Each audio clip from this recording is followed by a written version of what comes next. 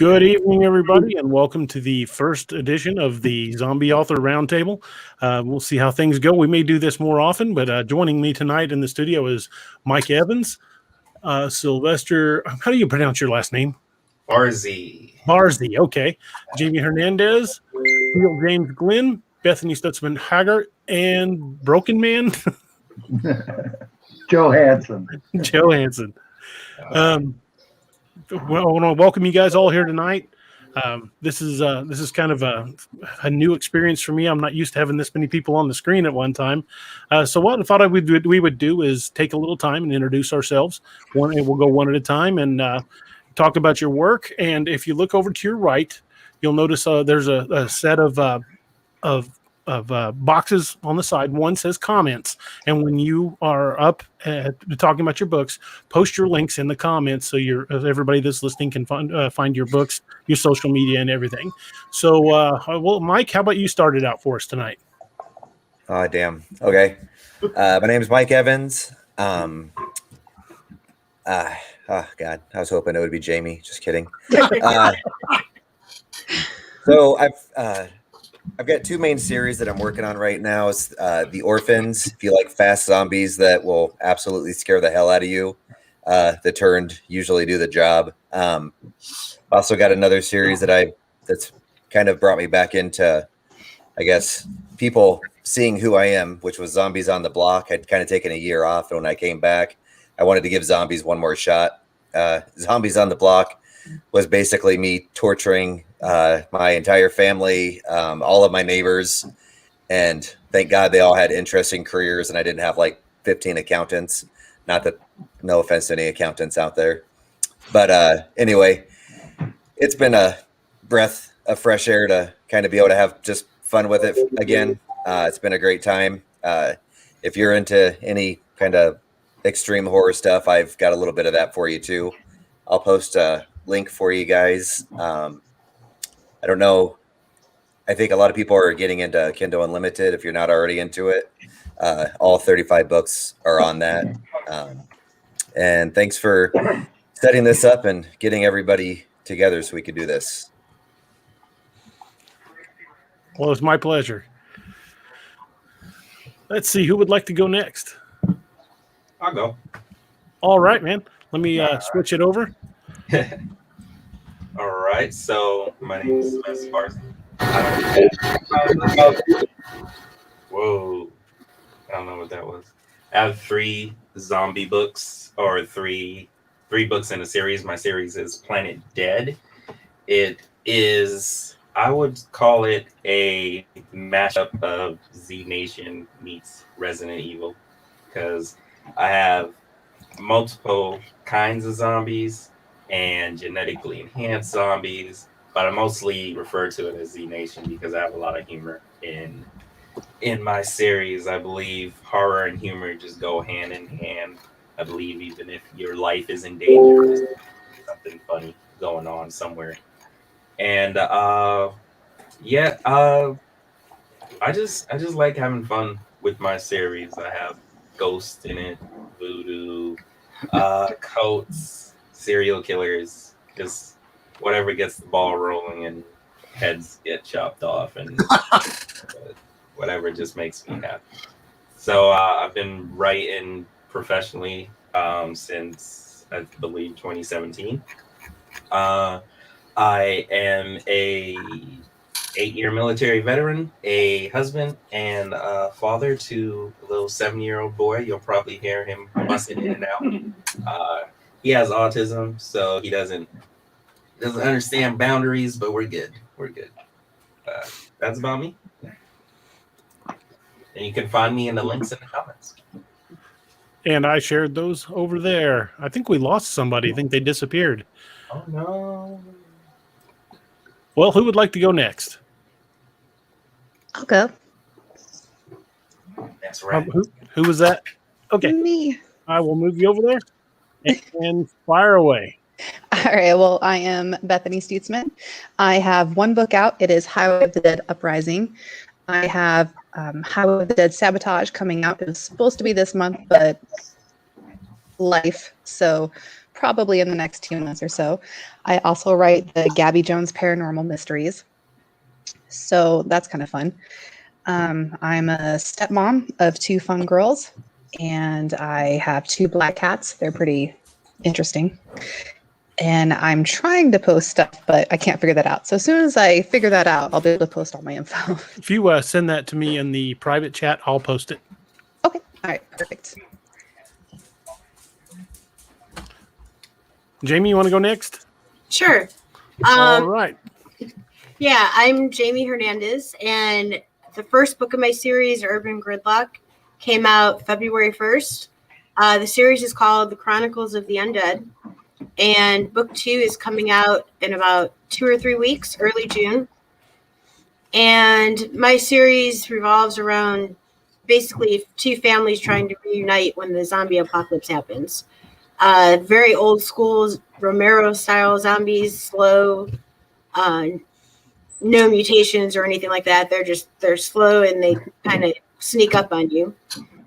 And book 2 will be out. I haven't released the title or the cover yet, but book 2 will be out early June. So really excited about that. And I plan for about 6 books in the series. So see how it goes. Cool. Awesome. Jamie. Sounds awesome. Superstar. I see your books everywhere. Oh, thank you. Someone commented, thank you for your service, Sylvester, and great background, Jamie. Thank you for your support. And someone else said Jaime Hernandez Romero is the fun to base it all off of. Nice. Who would like to go next? TJ? Oh. All right. Okay. I guess I'll jump in. Okay. Okay, I'm Teel James Glenn, and I write in a bunch of different genres. The book that just came out is Chronicles of the Skull Mask, which does have one traditional voodoo zombie story in it, but the basic premise is revenge is justice. When horrible things happen to people, the skull mask appears, they wear it, and the minds and abilities of previous skull masks are theirs until they receive the justice through revenge. Cowboy in Carpathia just won the best pulp novel for last year. And it's Robert E. Howard versus Dracula. So it premises what would happen if Bob Howard didn't shoot himself. Would he go on to have adventures across the world? And indeed, he does. And also, the other one that's got some zombies in it, if you count the Aztec God of the Dead as a character, is Gaslight Magic, which came out last year. But I also write adventure and mystery stories. I was a stuntman for the last 44 years. Used to have people set me on fire for money. Now I just do it for fun. Yeah, actually it is. I always say my entire job description was everything they told you not to do in second grade recess. I ran with sharp objects, I yelled really loud, and I hit people. So you can't have more fun than that, except maybe writing about it. So like the Fall Guy with Lee Majors. Yes, I actually did a movie with Lee Majors. That'd been awesome. Yeah, he was pretty cool. Not in any scenes with him, but I got to meet him on the set, so that was kind of cool. I'm not standing. Facebook user, I'm sitting. I can still stand though. I've only been hurt on the set once. Most of my injuries were always training injuries because you get it right in training and then you don't have to worry about messing up on the set. Exactly.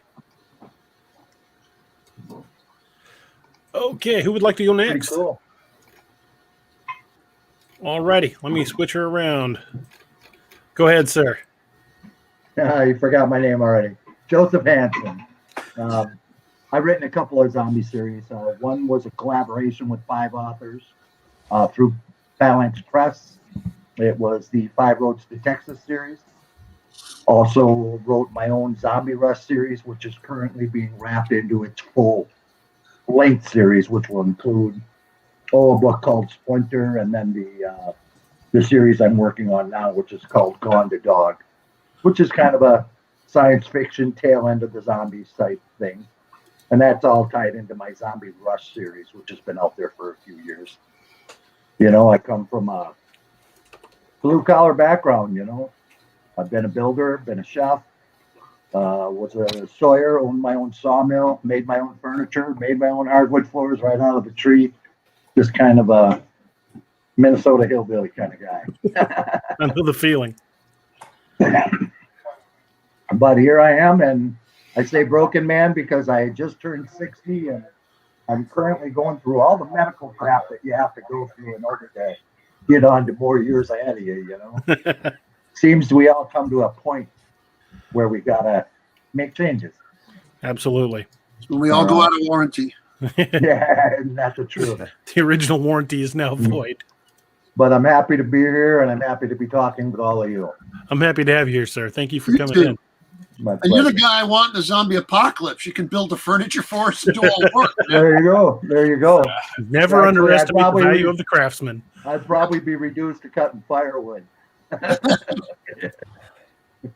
Steven, you ready? Aye, on you go.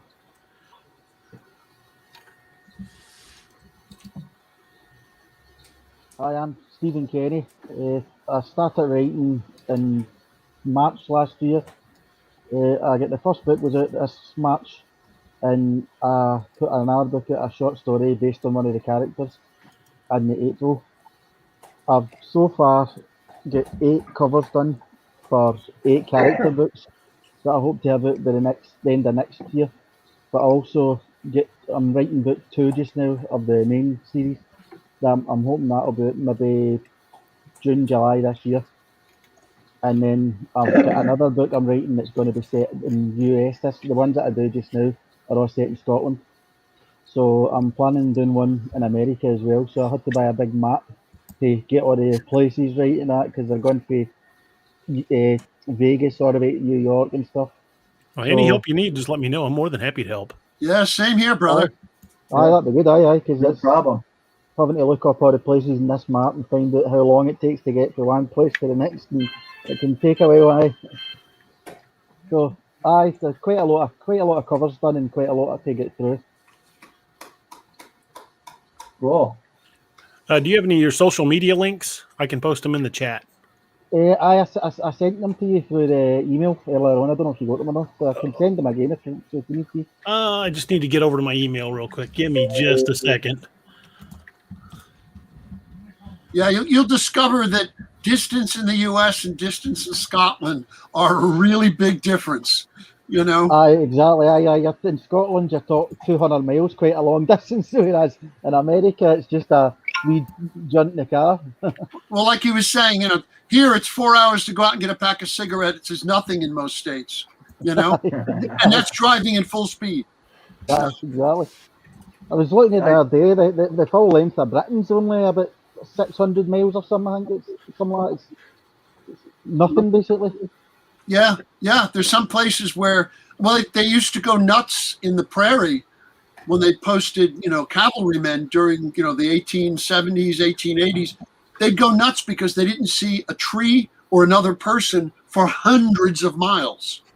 And they would just go isolation crazy. He's not wrong. Say again? You got your AW root beer. Good for you. Aye, I managed to get it. Oh, you found it? I got the one you were talking about, what was it, the A&W one, aye. Yeah. Nice.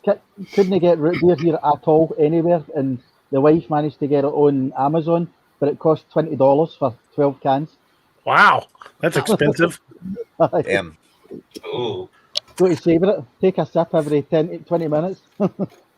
Well, it's kind of a pathetic thing to be addicted to as a writer, Exactly, aye. We can't afford heroin, so we try for root beer. I love root beer, but I don't think I'm paying that price. No, definitely not. I was just gonna say I think I paid $2 for a 2-liter. Yeah, I'm not paying that much for soda when I can brew sweet tea at home. Well, On you go.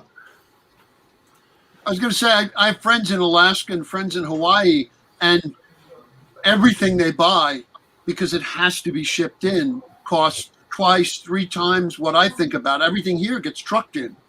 So I would imagine being on an island, it's going to be the same for you, Exactly. Everything's got to come here, so it's like hard to get. They used to have it in the KFC here, but about 4 years ago, and like you said, you used to be able to get the big cup, the big massive cup here, and it was only like £1.20, so you're talking about just a couple of dollars maybe. Yeah, no, it changes price. You've been attacked by your own. Sorry, I was trying to cycle through some of your images. Bad timing. I don't think that was a comment on your face. Really, it wasn't. It's okay. No, that bad looking. Sound some bucks for you. Anyway, it's okay. I always tell everybody I have a face for radio. Yeah. Well, there's a reason that I was the guy who got punched a lot. Nobody really wanted to look at me. I'd usually have two lines like, "Hey, you can't," and then they'd hit me and I'd fall down the stairs. So.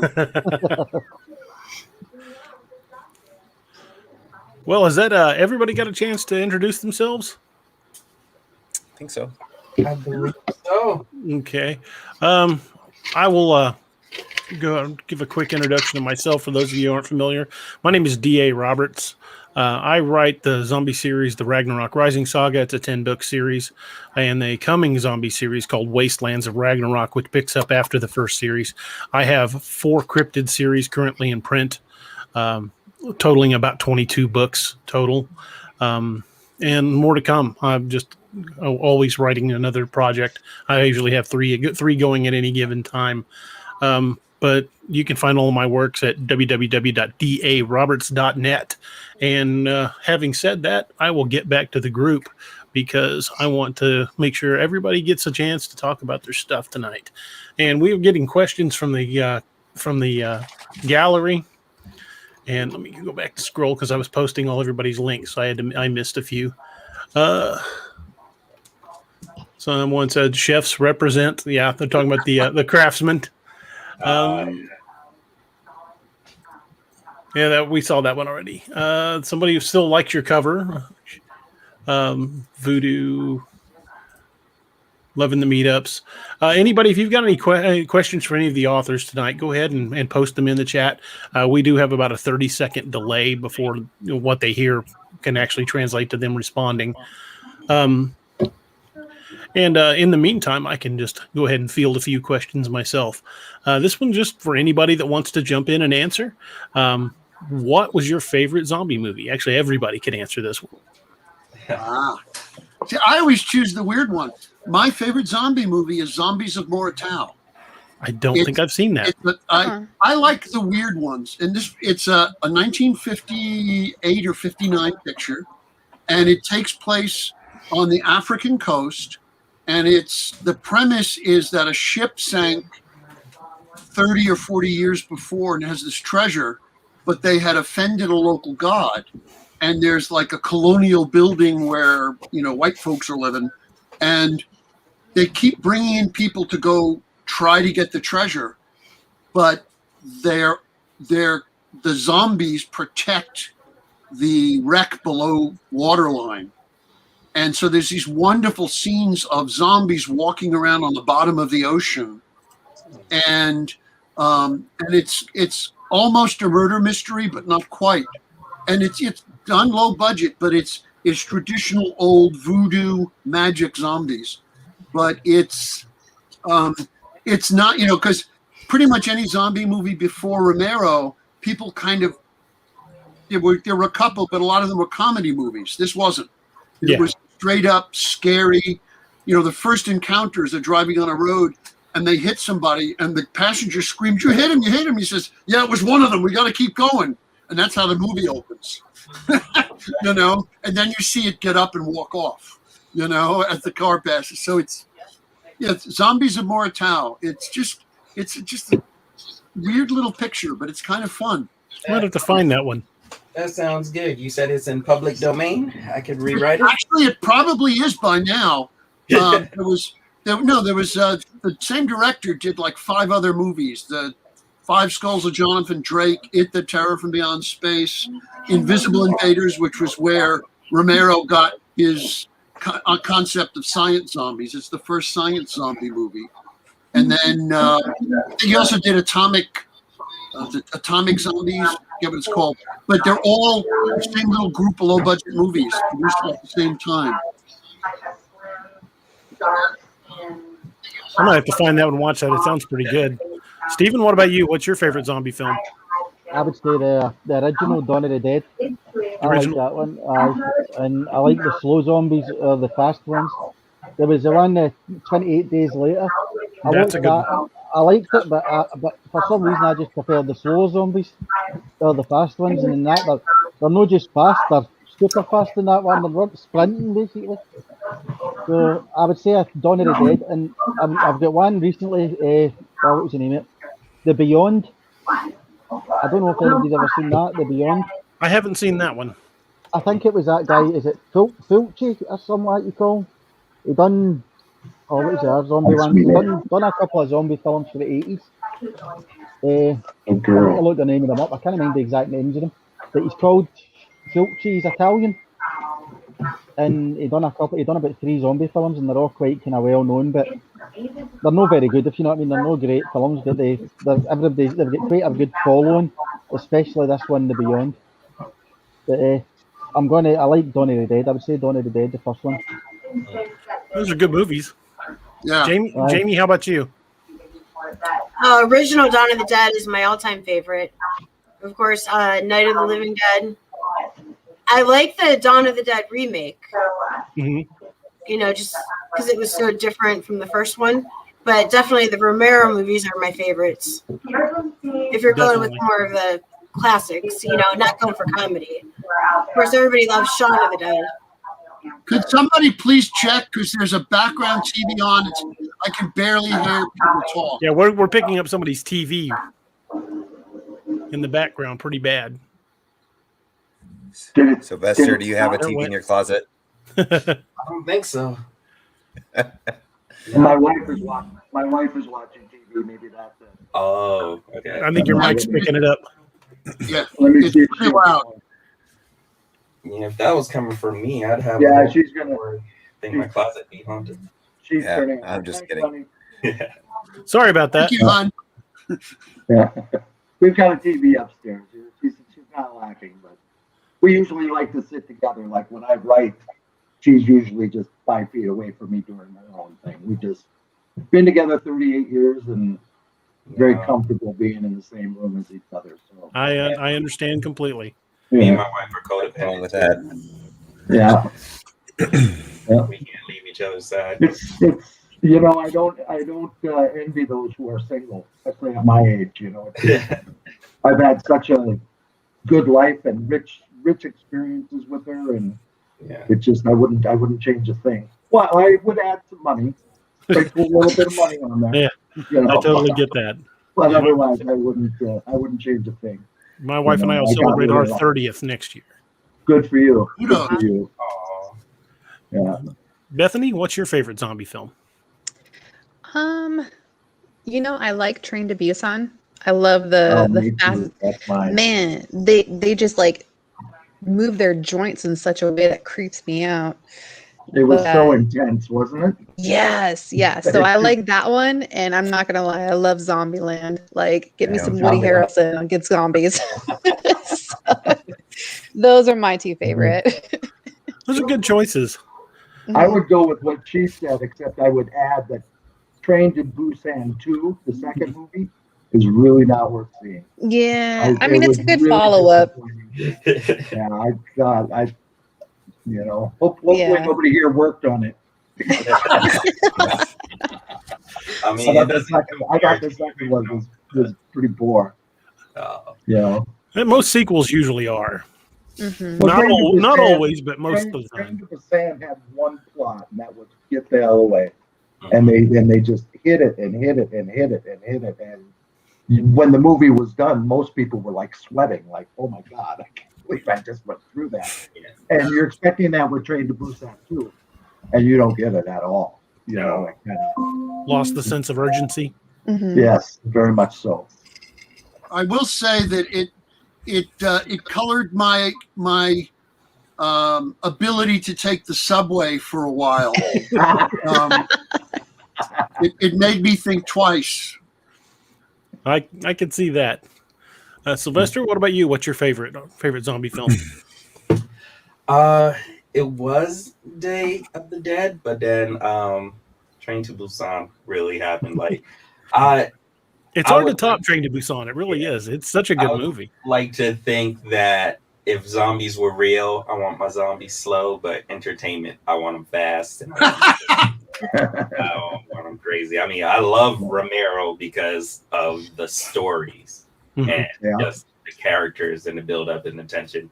But as far as like slow zombies, I'd rather them chasing me down, or not the person in the TV. I'd rather them chasing them down. So yeah, I would have to go with Train and Day of the Dead, and I think those are like my top two. I also like Night of the Comet. I love that movie. Oh yeah. I did a film with the younger sister actress in Night of the Comet, and she was so cool. Yeah, I love Night of the Comet. I always forget that that's a zombie movie. I somehow don't think of it as a zombie movie.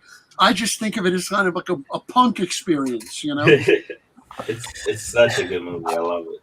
Well, another good one that most people forget is even a zombie film is the Timothy Olyphant movie, The Crazies. Yes. Yes. That was a really good. That's like my top two. It's really good. Mike, what about you, buddy? Damn, I forgot about The Crazies completely too. That takes place like an hour from here where they filmed it. Damn it, that's a good one. I think Zombieland's probably one of my favorites because my son was just getting at the age where I could kind of introduce him a little bit to the horror movies. Not that it's a super dark one or anything, but it's one I don't have to worry about nightmares from a 10-year-old at the time. Yeah. Now that he's 14, he still makes a joke anytime anything has coconut in it. I love it, and I will never tell him to stop.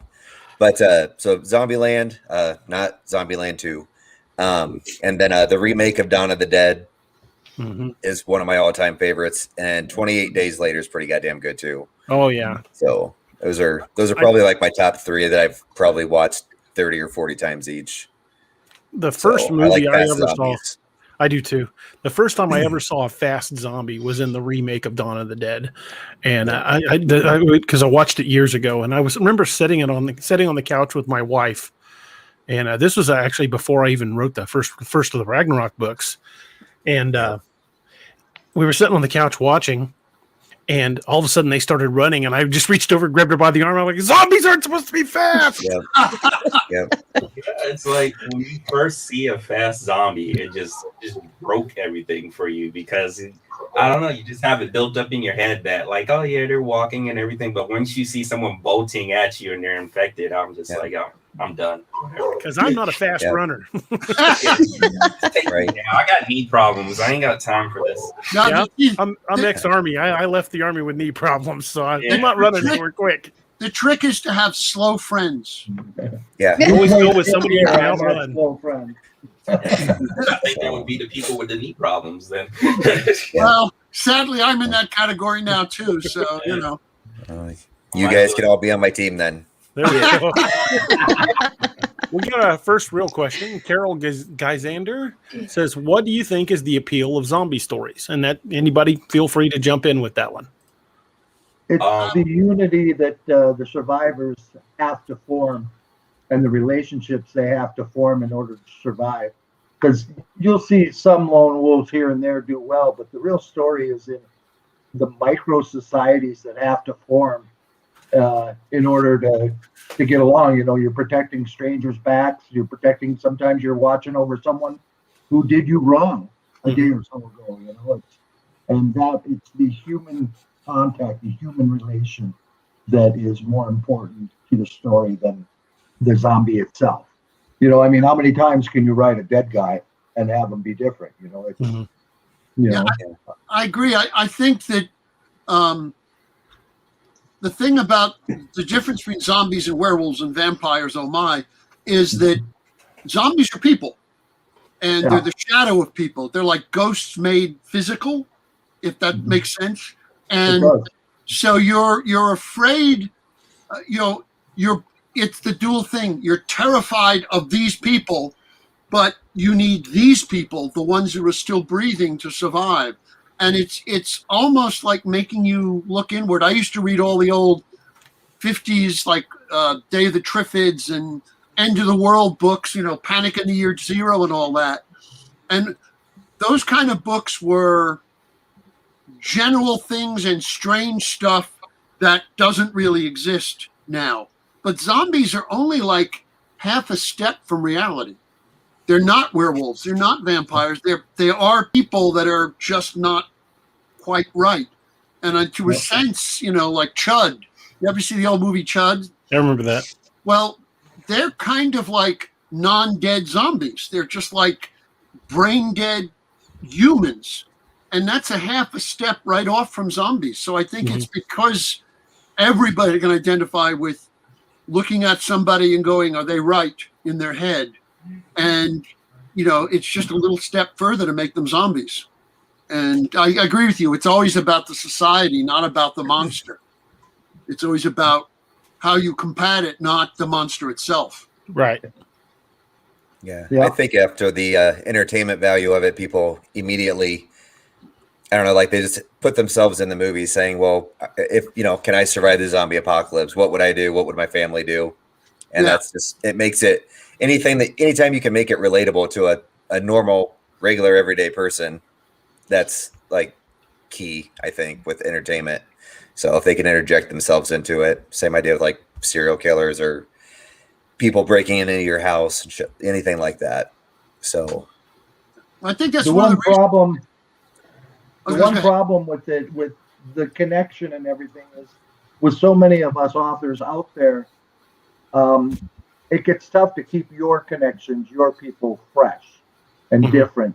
And you'll see a lot of people fall into trends, and that's where you get into this stories like so-and-so's. And so you have to find a way to keep yours not necessarily different, but hitting people on a different level.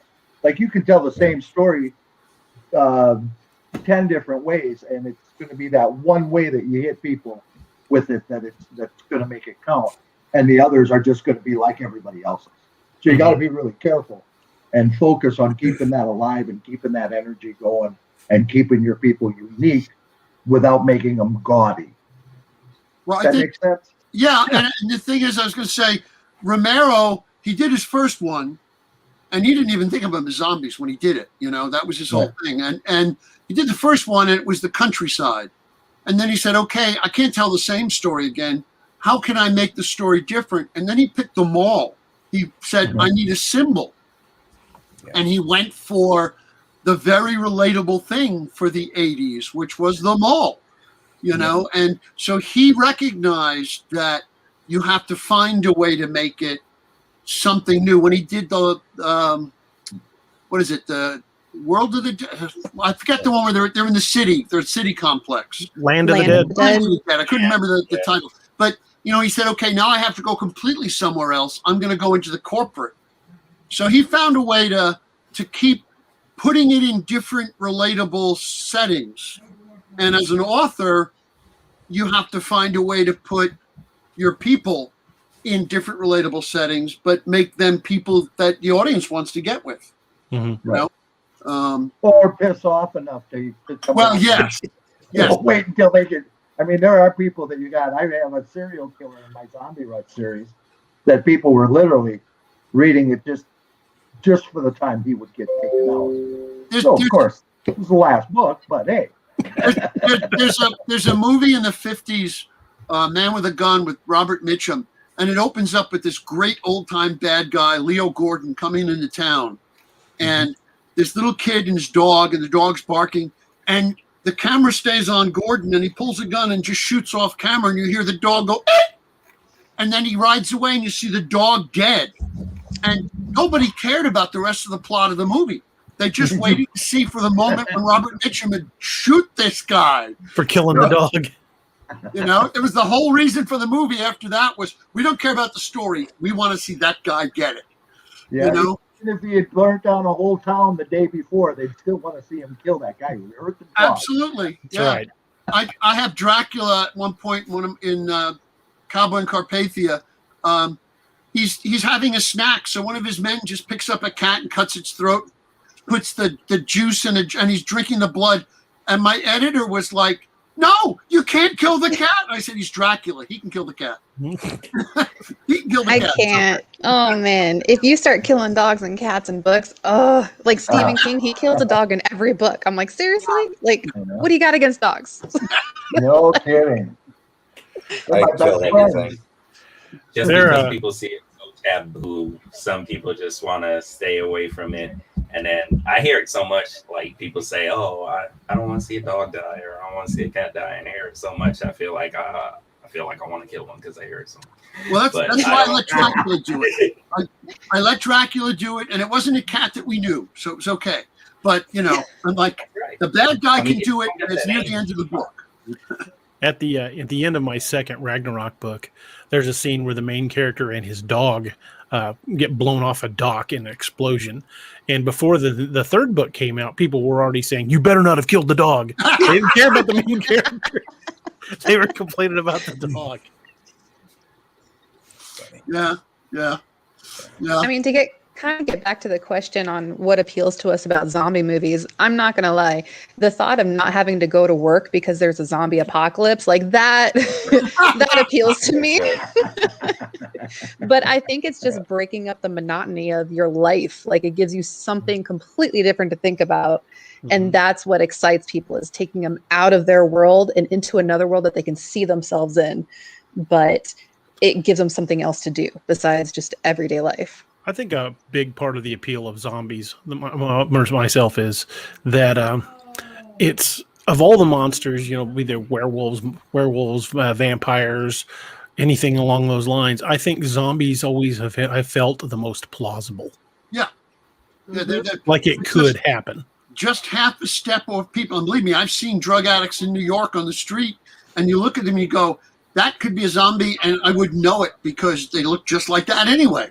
It's not that, it's only half a step from reality, just barely. It's kind of go in phases. Like we've all seen a couple different vampire crazes in our lifetime, and a couple different werewolf crazes. Like when they did American Werewolf in London, that brought on this werewolf craze that was pretty cool, which I think led to movies like The Fly and things like that.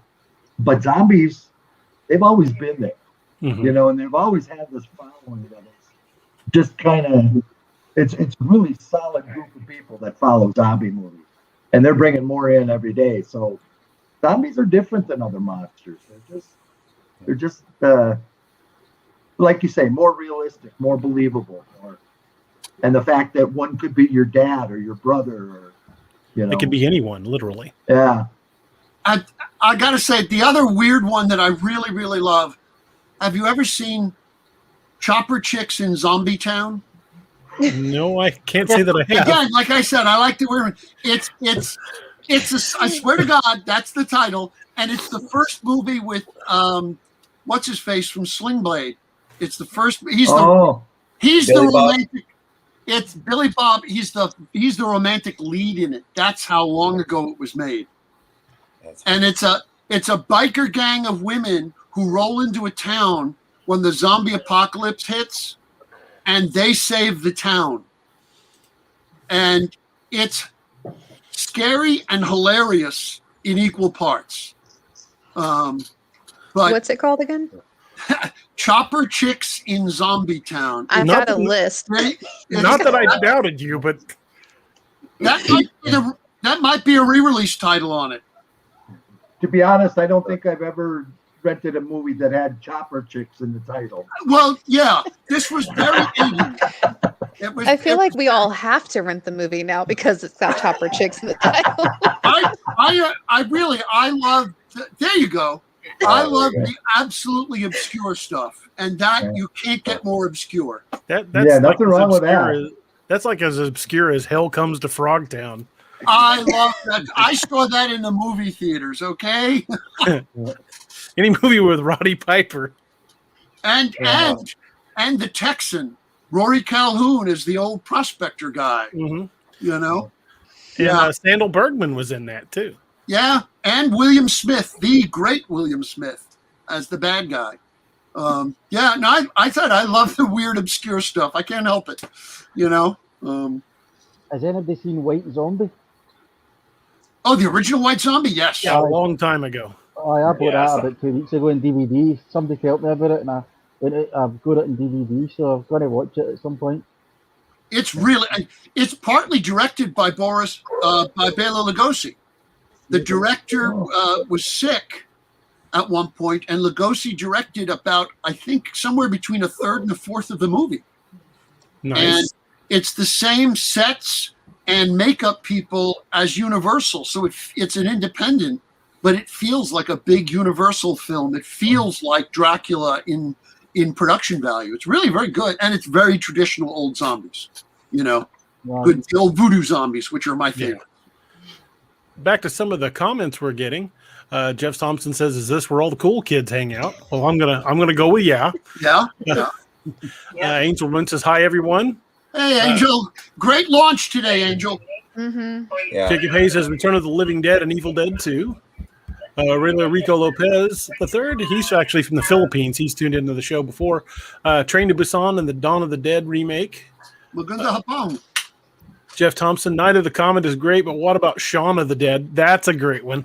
I love Shaun of the Dead. Anything with Nick Frost and yes, we know the face. yeah, I can't. The other one is Simon Cockneys Pegg. versus Simon Zombies. Pegg.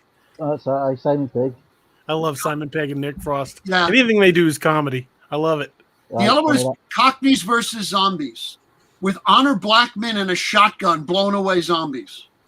You can't go wrong with that. That could be interesting.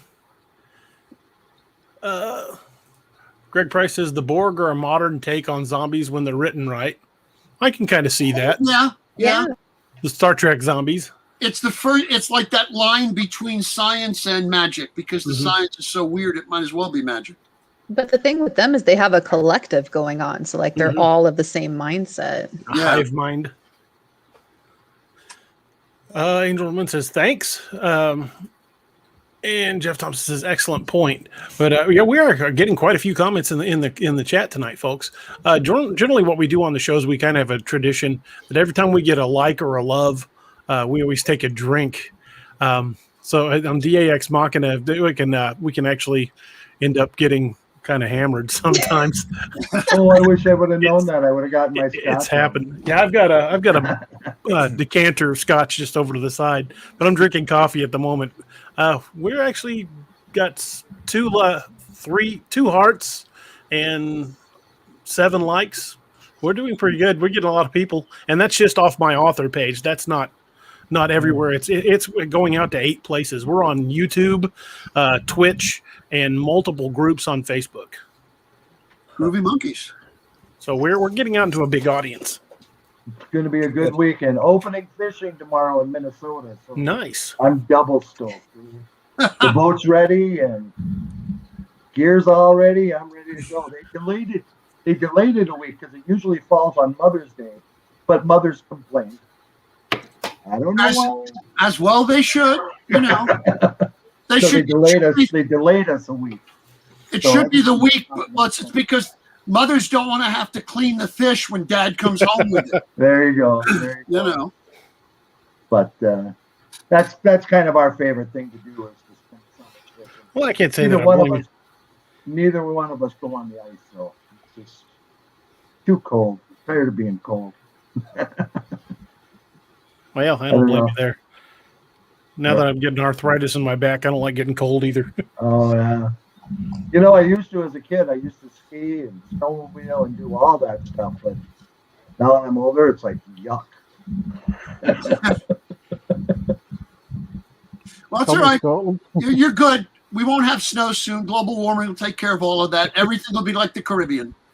You know? I keep thinking if global warming goes far enough, I'll have lakeshore. Well, that's just it. I'm on the cliffs of Weehawken with Manhattan right across the river. Right? Oh, okay. So when Manhattan gets flooded, I will be right on the seashore. You know, it'll be great. Beachfront property. Yep. It's like what tie up the boat in Idaho, the old song. I bet that part of the country would just be a mess in situation like that where Oh, yeah, Manhattan I mean, flooded out and New oh my York God. with Superstorm Sandy, it was a preview of that kind of level of disaster with Yeah. floods and so it's definitely we've kind of had a lot of rehearsals for various zombie apocalypse in Manhattan. Karen my God. says, Joseph, what about zombie fish? Yeah, I saw that. I was just like going, geez, I've never caught one of those. I've never caught much of a fight. I bet you the Joker would make them. It's got to be a steelhead. Yeah, there you go. We're in walleye country, walleye and pike up here. So I've had a fish caught inside a pike that looked a lot like a zombie fish, but if any fish is going to be a zombie, it's got to be a catfish. Those things will live forever. Yeah. They get big, boy. Some of them get really big. But yeah, so I'm pretty excited about tomorrow. I'm going out alone, just me and my dog. So we're going to go hit some walleyes up on Lake Minnewaska, which is right by my house. Sounds like a good time. Yeah. But back to that Manhattan thing, there was a story I read, and it's not a zombie story, but it's a post-apocalyptic about where Manhattan is flooded, and people still live there, but they're living and doing business in the top of the buildings, and it's like called 2140 or something like that. I can't remember. There's also a female author. There was a British book in the 50s or early 60s, and then it was in one of the regular British annuals. Maybe it was 2000 AD, but it was the flooded Earth, and it was water up to like the 10th story, and the whole society. But I actually a couple of years ago I heard that somebody was talking about doing that as a film, but I don't know if anything ever came of it. Well, there was Waterworld, but yeah, I haven't read that one, but it was a neat concept. My friends that are all right wing called it leftist trash. We had another question. Greg Price says, who first came up with the idea of zombies as ghouls, flesh eaters? Was it George Romero? I think it's the first time that they did. It was in a Romero film. That it did eat flesh, I think it was. That's the first time that I know of. I was just wondering if any of you knew. And as far as I know, it's the first time where the concept of a headshot mattered. Up till then, zombies were just, they were essentially magical, except for atomic age zombies and invisible invaders. And then there was no specific spot you had to shoot them. So Romero basically. Well, the head makes sense. I mean, if they're already dead, what stops them? Well, I think it was too. He himself realized I have to give them a weakness because you can't do the Superman thing. You have to come up with kryptonite. Got to have Achilles' heel. But technically, if it's a zombie, since technically the whole thing about the arms and legs should be separately alive. I mean, it's a you could go into that whole organism thing. The hand is still crawling around by itself. There were always movies that reference like cannibals, like the African tribes and things like that, and they're always reference cannibalism and eating people. But Romero was the first one to really show it. With the skin tearing and that was, I when I first saw it, I was a kid and I couldn't believe that it was that they were showing it. It was like, oh my God, that's shocking! It looks so real. It was a bit of a shock, but it was. I saw it in the theater when it came out, and there were a lot of good shocking movies like that, like The Exorcist and things back in the day. That even Jaws. Those are the movies that brought terror to where we need it to be today, and we're advancing it even further now. Exactly. Pretty cool. Alan Gamboa. There he is. I thought he was going to be here on your show. I sent him an invite. Jeff Thompson says, zombie fish, what about Zombeaver? I've seen that movie. That was, I think that's about a waste of about 90 minutes of my life. Really? I thought it was, I guess I went in there thinking it was going to be trash, and it was a lot better than I thought it was. Well, there's the Australian one with the sheep, too. True. Oh, Black Sheep. My thing is I don't really like to mix comedy too much. I like a little comedy in the movie, like dark comedy, like Yeah. gallows humor. But I don't want a zombie movie to be humorous. I was about to say you're attacking my bread and butter right there. That's not. Okay, fight it out. Fight it out. Yeah. That's just me. I prefer my zombie movies to be more sinister. Well, I'll tell you, like I said, check out Cockneys versus Zombies because the humor is softer and subtler than Shaun of the Dead, but some of it's still there. But there were some really dark moments in it too. It really was interesting. It found kind of a way to have that level work, which I was surprised at. I discovered it late night one night. Yeah.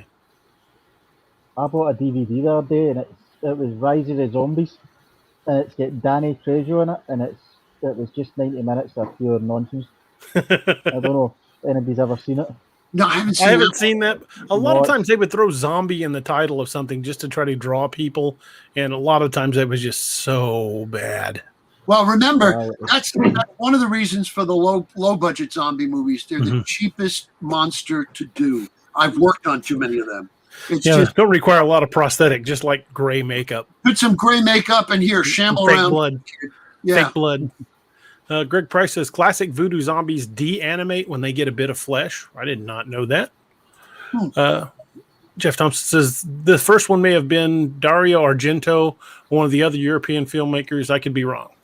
Well, I know that the Zombie with an X was one of the first gore ones, but it followed Romero. Mhm. You know, Romero's was the first, as far as I know. You know. Jacob Hayes says, has anyone thought of a Cthulhu Zombie King apocalypse? Now they have. Yeah, they have now. Quick, I gotta get the computer. Yeah. First one to go to press gets it. Carol Geisander says, hey, this is a bunch of cool authors. Have you thought about making an anthology of zombie stories? Might just have met. to do that. I'm always game for more game. Yeah. That might be a project for the near future. Anthologies are always fun. Allows Mhm. me to test out things that I don't want to put on my own. Exactly. And, a little 10,000 word throwaway story. No. Well, They it's do also- bet. They that- do better if they're for charity, though. Absolutely. Yeah. I mean, Because when you try to do a royalty split over 20 people, it gets a little Yeah, convoluted. Well, that's where the whole concept of the Thunderdome comes in. Mhm. Chainsaws and machetes. Let's go. Mhm. You know, but no, it's actually that comes down to you were talking about the thing that makes zombies work is the community, Mhm. and we're sort of the reverse of that. We're the community that makes zombies work. You know, so it's that connection. there is the fact, though, that, as authors, I don't know if you guys resemble this, but I'm kind of a recluse. I don't, I mean, I get the whole society thing and people need to get together and to survive the zombie apocalypse. Well, I'm not in the zombie apocalypse. And if you come knocking on my door at like 7, 8 at night, there's a strong chance I'm not going to answer it. Well, I think COVID turned us all into recluses. Yeah, I'm kind of a hermit before. Hello, Alan. Welcome. Alan, thanks for joining us. Hey, Yeah. I'm joining you from my office bathroom. I thought you were a girl. Where the real paperwork is done. I got Yeah, I love the my poster. grandson and my son moved in with us, so I'm redoing my office right now. So I got a private bathroom though. There you go. There you Can't go. beat that. There you go. That works. Not Good if to you see have you all. Good to see you too, Try to, man. try to keep the camera from your chest up, though. Yeah, Yeah. If we hear any strange noises, just mute the microphone. Multitasking, folks. Hey, there you go. All about There you go. multitasking. Everybody else has already kind of had the opportunity to introduce themselves. Alan, why don't you go ahead and do that? Okay. My name is Alan Gamboa. I write the Operation Zulu series. The first book in that series is Dead Island Operation Zulu. I write in the 5 Roads to Texas books with Joe Hansen down there. And I also have a book that I've written with Silent Studios and Jason Wright, Zombie Island, and I'm working on another book with them right now. I'm a retired California State Peace Officer, and I did some time in the Air Force, and he discharged from there. And I live in Nevada now, and trying to write full time. And I should have shaved today, but it's good to see you all, though. I shave for no You look one. good. Well, I would have waxed my legs if I'd known, but yeah. Well, since I hung up the badge, I get the beard. I'm not letting it go. I'm done. Guys I worked with when I retired, when I put the badge away, retired, and all that, I've seen guys with ponytails that were just, they always had the high and tight and all that. Oh, not me either. But this is a little long, but yeah, because you can't wear hair. I tried the beard thing when I got out of the military, and it kept tickling my nose, and I was like, I try to do it. Not for me. Don't be kissing guys with beards then. That's the thing. well, I don't know what to do. Like, it gets in the way. Gotta trim it. Ruins the whole moment. I'm the exact Just gotta opposite. get you a good beard trimmer. I did all the Ren Fair stuff, so I always had long hair, and whenever I worked on the soap operas, they always, because I'm 6'6" and Scots Irish, so they always cast me as cops. So I wore my hair in a mullet, and I could pin it up and look, or a uniform regulation on camera, and then just pop it out afterwards, and do my flip. So I worked with a kid. I worked with a kid that did that for years. He would, flip it up in his hat, wear his hat all the time, and then you'd see him out at the store or whatever, and he'd have this hair like down to there, and they caught him one day, and I saw him walking around with his hat off and his hair all shaved. I had a buddy that was bald up on top, but he let it grow long, like a mullet, and we constantly hounded him and referred to it as the skullet, and he finally got mad and shaved it off. Yeah, I'm getting my glow spot, and I used to have my hair fairly long, and I said, I'm not going to be that guy in the band. So as I lose it up here, I'm losing it up here. So eventually I'll go full skull, Nothing wrong with that. Yeah. I've got a lot up there. Jeff Thompson says D. Cooper over at Angry Eagle puts out a zombie anthology every year. Yeah, again, and a zombie anthology is definitely worth thinking about. Nicola Kinney says, "Hi, Alan." I think Nicola. Yeah. in Throne Room, like that on general Facebook, Angel Ramon says, "You own the throne." Facebook user Jamie, look at you go. Jamie, chime in here. Skullet equals the Hulk Hogan. Hey, I thought your friend was Hulk Hogan. So I was like, all right. Looking at you, brother. Yeah.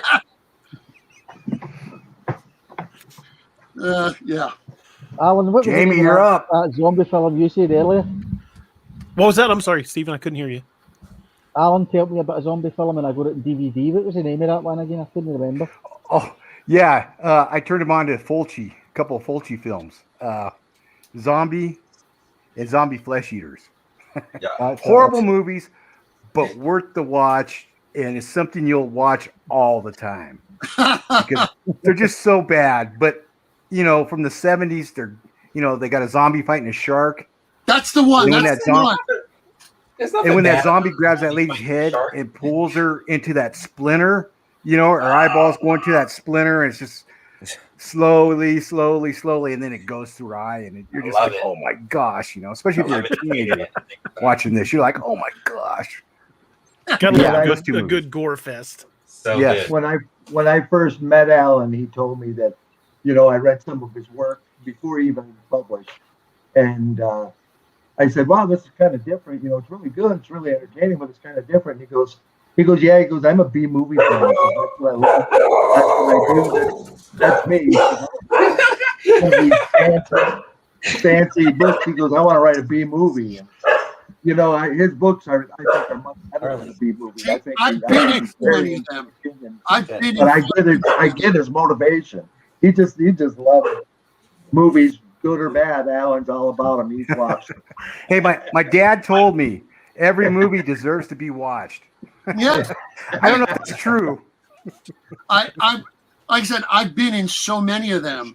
I have so much of my junk shows up on like Cinemax or, and, Early. somebody said, aren't you ashamed? I went, no, I always do good work. I can't control the cameraman or the editing. I just show up and do my thing, Early, come here. Yeah, I was worried for Mike for a minute. What was going on?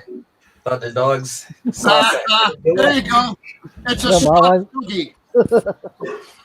Go and help with the dog for just a minute. Reality TV. Nicola says, I'm guessing your dog wants to join in. Yeah. And then you got a hot mic, Mike. Hi, Cody. That's Cody there. My dog, I'll tell him to hush. And he's a great dog. I love him to death, but he's got rocks for brains. I'll go, Harley, hush. And he'll go, ooh. I'm like, are you back talking me? You toddler? Knock it off. Ooh. Uh-oh. Yeah. He's an idiot, but I love him. I You believe have to. what my ex-wife used to say about me. Jacob Hayes says, hi, do you know a place where people are into romance with zombie aliens? If there's a fetish, you can find it on the web somewhere, I'm sure. I think very at Joe's specific. house. I think Joe they even has have costumes for that. You think you're right. That's very specific. You're asking for a friend, I'm sure. Yeah. It's another series with like zombie romances and things like that. So pretty sure there might be something. Alan, I think that one's directed at you. Because if you love B movies, then you got to love Robert Rodriguez. He's the master of A-list B movies. Oh yeah, and he makes them cheap. He has his in-house studio and everything. Yeah, Oh, yeah. I do like Robert Rodriguez. Yep. Yeah, he's amazing. I Yeah. like this. If he's going to do a movie, someone's going to do a movie of your book, you'd probably want him. Oh, Yeah. definitely. Well, yeah. See, 10 years ago, I would have said Fred Olin Ray. And I did 2 films with Brett Piper. So he was. But I the want my other- he kids was to like be the able to see that movie. What? Teel, I want my kids to be able to see that movie. I don't want it directed by Fred Olin Ray.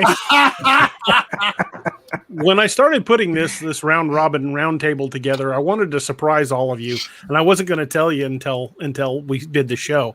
But I sent out an invitation to somebody, and he never got back to me. I was trying to get Tom Savini to be on with us all, and he just didn't get back to me. He may not get back to me at all, or just not in time. But Who's he? That would have been really cool.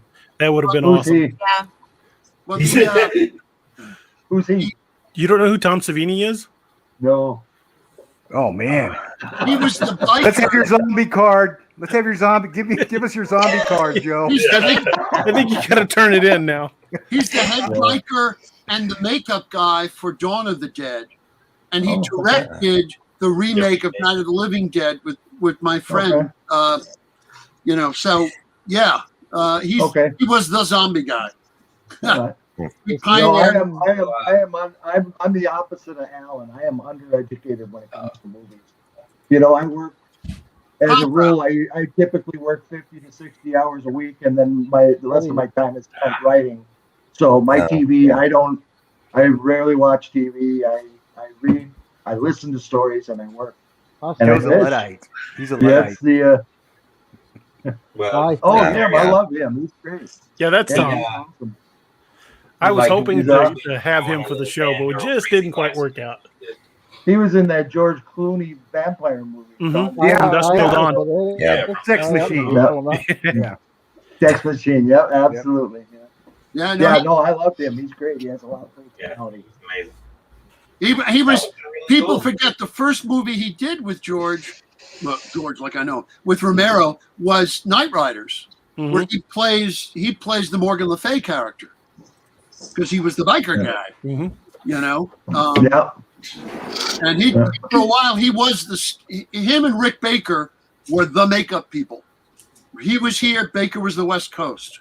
He's kind of in that category where he's not really a huge. The camouflage one should be up to that's what's on her. This says, why am I showing up as Facebook user? Jamie, did you blacklist me? Yeah. If you go to www.streamyard.com/Facebook and sign in. It will register your name and it'll show up on the StreamYard chat. Jeff Thompson says sacrilege. I think that's from the Tom Servini comment. I can't believe I wrote a book with you, Joe. I don't even know you. Wrote a book with me, met me in Nashville. And Yep. Greg That's Price says the zombie days. mafia equals Dawn of the Dead. Bad pun. Bad pun. But a saleable book. The zombie mafia. Gonna chew someone out. Angel Ramon says you have to use this link and give StreamYard permission to show your name. There, yep, that's the one I was talking about. And Jeff Thompson says I've been trying to get Brinky Stevens to come on the Haunted Library, but so far I'm having the same luck you did. I've done 3 films with her. She's a really sweet lady, and she's got a degree in marine biology. Awesome. Yeah. I saved the egg rolls and a crab ragoon too.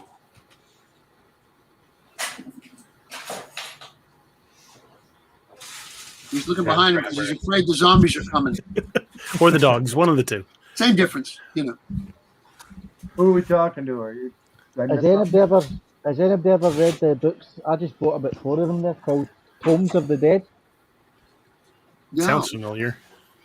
I seen that it looked there's about 10 of them, I think, and some of them are set back in history, like when Scotland against the English for like 1300s and that sort of stuff. But it's with zombies in it. We'll have to hunt that up. That sounds good. I'll put the name of it up later on when I come up and on the group or whatever. Can't remember the exact name of it, but there's about 10 books in the series, and they're all quite thick. They're about 800 pages each. So they're big, thick, chunky books, and I think there's 3 stories in each book, and it's called Tomes of the Dead. Huh. That sounds like something. Yeah. Either roughly, I bought 4 of them, I think I bought, so I'm going to start reading them, see what they're like. Sounds like something right up my alley. I think I'm going to have to hunt those up. It's made my list. Yeah, definitely. I feel like having us all together and not talking about Army of the Dead by now is just a little weird. Well, I was kind of saving that. I can't really show the trailer, but I did. But since you brought it up, well, you let the cat out of the bag. How do you guys feel about the trailer for Army of the Dead? Oh, I'm excited about it. I'm so excited. I don't like Zack Snyder's films generally, but this really intrigues me, and even more the whole substituting an actor thing. I'm dying to see, no pun intended, how that was done and how well it worked. You know, Help me out, Alan. Is that the one with Ash? No, The Evil Dead? no, that's Army of Darkness. No. Yeah. Army of the Dead is a new movie that's about to come out. It's got one of the guys from Guardians of the Galaxy, the former pro wrestler Dave Bautista. Oh, okay. Big Yeah, I Dave think I have seen Bautista. the trailer for that. The trailer Yeah, looks look in really Vegas. good. Yeah, the When- trailer does look really good. And when the zombie tiger comes up, they're like, "That's not fair." Yes. Uh, And apparently they were running the first 10 minutes of it officially. You could log in and see it in the last day or two. I missed it 'cause, like I said, I was running around the past couple of days. So, it was this whole they had like 21,000 people on a YouTube live, and they had like interact with emojis, which was very annoying. But then we got to see the first 15 minutes, and the first 15 minutes was great. I liked it. It's very long. Like basically, the first 15 minutes is like the credits. A lot of leading setup. to the movie. Yeah, so I was just like, this is a very long setup for a movie, but yeah, I'm excited for it. Like, When does that come out? Next Friday on Netflix, and it's out now in theaters, I believe. Huh. I mean, besides I Am Legend, that's kind of one of the first movies I've seen coming out with smart zombies. Like, there's a lot of books with them, but you don't see a lot of movies with smart zombies. That's true. The I Am Legend, the original book, really was more of an anagram for vampires than it was for Oh, no, it was all vampires. It was absolutely vampires. Are you talking Mega Man or the one that was before that? Well, Before that, the one with the movie from the book was the one with Vincent Price. yeah, The Last Man on Last Earth. Man on Earth. Right. Yeah, then they did Omega Man, then they did I Am Legend again. But yeah, the original Like book we need is to- brilliant. I You feel like know- I need to punch my zombie card. I thought it was zombies. Yeah. Well, Out and of those, you know, out of we should those all- three, I would say Omega Man was the best, my opinion. Well, I always Um, think of that as James Bond versus the zombies. Yeah. You know, Yeah. Omega Yeah. Man, because it's Yeah, not you really get dated. vampires. It's it's kind of a weird in between thing. We should is. we should all Infected. watch Army of the Dead and then do another show together where we all talk about our favorite parts. I don't do it on the That's- 21st. You've already F5 was seen the it, favorite though, part. hasn't It's he? delicious. Jeff Just don't Thompson do it wants on to the know. 22nd. There we go. Jeff Thompson says, "Would the Deadites from Army of Darkness count as zombies?" I think Oh, yeah. technically, I yeah. feel like it. I feel like it because they came out of a grave and everything. I feel like Yeah, they so those are your magic zombies. Yeah. That's the You know, original. you're getting Yeah, hung up on a name. You're getting hung up on the name zombie. Mhm. Infected, zombie. John O'Brien stuff. That's still zombies. It's an altered human state that is a threat to the existence of humanity. Yeah. So they're all zombies. It's just they're painting it in a different color, giving it their own brand. I would still consider anything that's infected that does what zombies do to be Yeah. a zombie novel. Is what I'm trying to say. Yeah, I'm well, like getting it again in the movie Crazies, they were still able to talk and they still were Sure. technically alive, but it was I considered Sure. a zombie film I because was of the way still they acted. Yeah. Facebook user says there was a game on PS3 called Dead Island and it sucked. They were wearing moose heads and taping chainsaws to broom handles. I really don't want to see this movie go that route. Well, that's funny. And I think we got a little explanation on the previous comment. So Jacob Hayes says, "Hi, do you know a place where people are into romance with zombie aliens?" The reason why I asked, because I have a book that I made that I want to pass around 20 pages. It's a mini book about mathematical facts that prove that zombie aliens are real. I would look for some of the conspiracy theory sites. That would probably be big there. Are you my Zombies FBI? actually are real. Zombies actually are real. It was a voodoo thing where shamans or Mhm. certain people with power would drug people and send them to work as slaves on farms.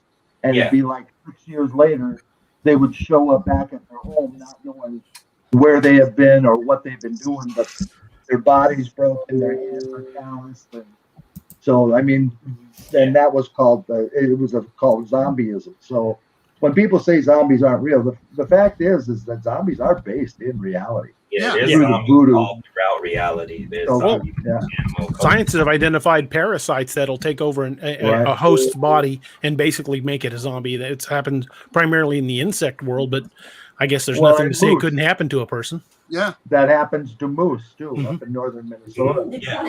They just turn around and start heading south, and they get to such a warm climate that it kills them, and that's all a parasite in their brain. Yeah, I think this one's directed at Alan. It's above my pay grade. You start talking about existentialism, I'm out. How much of the popularity of zombies is an existential rejection of modern society? You know Oh, what? I'd say absolutely. Yeah, that any fantasy is. Yeah. Sword and Yeah. sorcery stories are, Ivanhoe stories are. All of it is, we don't want to be right here. Even science fiction stories that are set far enough away, it's all escapism, Zombies are just easier because it's close reality, but it's not. Like I was saying before about, they're just like us, but slightly less brain, I feel like zombies is like the ultimate escapism because it's not just I want to be somewhere else. It's I want to see this world fall apart and I want to see how society survives after that. Like in zombie movies and definitely in zombie fiction, you see the world fall apart, and then someone who has an everyday job who's been going to Walmart for like 10, 15 years now just has a new start, and they have a whole new thing to do. And it's just seeing what can happen once we step out of this box that we built around ourselves in society. So I think it's definitely. Well, the thing is, that was Day of the Triffids and that whole John Wyndham late 50s, early 60s stories was that. I'll be off in just a second, baby. Society ends and we have to start over. Hey, folks. Zombies are now the new word version. Folks, Mike's going to have to go. So I want to thank Mike for being here. And Mike, anytime you want to come on any of the other shows, just hit me up. Love to have you on the show anytime. Very nice to meet you. Thank you for joining us. Thanks for setting this up. My pleasure. Good talking to everybody. Do this again. I want to do it again. So everybody have a good night, though. Thanks for everybody watching. See you later. Steven, live long with brain. Steven, did you say you have to go as well? I need to get up early in the morning. It's about 2:10 here, so pretty late in Scotland. Exactly. I'm need to get up about 8 o'clock as well, so I better go and. Well, thank you for joining, man. All right. No problem. I'd be good to do it again. Exactly. Nice to meet you face to face, sort of. Definitely. Hey, I do other shows as well. If you want, just stay in touch, and I'll see if I can get you on one of the other shows, and we can hang out and chat and talk zombies. Go for that. That sounds good. I'll go uptown and get a bottle of Earn Brew, and we can have one at the same time. Go. You have the Iron Brew. I can have the root beer. That's some expensive root beer too, man. I grew up with root beer. I'm kind of tired of it, but I like Iron Brew. Definitely. You have that. Thank you for joining us, man. Hope you have a good night. Right, sorry for keeping you up so late. Oh, don't worry about it. It was good. You have a good time, right? Have a good night, man. Yes. Nice meeting you, sir. We'll see you tomorrow on Facebook, Stephen. See you later on, right? Cheers. Bye. Okay, now I'm Paul Lind. Then we got another comment. Jamaican Voodoo. Look it up. Yes, true. Yeah, absolutely. You should put zombies in Grand Theft Auto. That would be class. Steven would be good at it. I've never played a video game either. I've played quite a few, but I'm not a real big fan of Grand Theft Auto. I do like the Left 4 Dead series. Yeah, that's really good. Those are fun. Alan shaking his head. Why are we friends? You don't watch movies? Because you're making me feel old, man. You don't play video. Next, you're gonna say you rode in a wagon. I'm only a couple years younger than you, and my son bought. I played Asteroids. I had something. A cup. It had a button. Ball on a I don't string, know. and I could make it go in the cup. It was good. I don't know where I was at. True, though. I'd get done driving cab at 12. night. I'd go to the bar, eat a pizza at 7 in the morning, play Asteroids, and then I'd go to college. This was my daily routine for 2 years. Luddite. You're a Luddite. You're just a Luddite. Zombie Luddite. You got half a zombie card now. Half a zombie. Damn it.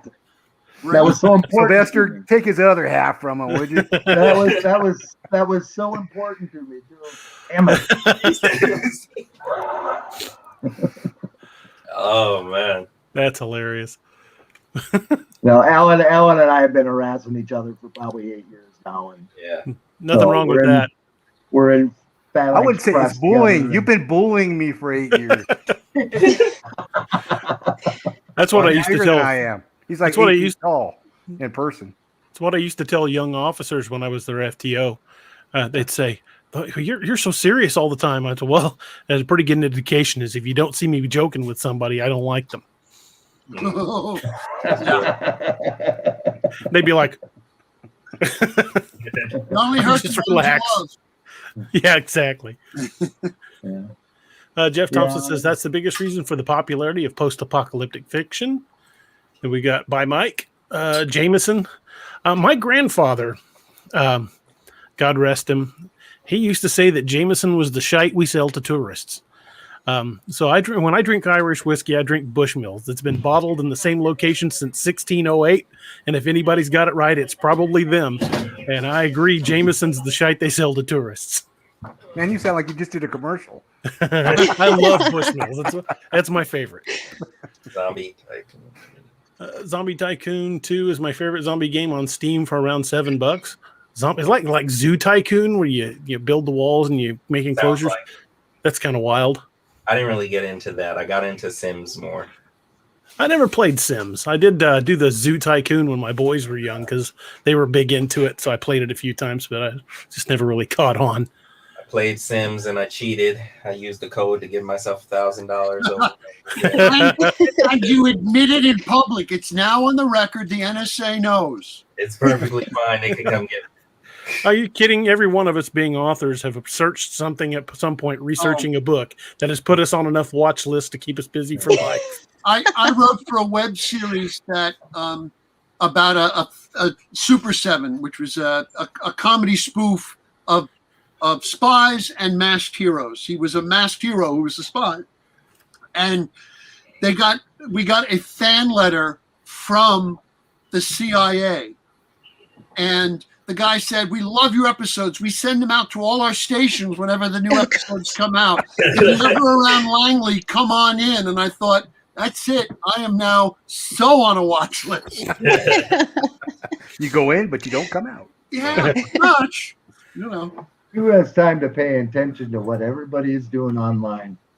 You know, and Well, most yeah, of it's they innocent say- anyways. We're not that important. But I think Exactly. we are. My wife was watching the movie Free Willy, and she liked killer whales, so she went to search it one time, and she searched because she didn't know orca or whatever, but she searched Free Willy. You wouldn't believe it. They had to worry about that when the movie came out in England. Because, Oh, yeah. I feel so bad for your wife. It was pretty funny. She was just like, "Oh my god!" Well, in England, Little John's wife in the Kevin Costner movie is Fanny Little. And in England, Fanny is not what we think it is here. Like a fanny pack has a whole different meaning in England. And so it was like a purposeful dirty joke in every movie theater when that character showed up. It's Fanny Little. It's just they lost it in the theaters because it's Pussycat, but without the cat part in England. So yeah, what they say, it's two great countries separated by a common language. Winston Churchill. Yeah. Jacob Aid says you play as a zombie lord in Zombie Tycoon. okay. I mean, I guess it could be fun, but I mean, in The Sims, I can like send someone to the bathroom and take away a door and they're dead. So like, Oh gosh. we had a party once and it was like when you could have two people playing. We had it on the PlayStation. So my nephew, he wanted to date the neighbor. So I was like, "Oh, so it's okay. I'll just kill her husband." And he went to the bathroom and he never came out. I've been to places like that. Okay. Alan, I think you're in it now. Yeah. Yeah. I think we know why you write zombie stories now. It's to keep your neighbors safe. It will be the first show I've ever done with a shower scene. That would have been cool. They had someone standing there. That would have ended it all. It would have been amazing. Are you enjoying living in Vegas there, Alan? He's original California boy, so. You know, Oh, Sparks. yeah. Yeah, I love You- Sparks. Nice. You've been in Nevada in what, 2 years now? Almost 5. Ooh. Really, that long? 4. Sorry, 4. I remember how old my grandson is. 4. But it's a good place to write zombie stories, you know. I was just say you should be seeing zombie tigers any day now. Yeah, right? Yeah. I don't know. I'm surprised we haven't got a Mad Max story out of you living out there. Well, I'm working on something like that. I can't say more, but working on something like that. Actually, that's funny. Yeah. But I actually used the Nugget Hotel and some of Downtown Sparks in the book Salvation I wrote. So it was nice to be able to go. And if anyone's read that book where the mercenary guys are up in the Nugget and they're about to leap off the building, that whole scene is, I just went down there and saw train yards down there. Everything's there that's described in those first few chapters of the mercenary story. So it was nice to be able to do that. Cool. I try to use real places in my books as much as possible because I think it gives the reader a much deeper connection to the story. Yeah. A place they can even if they just look at it on Google Earth, they go, "Oh, that place is really there." Yeah, absolutely. I absolutely try to. I always tell people, if you want to see a biography of my life, just string together locations in my various books, and leave out the elves and the werewolves, and that's pretty much where I've lived and gone and done. We're so lucky to be in this age and have Google Maps. I mean, I wrote the whole zombie rush series about Hot Springs, Arkansas, and I've never been there. You know, many places I've written about them. I've never been there, but with the Google Maps, you can go right down on the street. You can actually be standing on the corner and get the feel of what's around you. And it's just, I mean, they never had that before. It's just these resources are just incredible for us as authors today. Oh yeah. Well, it's why there's no excuse for anybody getting a weapon, a location, anything wrong in a book anymore. Because you can research it without having to get up. You don't. I used to have piles of research books, and now I have only a few obscure stuff. Anything else, I can find the Japanese phrase for "you're a moron." I can discover exactly what interchangeable ammo I could get. I mean, it's all here, so nobody has an excuse anymore. It's God said. I mean, you don't have to be an authority on anything. You can just have a question and look up what you need. Yeah. I'm sorry. I still like to go to authorities on the subject. Whenever I write a scene that requires battlefield medicine, I've got a buddy that was a combat medic. He's the guy that runs Dark Angel Medical. And I just call Carrie. I'm like, hey, talk me through this. Yeah, no, I mean, I'll get my first draft down, but then I'll call up somebody who was, special forces and say, okay, look this over and tell me how stupid I am, and they will. And, because I'm a guy who screams at the History Channel if they're on the wrong kind of horse.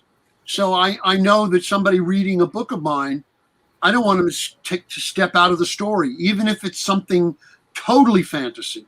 If it's, some urban fantasy thing or a zombie story, everything else needs to be real to make the other stuff real. Exactly. I liken it to a foundation of a house. If the foundation of the small details aren't right, the big story is not going to set right. Yep. You've got to have the small details right. Like even in a zombie apocalypse, suspension of disbelief will only go so far. Yep. Like if I'm reading a book and they're talking about somebody that's a seasoned soldier and they use the word clip, I'm done. Yeah. I'm like, okay, this is stupid. Yeah. Hey, I got a question for Jamie when we're talking about this. Is that at the beginning of the book, is that a real area? Yeah, it is. Okay. I grew up in Cleveland, Ohio. So okay. Excuse me. Yeah, it's really public square in front of the Terminal Tower building. And even the casino's real, the hotel's real. Everything from that, the first couple chapters there. Yeah. That's a cool scene. That's a cool scene. It really is. That is cool. I wish I would have wrote it. That's a cool scene. You will. Yeah, and then it moves on through rural areas of downtown. And then when they start going into the suburbs, I'm using real places too. Not all their names, but I'm describing, the place as I know it. So people that actually live there will recognize certain parts. Oh, that's neat. Good. Cool. What is the title of that book, Jenny? I'm sorry? What's the title? Urban Gridlock. Urban Gridlock. Yeah, the series title is Chronicles of the Undead. But is that book one is Urban Gridlock?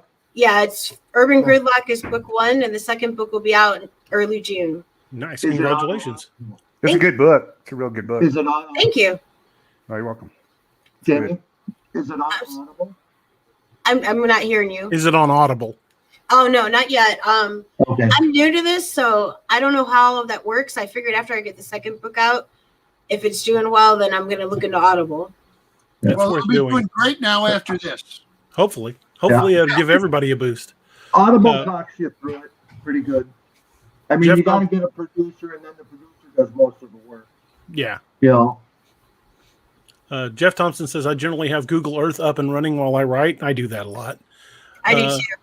Greg Yeah, Price me says, too. I saw an ad for a zombie movie where a team of crooks are using the ZA as a cover for a bank heist. I asked myself if they wouldn't have worse worries than being poor in a ZA. That's the movie, the way we're just talking about Army of the Dead.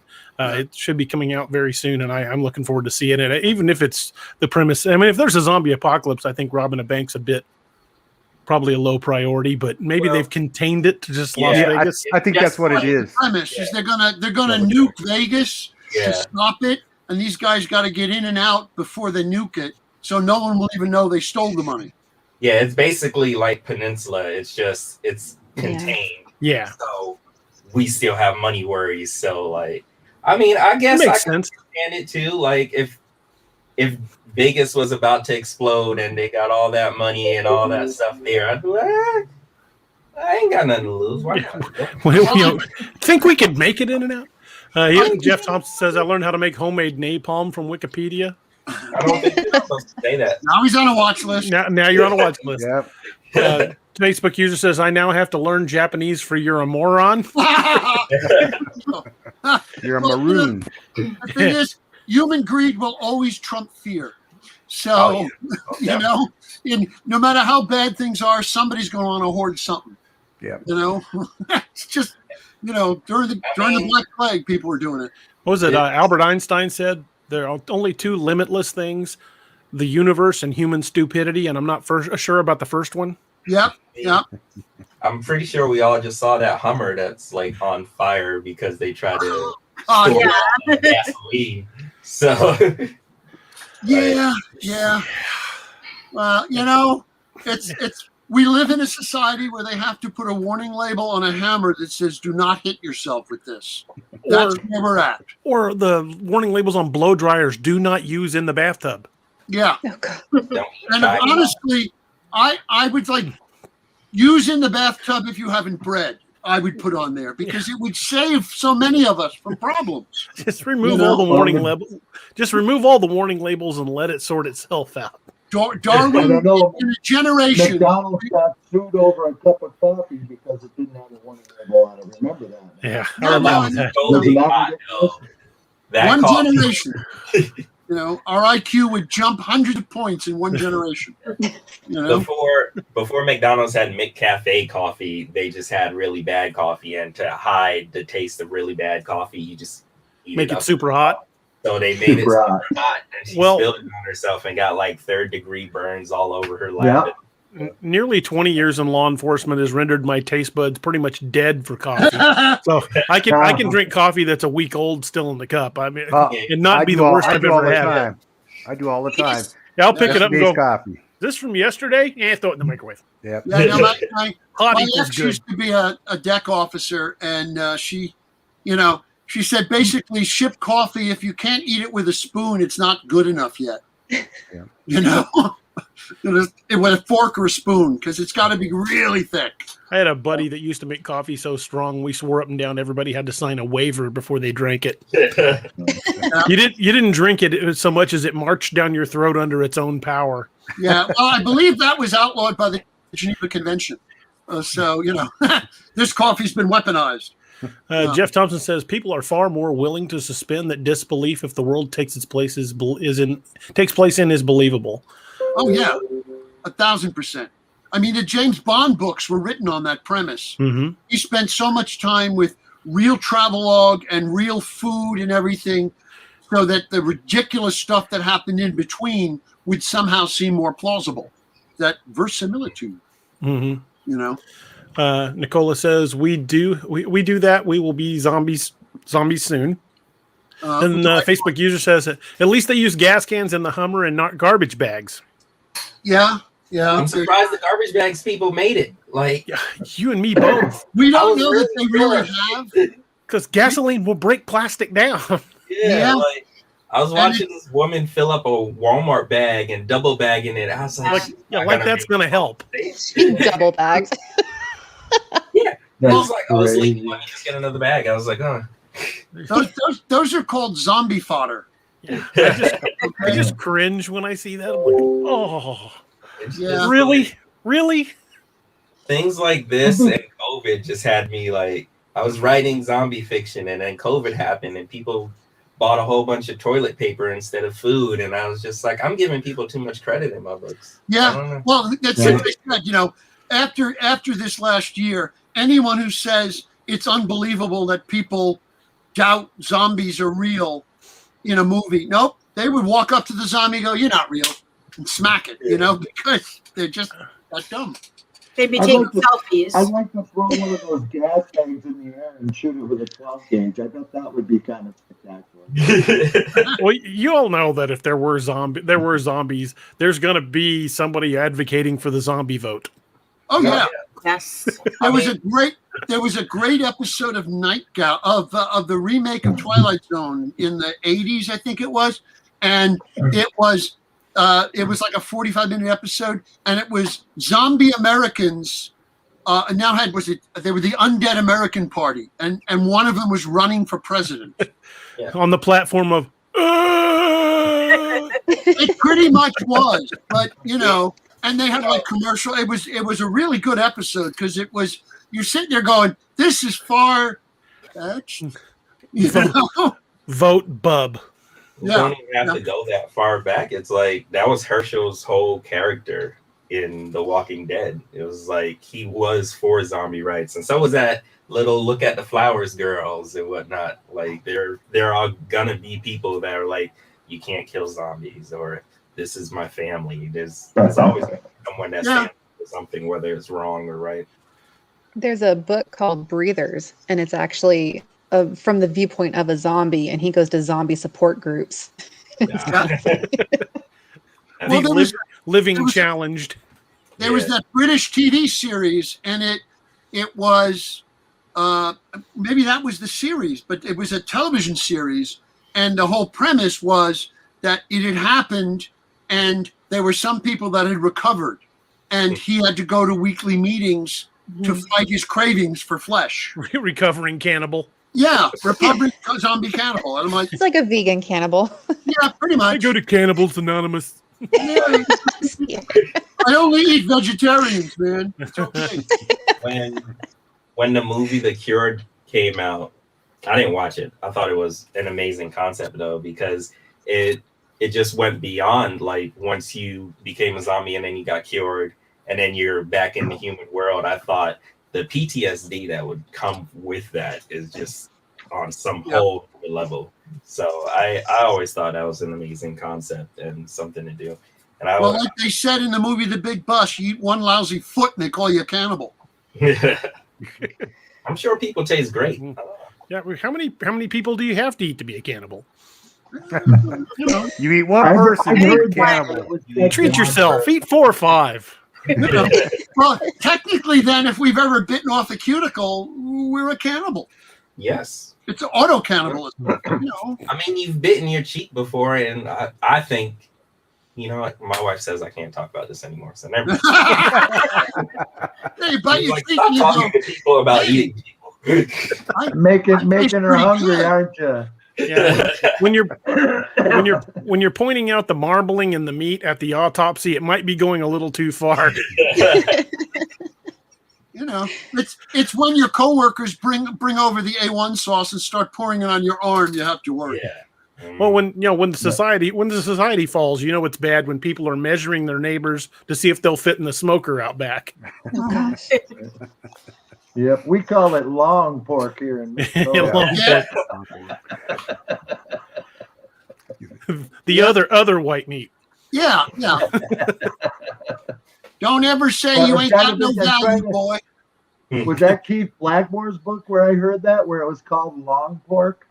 With I don't know if you guys are familiar with Keith Blackmore. He wrote one of the best zombie series out there, Mountain Man. Yeah, it's brilliant. And my brother was with the Special Forces unit in Vietnam, and they would work with the indigenous Montagnard people, and they were occasionally cannibals, and they referred to people as long pig. Yeah. Long Pig. Yeah, no, that's Yeah, I've heard that. Pacific Islanders. That's the term. Yep.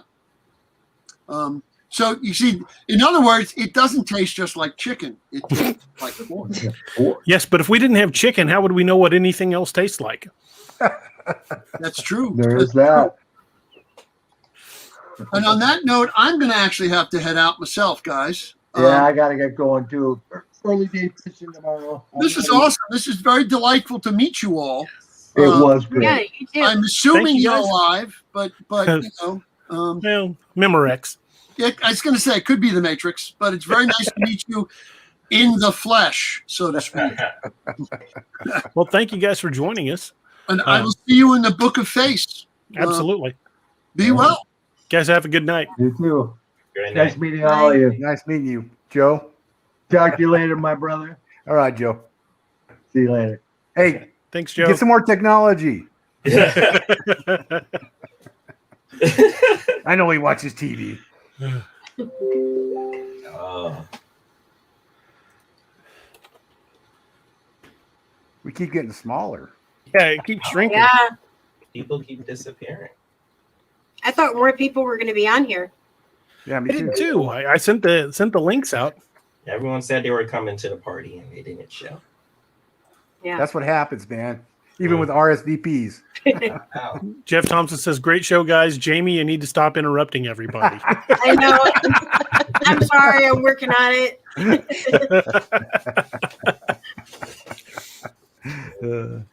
Just dive in there, Jamie. Just Absolutely. take over the floor. Nope. Nobody's gonna bite you.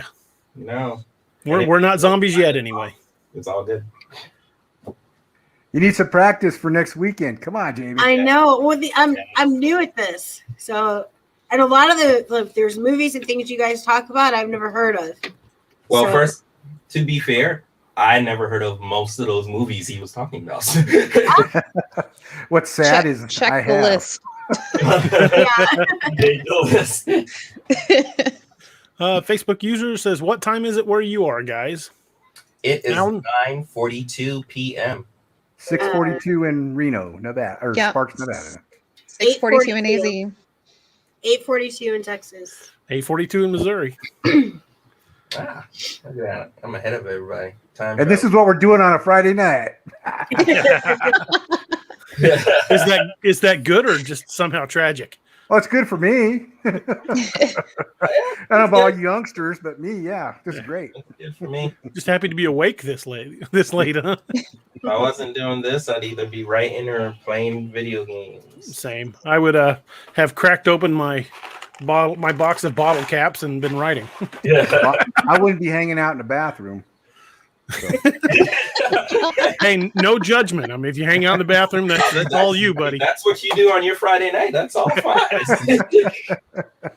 Everyone needs a little peace. Greg you Price go. says we have no life. We're still living in the not quite post-COVID world, so yeah, we're That's trying why to we write avoid a lot of zombies, stuff. right? That's right. 'Cause they're dead. Sylvester, you're over here with me. Is this my wife?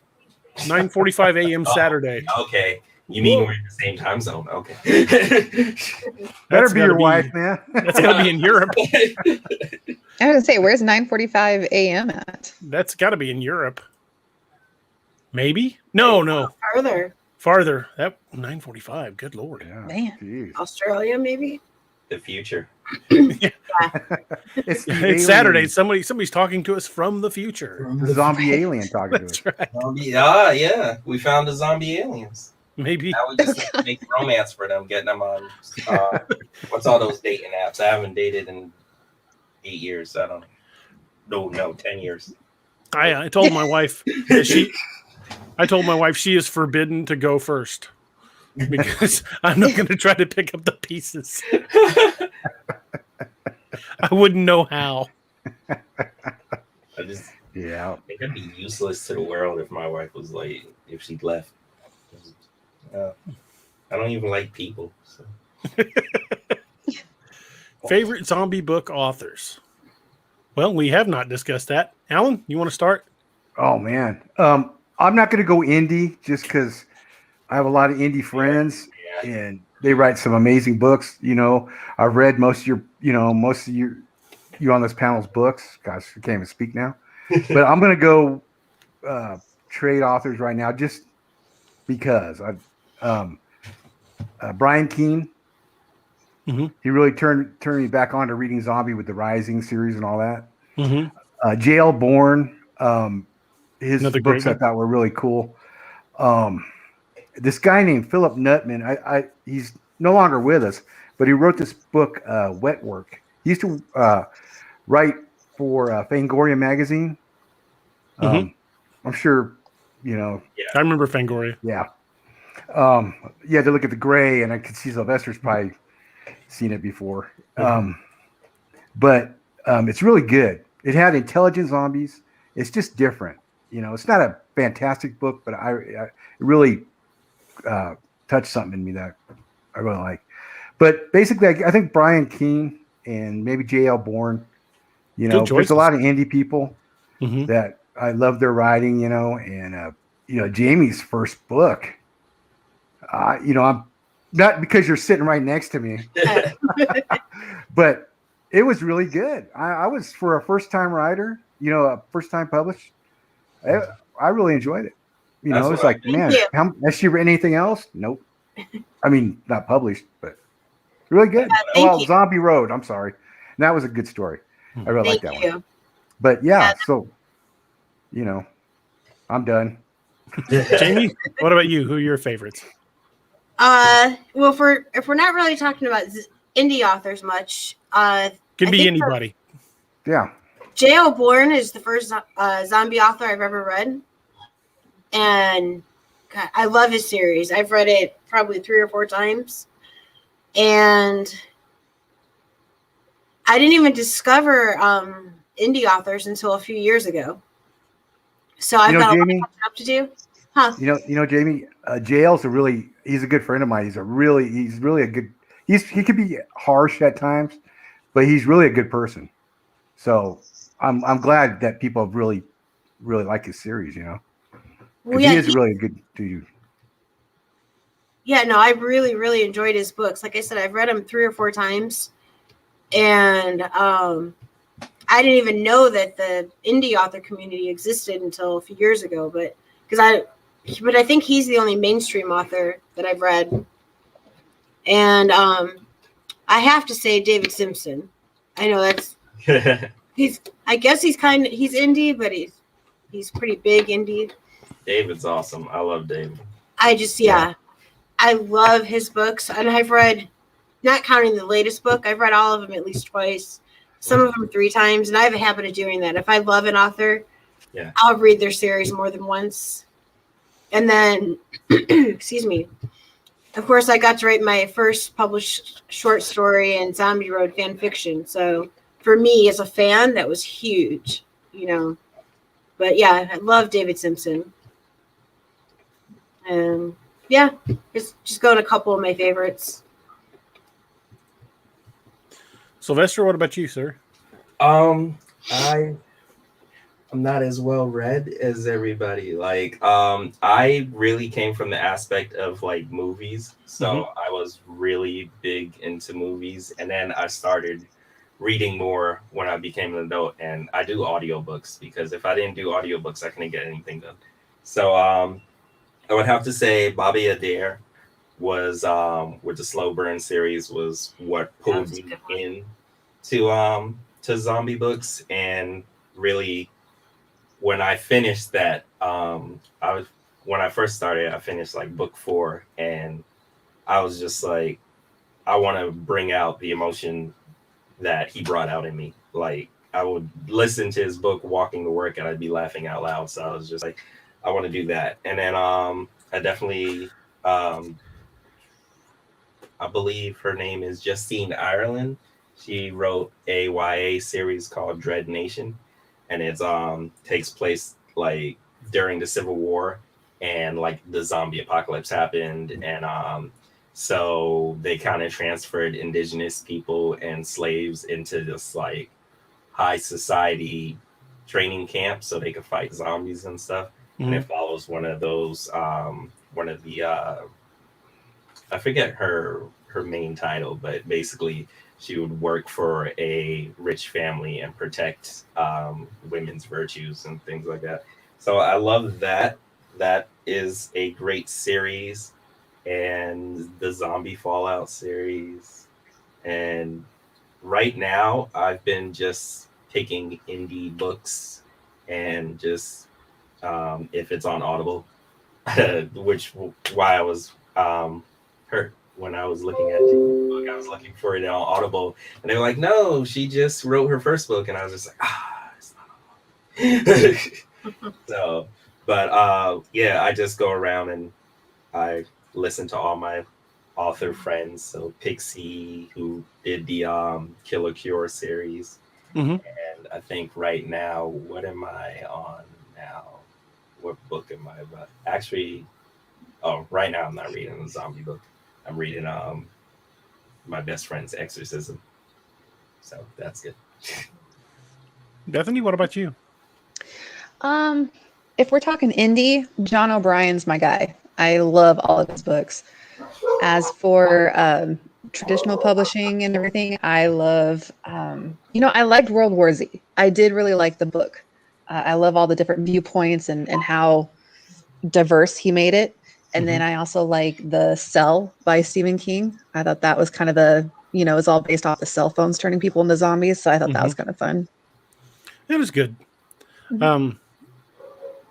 Greg Price says, is it even worth mentioning the indie versus mainstream, given how many good authors have decent careers without ever seeing the inside of a traditional publisher? He's got a good point. I don't know how to answer that. I would say my favorite three, and I'm not just saying this because one of them's here. My big three would be J.L. Bourne, because the Day by Day Armageddon is just fantastic. Sean Chesser and Allen. Really? Yeah, seriously, buddy.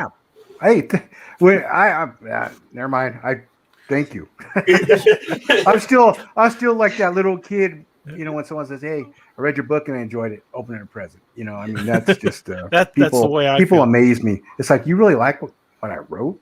You really like Dirty Sanchez, Mr. Black, you write like I think. Well, that's how you've got a cop sense of humor, which I get. And some of the things you say, I'm like, oh, I've said that. I've said that to people. But they're heartwarming characters too, though. Yes, there are. My stories aren't just like, it's like there's an upside, especially the first book, man. It ends on an upside. Well, thank you. You're welcome. I actually discovered your work by reading Sean's. Oh. I downloaded some of Sean's books, and it said, if you enjoy this book, you might enjoy. And I was like, I'll give that a shot too. And downloaded a couple of those. And Sean's a monster, man. I like Sean. He's a monster. Sean's awesome. He's going to be on my show tomorrow night, DA Ex Machina. Nice. Tell him I said hi. I will. Greg Price says, if I had to pick a zombie book I liked, it would be the first Ragnarok Rising. Well, thank you, dude. Cool. Appreciate that, man. I love that book. Thank you. You remember I nominated you for a Zombie Book of the Month Club after I read that. I was just like, this is different from everything else I've been reading, and I love the series. It's really good. Well, then you're secretly to blame for this show, because I thought of it because of the Zombie Book of the Month Club. Jaime, the secret founder of the show. You set the ball in motion. Awesome. I think Kirby Nelson is trying to join us in the studio, but I'm showing, it says your guest will need to connect their mic cam before you can add them to the stream. So I can't add you to the stream if you don't have your mic or your camera connected. So hopefully you can hear me. Hey, somebody said there's catering here. Is there catering? Yeah, just call Uber Eats and they'll bring it right to you. They may not go to the bathroom, but yeah, they may not bring it to the bathroom. Front door. I'll just tell them it's a small closet. It will require a slightly higher tip.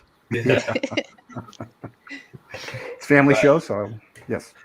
As far as what traditional and indie go, I don't separate them anymore. Indie is on the same level, if not better than traditional at times. So I just didn't want to because we're all friends. Like you become friends in the indie community, and then shouting out one author and forgetting another. Sometimes you don't want to do that. So Exactly. Yeah, that's why I said I went traditional, because I just I like you, like all of us here. I know a bunch, and I don't want anyone to say, "Man, that dude's an ass," or "Man, I got," and it's not just because I just I'll forget. Yeah. No, it's a No. You read within the genre so much that sometimes you do forget, like, oh yeah, I did read that story and that was really good, or things mesh together, or like sometimes I confuse books with movies. And Got a hi from Australia. Hello, thank you for joining us. Are you the one from the AM? Was it? Probably. But I don't know.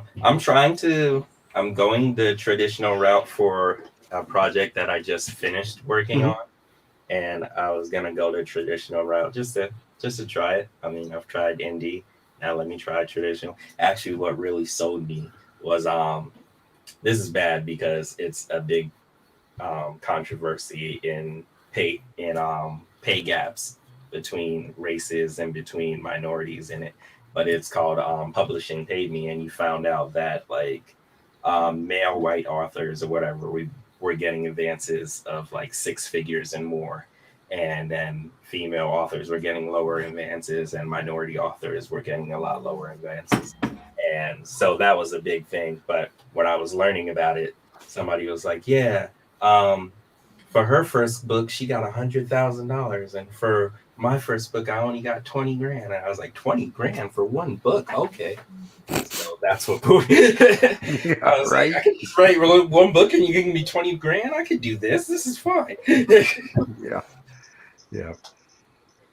But I originally started out when my first book was released, first and second. I was with a traditional publisher, a small publishing company, and I had to threaten to take them to court to get paid, and made them release my rights back to me. And then I launched independently.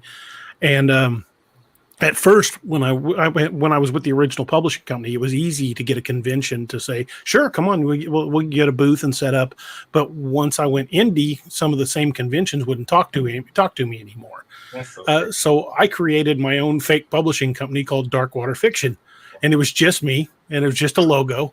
And as soon as I said I was with Darkwater Fiction, hey, I was back in the club, and people were putting me back on guest lists. I'm like, oh, okay, so that's how that works. Okay. And so I've kind of seen both sides of it, and I've seen the attitude toward indie authors change a lot over the last 6-7 years. And heck, even some of the names like trying to remember R.A. Salvatore is launching independently. So the independent movement has changed the dynamic for how books are published today.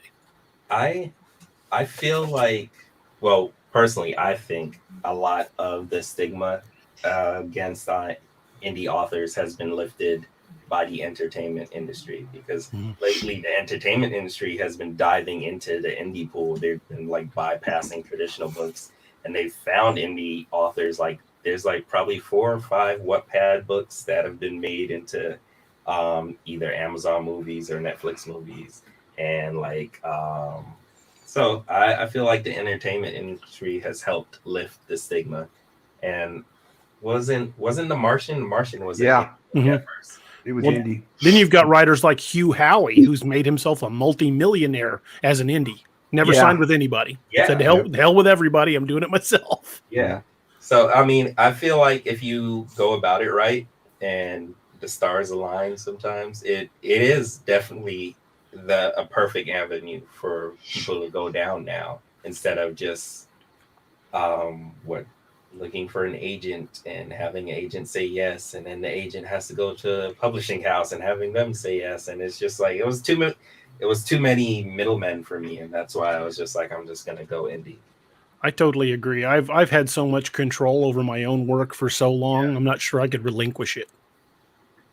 I do love that control. Like, I have traditional friends, and some of them have been like, I wrote book 1, and now they're saying they don't like the concept for book 2, so they're not going to go with that. They want me to write something else. And I'm like, what the hell does that mean? Like, Yeah. Greg Price says indie is turning into the route for big authors who don't want to lose a cut to the publisher anymore, and newbies who can't catch the attention of the traditionals. Yeah, I understand. I agree with that. That sums it up pretty well. I mean, I know the author of the Vampire Diaries, she started going indie when Amazon had like Amazon Worlds, and they allowed you to write within like IPs. So they had an Amazon World for the Vampire Diaries, and whenever she first started writing it, she had some like weird contract where basically she would create this world, but the publisher owned it. So at some point they fired her. Yeah. So it's like, yeah. So then she started writing in Kendall Worlds, and just basically picked up and made a whole bunch of money that way until they Nothing wrong with that. Yeah. Bethany said that she's going to have to leave. And Bethany, thank you for being here. And I hope that that everybody gets a nice boost from this show. And if everybody's enjoyed it, I would definitely look to doing it again. Oh, I would love to do it again. I would. Yeah, I actually probably should leave too. I'm pretty sure my wife's wondering where I'm at. All right, well, thanks for having me, guys. It was definitely anytime. Fun. Thank you for being here. And good to put faces to names with everyone Absolutely. I've been talking to. Yeah. All right, see you. Have a good night. Have a great night. You're heading out too? Yeah, well, man, it was good to meet you. Yeah, it was great meeting you. I'm going to download a bunch of books over the next couple of days. Oh, yeah. I definitely want to check them out. Picking up everyone's book now. Heck yeah. Have a great night. Take care. Be safe. You too. Okay, well. It's just me, you, and Alan's empty bathroom now. Yeah. Okay, well, I guess now I'll be forced to talk more. Absolutely. Yeah, it's just, you're not used to, this is all new to me. And my headphones are throwing me off a little bit too. I'm not used to wearing them. This has just been, it's been a lot of fun. It's just down to the three of us now, Alan. Sorry. Had emergency. Take care. Oh, wow. It does get smaller. Yeah. Little by little. And then there were 3. That's it. There can only be 3. That's right. I don't think I can do the Kurgan voice, so. Nah, me either. Clancy Brown, love him. Good yeah. Guy. Yeah. I'd love to have him narrate my books. Oh, that'd be great. That'd be fantastic. On SpongeBob, he's Mr. Krabby. Oh, I knew that. Yeah, I love Clancy Brown and pretty much everything he's done. He's a heck of a guy. Yeah. Oh, yeah. And that voice is very distinctive. Yes.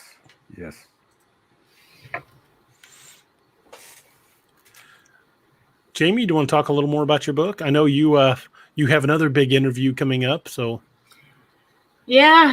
You can use this to break the ice and get used to it. Okay. All right. Well, yeah. The series is called Chronicles of the Undead. Book 1 is called Urban Gridlock, and that's what everybody knows it as. I don't think people have picked up on the series title that much, but hopefully they will as it moves on. But it's about just average, ordinary people. Excuse me.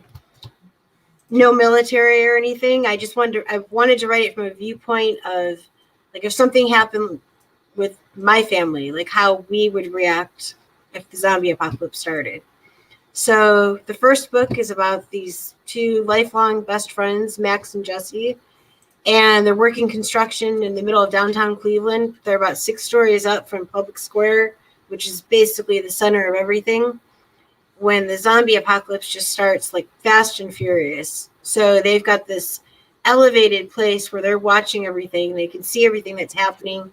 They can kind of figure out what's going on before the people on the ground can figure it out.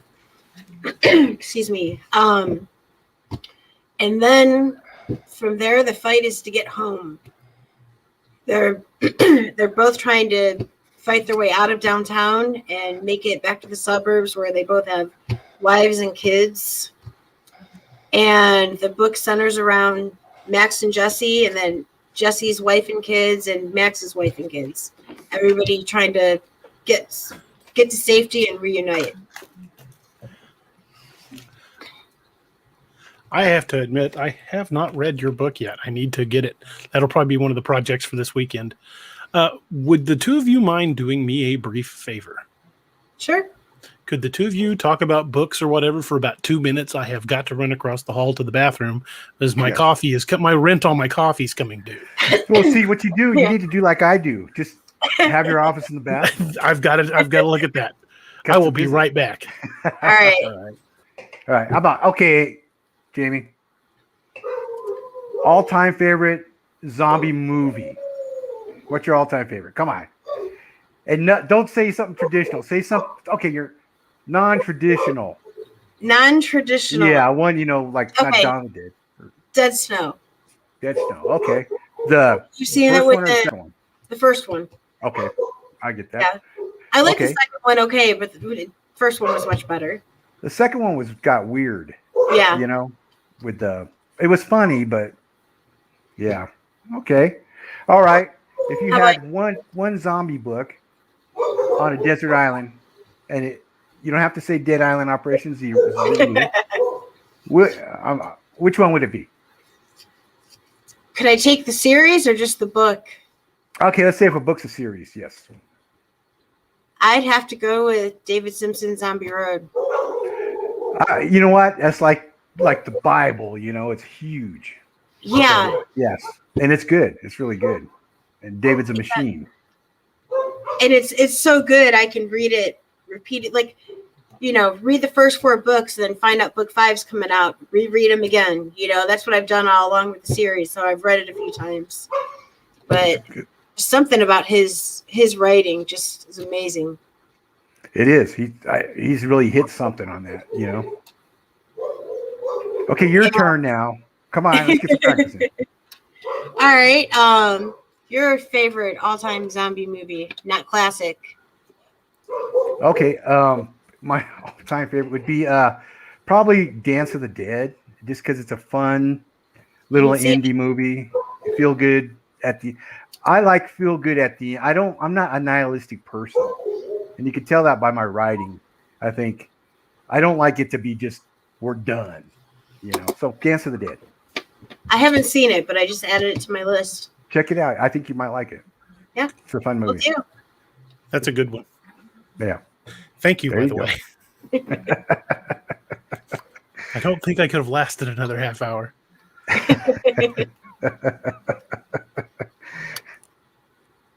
So what did I miss? There you go. Favorite movies? Favorite zombie movies besides the classics? And favorite book or series that you take to a deserted island if you'd only read one book? Would a series count as one book? Yeah. My go-to series that I've read probably 20 or more times over the years is Tolkien. That's my go-to. Whenever things seem crappy, I walk the familiar paths of Middle-earth again, and everything seems to come back to normal. But favorite zombie movie, I'd probably have to go with Shaun of the Dead. Yeah, it just cracks me up. Well, how about just some offbeat, tiny zombie movie that you think you're probably the only one that's heard about it. Do you have one of those?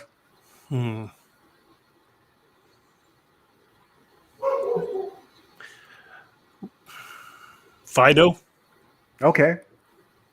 That's a good one. Actually, that's a Fido. That's a good one. I've Write heard that one down. You've Write that heard one down too, Jamie. Yeah, that's a good one. That's yeah, a I've good heard one. of it, haven't seen it. So yeah, on the list. It's funny.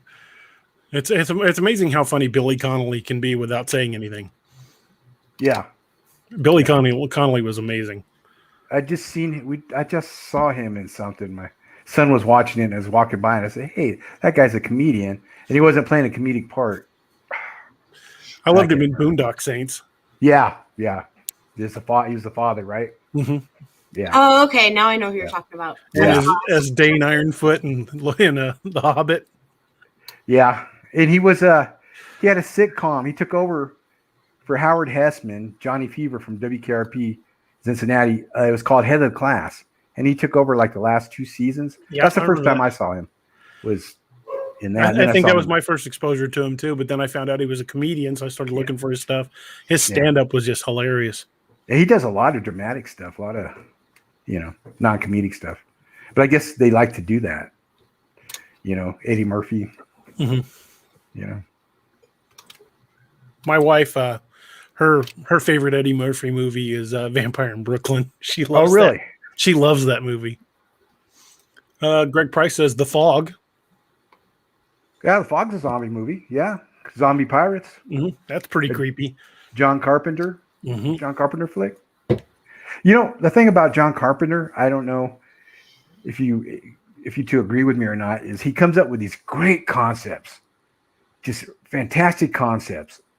And he gets like halfway through it. I'm excluding The Thing, Halloween, and Escape from New York. And then he goes, you know what? Let's just finish this movie. Yeah, he gets locked on another project. Let's just wrap this up. Yeah, I got other stuff to do. And it's probably blasphemy to a lot of Carpenter fans, but I feel he does that. He just kind of, gets lazy. The Fog's a good one. Mm-hmm. The original Halloween. I agree with Greg. The original, not the remake. Yeah, I didn't think the remake was that bad, but I like the original much better. It was the remake was like something you could watch on TV. Mm-hmm. It wasn't scary. But I like Carpenter. Now, saying that, I do like Carpenter's movies. Mm-hmm. Just I wish he would follow. I guess he's like a baseball player that gets the high-priced baseball player that gets the yips. He's up there. He can do it, but he doesn't follow through. Jacob Hayes says The Void. That's my other favorite zombie movie. I don't think I've seen that one. I haven't heard of that one. The Void. I'll have to see if I can find that one. If it's a zombie film, I'm sure I would enjoy watching it, even if I may end up making fun of it. I have a bad tendency of MST3King movies. I don't like them. Love that. You know what? We've been watching reruns of it, and it's, to me, we've been like, it was funnier the first time we saw it. I don't know why, My favorite MST3K was when they were doing pro wrestling commentary to the Godzilla movie. I haven't seen that one. I was dying. That's not the Godzilla we know. Put down that stick. Get in there and fight fair. I like Manos, The Hands of Fate. That's a good one. Yeah. I used to, when I was in college, man, that was the weekend. We'd all get together with a couple of cases of beer and laugh our asses off watching Mystery Science Theater 3000. Oh, my wife and I would stay up late and watch it, and the kids go to bed and watch it all night long, and then wake up next day, we're like, ugh. Been there. Yeah, it's worth it. Have you ever seen MST? MST? Look it up. It's these robots and this astronaut janitor that make fun of these crappy movies. Well, some are actually decent. Some of them are decent movies. But it's basically set up like you're sitting behind them in a movie theater, and they're a couple of rows ahead of you, just ripping the movie apart as it shows. Yeah, and my buddies and I have done that same thing, sit there and just crack wise about the movie the whole way through it. And I guess that's why the concept was so funny to me, because it was so many times when we'd start watching a movie that we thought was going to be good, but wound up being stupid, and we just sit there trading wisecracks about it. Like if you sit and watch the credits and see somebody's name. They got a weird name and they make fun of it, and it's worth checking out. Give it Sounds like fun. Shot. Yeah. I'll do it. Greg Price says, here's an obscure one, Ship of Zombies. I have not seen that one. I haven't either. Is it Italian or Spanish? One of those Spanish ones, like The Blind Dead. I don't know. It takes about 30 seconds for him to hear us, so there's a little bit of a lag. So maybe he'll answer us on that one. But I might have to see if I can find that one. That one might not be too bad. Speaking of ships and creepy movies, have you guys ever seen Ghost Ship? Yes. That's a good one. That's one of my wife and I's favorites. Well, that's a go-to for us if we don't have a movie to watch together. So we try to, spend an evening watching a movie together when I'm not writing. And he says it's Spanish Portuguese. Okay, yeah, I think I've seen it. Yeah, I haven't. That's an obscure one. It is. It is all those The Blind Dead. They're like these Templar Knights. Mhm. They're like zombies, and they're worth watching just for the history of zombiness. Mhm. So just fill your head with these are things I saw when I was a teenager. Any zombie movie come out, we'd go see it. But yeah, they're worth a watch just for that. But talking about Ghost Ship, that opening scene where that cable snaps. Oh yeah, it just takes everybody out. Except for the little God. girl, and she's like looking up, and the guy's head falls like right there. Yeah, that movie gets me every time. That was a neat concept. That was a neat scene. It was a really well done scene. And the best part was like everybody just kind of froze. You see people looking around, and that one guy's clothing falls down, and he's wearing like ladies' undergarments. Yeah, that's right. That's right. They really went in detail on stuff on that. That was neat. Yeah. That was a neat opening scene. I always remember that. It's like, oh my gosh, It's a good concept too. The idea of what why the ship was still afloat. I thought that was a really good concept for a horror film. I don't remember why it was. Remember they were collecting souls. Oh. The guy that led them to the ship was actually a demon collecting souls. That sounds like a good book. It does. A concept for a book. Yeah, no, I hardly remember the movie. I'm trying to picture it. I need to give it another watch. Yeah, I just remember that opening scene. It's one of those horror scenes, that one will stick with you. That one, it's worth watching it just for that opening scene. But there's some pretty good ones. It's also got a very young Carl Urban in it, and I love Carl Urban and pretty much everything he's in. He's like the engineer or something, right? Or the ship that comes over. Yeah, he's one of the guys that helps patch salvageable ships back together. That's right. Carl Urban, he's got this movie called The Thing About Demons. It's a New Zealand movie. I think it's called The Thing About Demons. And it's before all that, it's when he was acting over there when he first started. It's a good flick. It's scary. It's a slow burn. It's worth watching. It's not like fantastic movie, but it's one of those movies where hey, I'm glad I watched it. I loved him in Dredd. Yeah, his rendition of Judge Dredd was fantastic. Way better than the crappy Sylvester Stallone version. Stallone's was camp fun. Yeah, it was cheesy. If I wanted to go see a Expendables type of movie, I'll watch that. But yeah, you're right. You're right. Dredd. Have you seen Dredd, Jamie? No. Have you seen Dredd doesn't take off his helmet, and Stallone couldn't wait to ditch it. I know. You know what it reminds me of? That movie? It's like in Indonesia where these SWAT team goes into this big drug the Raid. The Raid. That's what it kind of reminded me of. Yeah, it does. Like Judge Dredd and The Raid. That was still a good movie. The Raid was a great movie. I was surprised. I thought, and Raid was really good. Yeah, I watched it one night. My wife and her sisters had gone to the casino, and they weren't going to be back till the early hours of the morning. And I was bored and flipping through channels. I'm like, The Raid. Oh, let's try it. What the heck? And that's another one. Really enjoyed it. It was one of those ones that just caught me napping. I wasn't expecting it to be nearly as good as it was, and it was fantastic. That's another one, Jamie. The Raid. It's a Okay. action flick. It's really good. Hi, Jackie. Hello. Hey, Jackie. And Greg Price says Urban had to fight the producers like hell to keep it on, from what I hear. Wow. Yeah, he's been fighting for years to get a sequel, and I really wish they would do it, because I think his rendition of Judge Dredd was just it was fantastic. It was spot on to the comics, and that's one thing I like about Urban is one of the things he does is he brings so much of the source material to every role he does. It's to him, it's not about being Carl Urban portraying this. It's about portraying the role. I'm going to sound like a fanboy here, but the new Star Trek series, the movies, when he does Bones, oh my gosh, he's dead on. Channels DeForest Kelly. He channels that old character just perfect. I mean, even the mannerisms. I mean, Yeah, when, and when him and Kirk that- first met in the shuttle, he's like, "My wife took the whole damn planet in the divorce. All I got left is my bones."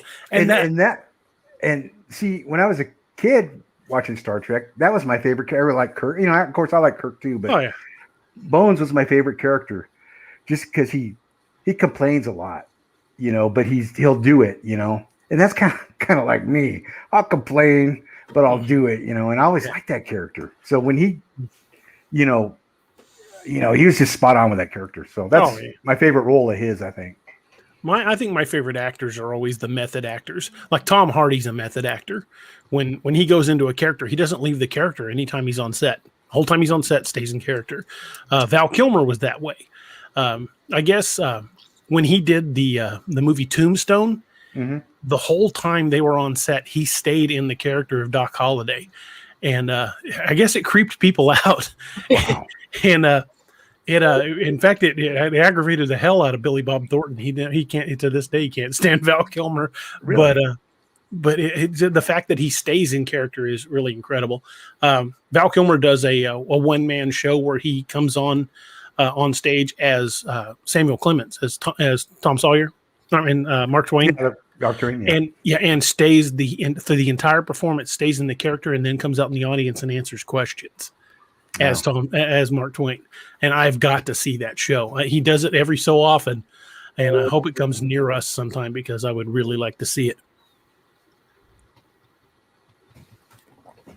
Yeah, he's really changed over the years. So I really like him as an actor. Yeah, he's a good actor. Yeah, since he he's descended into B movie hell. Yeah. Well, he got the reputation as being difficult to work with. Yeah. And that hurt him. I think that Island of Dr. Moreau really hurt him. Oh, that was a horrible movie. That's one I've seen. My wife and I saw that in the theaters, and I remember at points that we would stop and look at each other like, why aren't we leaving yet? I think I rented it. I mean, I liked the one from the 70s, and there's one before that, or a couple before that. But yeah. And Marlon Brando was just, he was phoning it in completely. Yeah. He was just line. I heard some game company paid him to do the voice of the Godfather for the video game. And they paid him like $1 million for a day's work. And this is near the end of his, life career. And it was so bad that they had to scrap most of what he recorded. Wow. And because he had, I forgot what he was doing, and they were telling him to stop it. Oh, he would do it with a mask. Well, stop, man, take that oxygen mask off. You don't need it. But he would record it with the oxygen mask on. And I guess sound like Bane. Yeah, exactly. I don't know where I saw that. Land of the mafia. I was born to it, molded by it. I like Tom Hardy, but not now as Bane because I couldn't understand a dang word he said. It still cracked me up. I enjoyed it. I've actually got the Bane mask over here on my shelf. Oh wow! Occasionally, like on stream nights, I'll put it on and talk for a while. That's cool. I feel like Bane every time I go to the store with a mask on. Can I have that? What's your rewards number? What? What's your rewards number? Well, that one's got a filter spot in it, and they really give you weird looks at Walmart, and you walk in with a Bane mask on. You just kind of come in with that vest on, Oh, yeah. Put your hands up real high. Yes. One of the things about his portrayal of Bane, though, that I did really like is, the scene where he's in the office with the rich guy that had told him to help him take over Wayne Enterprises. They told him to ad-lib that scene.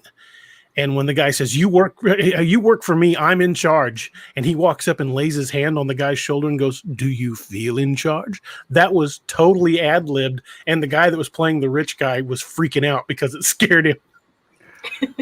That's awesome. That's my favorite scene, that do you feel in charge? Some of the ad-libbing in movies really work well. Vietnam War movies really one of my favorites. Boys and Company C. Good movie. Yes, and it's got R. Lee Ermey in it, and it's one of his earlier roles. I think one of his like first or second roles. I think Oh, one of his Bethany. earliest was Siege of Firebase Gloria, but yeah, It was. I think it was before that though. Was it? I think I could be wrong, but I thought Siege was his first. I'd have to look it up again. yeah.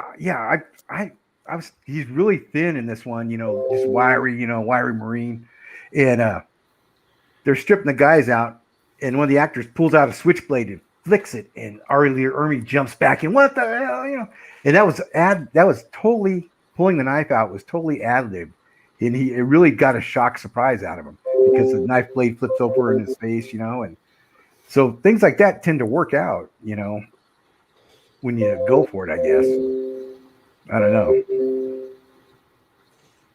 I think I should ad lib something now. Jacob Hayes says Christopher Walken is one of my favorite actors. I One love of my Walken. favorites. I love Walken, but he says such random stuff. He could be taking something dead serious and then just like go off on a tangent and be like, "Monsters don't scare me. Skittles. Wow, what a bag. Who knew?" I do the worst. That's what I love Walker. about him. That kind of stuff. Have you ever seen that More- movie yet? Which one? Seven Psychopaths. Have you ever seen I that have movie? not seen that. I don't think so. That's a good one with Walken and Sam Rockwell and the Irish guy that was in everything for a while. Oh. He played Bullseye in Daredevil. Oh gosh. Colin. Colin Farrell. Yes. Farrell. Thank you. Yeah, it's a good movie. It's got those three in it, a whole bunch of other actors, that you'd recognize. But Seven Psychopaths. It's a really good movie. Okay. It's in the vein of kind of like Tarantino-ish, but not as Tarantino-ish. Not as makes much sense. Tarantino issue. Yeah, it's like what's that one with Spacey? Where they're interrogating him about all these murders that happened, Oh, and yeah. where he's Kaiser Soze. Mm-hmm. Usual Suspect. Yeah. Usual It's Suspect. like that. Yes. It's like that. Good flick. That's a good movie. Everybody goes crazy about Tarantino. I'm not a huge fan of his. I liked Reservoir Dogs. Pulp Fiction was good, but the one set in the hotel with the four rooms or something like that, where at the end I they know get the dad what about the you're talking lighter. That one, I do like that one. Like Antonio Banderas' role in that. Did they misbehave? You've I got to love- see it. I think it's called Four Rooms. I think so too. I like the last scene the best. Actually. Oh, we got Oh yeah, we snaps the. Yeah. the awesome. lighter doesn't light a light and chunk. You've got to watch. I don't want to give it away, so you got to watch Yeah. it. Yeah. It's a good Greg Price fact checked it for us. Boyd's and Company C is Ermey's first listed part. So Okay. you were right, Alan. Well, I think that's the first time I remember seeing it, but I love Siege of Firebase Gloria. Oh I yeah, really that movie do. chokes me up every time. And what's his name? Donardo. Wings Hauser. Mhm. Do you ever watch Yellowstone? No, I do not. I have You not ever seen seen that. Yellowstone? I don't watch much television. Oh, have you ever seen that movie? Never mind. His son is Cole Hauser. Who was remember Pitch Black? You In the guys probably cave. saw Pitch Black, right? With Vin Goldhauser was Diesel? in the cave and Pitch Black. Yeah. I think I've seen that. Oh, he was the bounty hunter. His son is the bounty. Anyway, see, I'm like Teel. I'm full of this useless garbage. I'm the same family way. My crazy. wife tells me I'm a fountain of useless information. And my kids are all the same. They're like, Dad, remember that dude that was in that? Yeah, okay. I know who you're talking about. Drives my wife nuts, but she's doing it now. She said, remember that actor? So I'm teaching her well. Sounds like it. Yeah. Jacob Hayes is Tim Burton, the Headless Horseman. That was Walken. Yeah, Not a big that's right. speaking part for him, but Yeah, that's right. Yeah, Walken's a lot of fun though. he's a hoot and a half. Yeah. Yeah. Well, folks, we're the three last standing people, and we're coming up on the 2.5 hour mark. Holy smokes. So we've really we've put in the work tonight. Roger Peacock says you should watch Yellowstone. It is awesome. I might have to check that out if I can talk the wife into watching it, because we generally watch series together. Does she like Kevin Costner? He's He's the main guy on it. I would have to ask her. I know a lot of people have compared Yellowstone to Longmire, and she loves Longmire. It is. You know what? You could actually do that. It's a modern Western. I love Longmire. Oh my gosh. That was great. Oh, series. Yeah. Craig Johnson's a hell of a nice guy too. Is he? Mm-hmm. I've talked to him a number of times. I haven't cracked one of those books. I'd love to, though. I think I should. I love Westerns. Me too. I just haven't read one in a while. I cut my teeth, my reading career, so to speak, on Louis L'Amour. That was my mother's favorite, and she had hundreds of like all of his books. And I when I first started reading actual novels, it was Louis L'Amour and Zane Grey. So when I first started reading it was my dad had a bunch of Edgar Rice Burroughs books and John Carter of Mars, Robert E. Howard, Conan. Love Robert E. Howard. Yeah, those. So it was a lot of fantasy. He really got me into that. I didn't get into fantasy until I got to about junior high. I grew up on a farm, and once I got into school and could get books out of the school library, I started reading a lot of things besides Westerns. But my mother taught me to read at a very early age, and I was reading good-sized books before I even started school.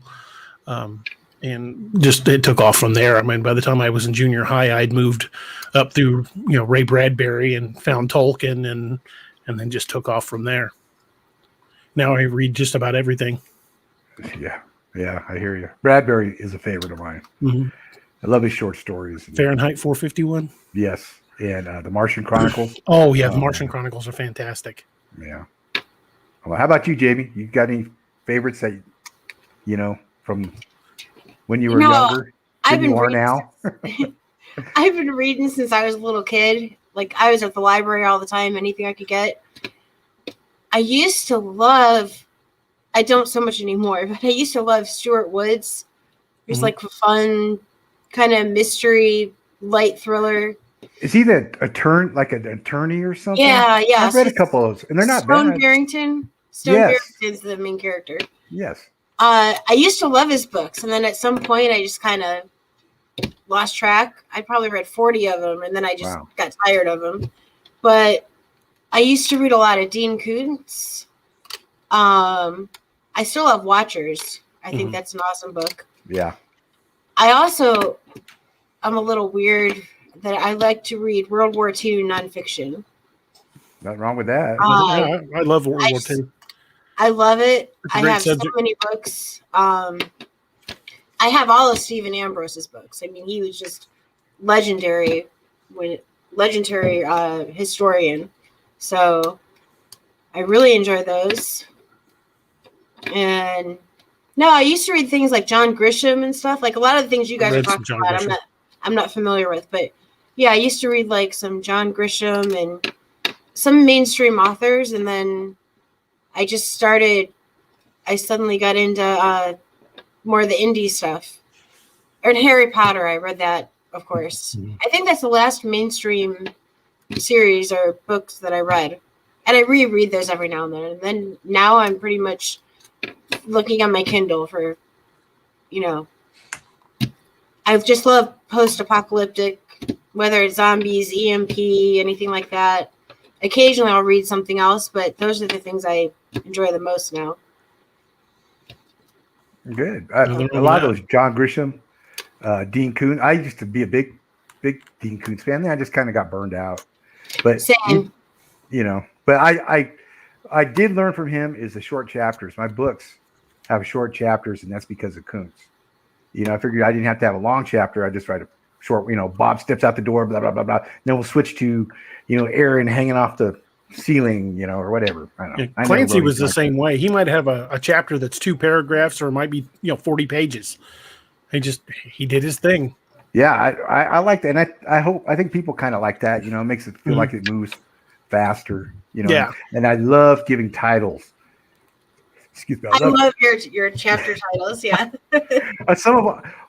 Poor Andrew Werlin narrates my books, and I feel so bad for him sometimes. Some of the things he has to read, is like, I wonder if he's sitting there going, and the latest thing I have him doing is the sound of the A10, the Vulcan on the A10 going, and he had to do that like 4 times in my last book. That's So funny. I always tease him about that. I call him the golden throat, But, yeah, naming chapters is, I don't know, it's kind of fun. I do the same. I name my chapters and I always put a quote from some random person that somehow pertains to the chapter. Yeah, your quotes are good. Thank you. I'm an obscure quote hound. That's good. I don't name my chapters, but I write short chapters.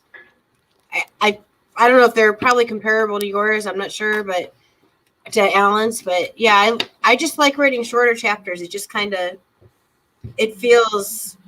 It does make the story move fast. Yeah. Yeah. It helps you maintain a fast pace. Yeah, yeah, it does. This book I'm working on for Silent Studios, it's a different kind of book for me. It's like Zombie Island. I wrote that for them, and it was kind of a different kind of book. If you read it, it's not. I like it, but it's not like the Operation Zulu series, or Salvation. And my chapters are really uneven in this book I'm writing because it's just the way the story unfolds, and they want me to chop up the chapters a little bit. It's like kind of hard to do because it's just the way it flows, When I started the second book of my series, I realized my chapters were about twice as long as they were in the first book. So I actually went back and I did a save as book 2 version 2. Went back and broke up chapters. That is not easy to do. Mm-mm. It's not fun either. No, breaking them up, reordering them, and then making sure they flow. But it was a good move to make with my book. I'm glad I did it, but I don't want to do that again. That's where a good editor can make or break you. Yeah. If they say, "Hey, this scene really kind of throws the flow off," maybe you might want to look into either changing the way this scene reads or dropping it entirely. And I've had to take a good hard look at something that I really didn't want to cut out and go, "Yeah, they're probably right." Yeah. And my wife is the best about that. She's my first line of defense on my editing, as she's read way more books than I've read, and I thought I was pretty well read when I met her. But she will look at a book and she is not afraid to go, "This is stupid. Fix it." Neither my wife's like that too, and she says, you make me sound harsh, and I'm like, no, you're not. You're telling me, and she Dead Island Dose. A lot of that, not the writing so much, but the input is her. I mean, just her input on stuff. It's like, why don't you do this? Why don't you want this character do this and that? And that to me, Dead Island Dose was the hardest one to write and kind of the most fun to write because I got to throw in all these, it's a crime story, a military thriller, conspiracy, and then a zombie story. Mm-hmm. It's all those. And the people in the car were people that won a contest to be in the book. And then one of the characters I found out was I'm not going to say the name, but was a Stolen Valor. And that really ticked me off. Yeah. And so that character was going to have a different fate and ended up having a pretty nasty fate in the book. But it's like, oh man, because that really upset me. But yeah, that was my Western. That was my take at a Western, I guess. So I don't know if you could pull that from it, but to me, that's what I was thinking, Western. Evening, Robert. Robert Miller says, "Good evening, authors." Greg Price says it's out of genre for this discussion, but Invincible on Amazon Prime is a great short series. Have not seen it. Have you, any of you? No. I think it's a animated superhero series. I think. Josh Jones says, "I think I read Lord of the Rings every couple of years, and generally that's me here. Me too. What's a genre that you would like to try that's not in your wheelhouse?" I have an idea for another post-apocalyptic series that's not zombies. I also have an idea for a serial killer book. They're still all under the horror genre, though. Mm-hmm. I don't really have anything outside of horror that I want to write. Well, my mom told me if I wanted to make money to write Harlequin romances. I don't know Those if I sell can or like not. crazy. Yeah. I mean, at that time, back in the 80s, they were selling like hotcakes, Yeah. So, there we go. Right. Romance novel. I don't think I could do romance. I had no plans to do sci-fi. That kind of fell in my lap. But I think if I wanted to try something that's outside my wheelhouse, I would like to do a Western. I think it'd be a lot of fun to do. Now, Joe Hansen, that was on earlier, his Gone to Dog is kind of like a futuristic, apocalyptic Western. It's really good. You ever Nice. get a chance, try read his or do the Audible. Gone to Dog is a good book. I have to check that out. Jacob Hayes says World of Warcraft, Arthas, Rise of the Lich King by Christy Golden is one of my favorite books on zombies outside of DA's. Appreciate that. Thank you. Jackie Chen, Gak. I guess she's commenting about one of our choices. I don't know. Greg Price says DA writing a rom-com would either be hilarious or the world's worst disaster. Probably the latter. I can't see me doing a rom-com justice. Josh Jones says zombie romance, Warm Bodies did okay.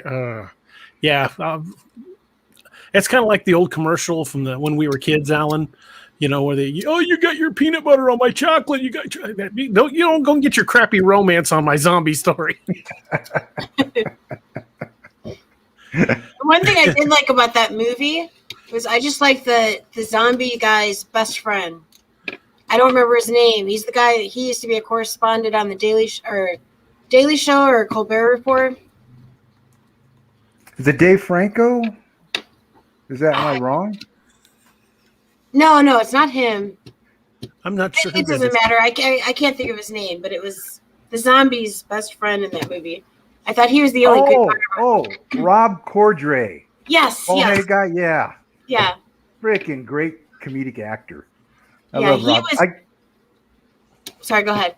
No, go ahead, Jamie. No, I was going to say he was great in that movie. I mean, he's the only saving grace, I think, for that movie was having him cast in it. Robert Miller says Hallmark Scripts just changed the name, kind of like Jane Austen and Zombies. It just adds zombies to a Harlequin romance novel and throw it back out there. Jackie Chan says no romance. Robert Miller says disaster. Exactly. Josh says I liked how the zombies were also scared of the Wraith things. Yeah, that was neat. That was kind of neat. Something that zombies are afraid of. That's neat. That was a neat concept. I thought. I wasn't a big fan of the movie, but I thought that was a good concept.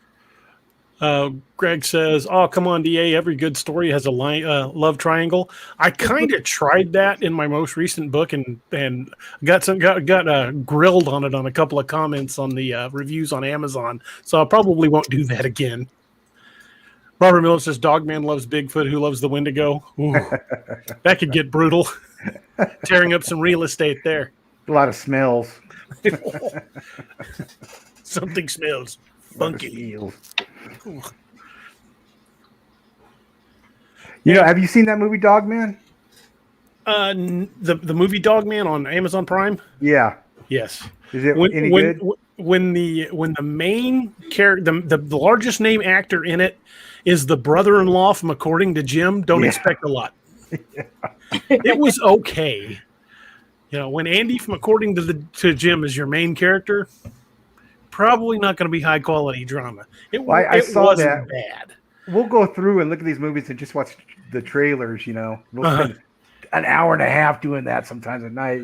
If nothing good's on, and we saw that trailer and it looked like he got together with his friends and made that movie. Yeah, on a 1980s camcorder. It wasn't horrible. I mean, the plot wise, the writing was decent. Were the special effects bad? Yeah, because they had about $180 budget. That might be saying something. Well, before I forget, The Wolf of Snow Hollow. It's a werewolf movie on Amazon, and it's kind of a comedy in a way, but it's worth checking out. The Wolf of Snow Hollow. If you like werewolf movies, you didn't like it? I'm adding it to my list. He was making a comment of the Attack of the Versa. Oh, that's personal. Yeah, that was meant at him.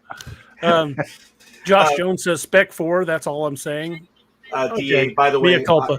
I apologize. I just had to jump in and say hi. My assistants are like, dude, get it out of your system.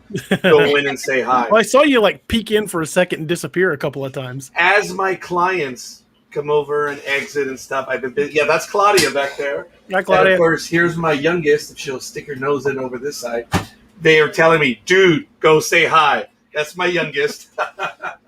This is Roger Noriega. He's the owner of NDB Media. He's who's hosting all of this.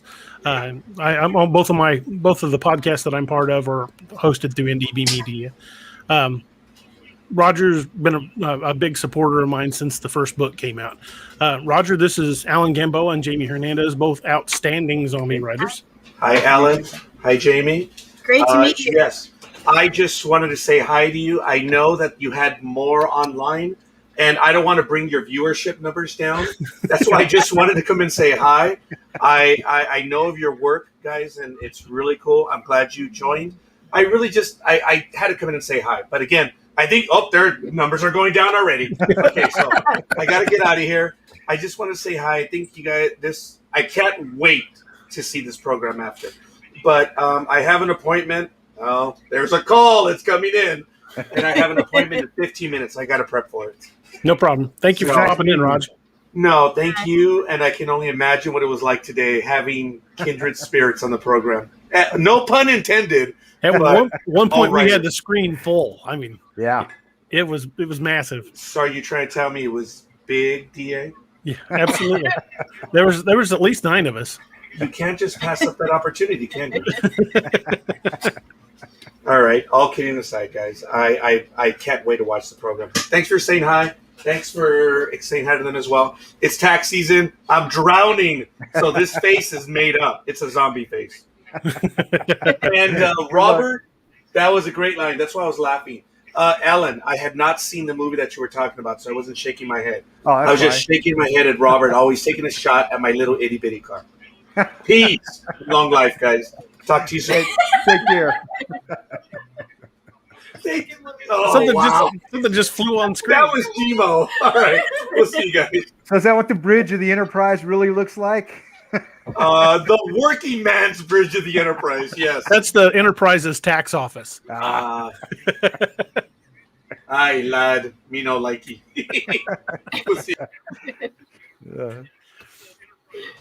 Well, that was fun. Roger's a great guy. Yeah, he seems great. He was one of my very first interviews on his show on NDB Media, and that was back in 2012 when I just had the one book out, and him and you saw Jackie Chin had popped in earlier. She does a show called Zombie Palooza, and her and him were the 2 places that gave me a break. I've been on Zombie Palooza. Yeah, Jackie's awesome. A good person. I love Jackie to death. Her and her husband are awesome. Ken and I send each other memes all the time. But those were the shows that I cut my teeth on. I mean, I wouldn't have the confidence to be doing what I'm doing right now if it hadn't been for both of them. I think that was the first podcast I was on was Jackie's show, actually. Yeah. I've done her show many times over the years and look forward to doing it again. This is only my second podcast, so They get easier. Believe me. I hope so. And actually, it feels more comfortable with the smaller group than it did with 8 or 10 or whatever we had. I was nervous with the large group, so you got nothing to be afraid of there. You just got to talk over everybody, Jamie. Just yeah. But sometimes though it goes into topics that I don't know anything about. Like I'm not a video gamer. I never have been. So when they start talking about things like that, like I don't really have anything to say. Or sometimes it's movies, and then other times I have something to say, but someone else talks first, and I don't get a chance to. So, like I said, it's actually it's cool having just the 3 of us here for me because I'm so new to this. Although I had fun earlier with everybody. It was really fun. It was a year and a half having that many people on. I was just a little quiet. Do as many podcasts as you can do. Just get out there. I actually have 4 lined up. Good. One is audio only. The other ones are with video. And then you've got me on June new. 5th. Yeah, that's one of the ones I'm counting. I'm really excited about that. I'll have more practice before then, so we should be good. Yeah, I'm doing it with some DA Roberts too here soon. Whoever that When is. are you The 29th of this month. That's right. He want Okay, Jamie, cool. he said, is the 21st good for you? And I said, no. And I felt bad too. And I didn't know if I 22nd, reflected it in my text. No, I'm sorry, go ahead. Oh, that's okay. I didn't want to blow, I was trying to blow him off or anything, but I'm excited. I'm excited about being on your show. I look forward to having you on, man. Like I said, you're one of my favorite writers. I've got Sean on tomorrow night. That's gonna be I'm awesome. excited for that. June 12th, I pulled off a coup. I don't know how I did it, but I've got Jonathan Mayberry coming on the show on June 12th. Ooh, that's nice. Yeah, it's going to be a great show. I love his Joe Ledger books. He's a hell of a writer. Super nice guy. I friended him on Facebook and he accepted. And out of the blue, one day I messaged him and just asked him about books. And him and I've had more than a dozen conversations since then. And he's given me a lot of good advice. I mean, just a super nice guy. But he's another one that's always busy. Oh yeah, he's constantly busy. Comic books, or graphic novels, games, TV series deals. I mean, they canceled. Netflix canceled his. And I don't get it. It was good. Yeah, I thought it wasn't bad. V-Wars was good.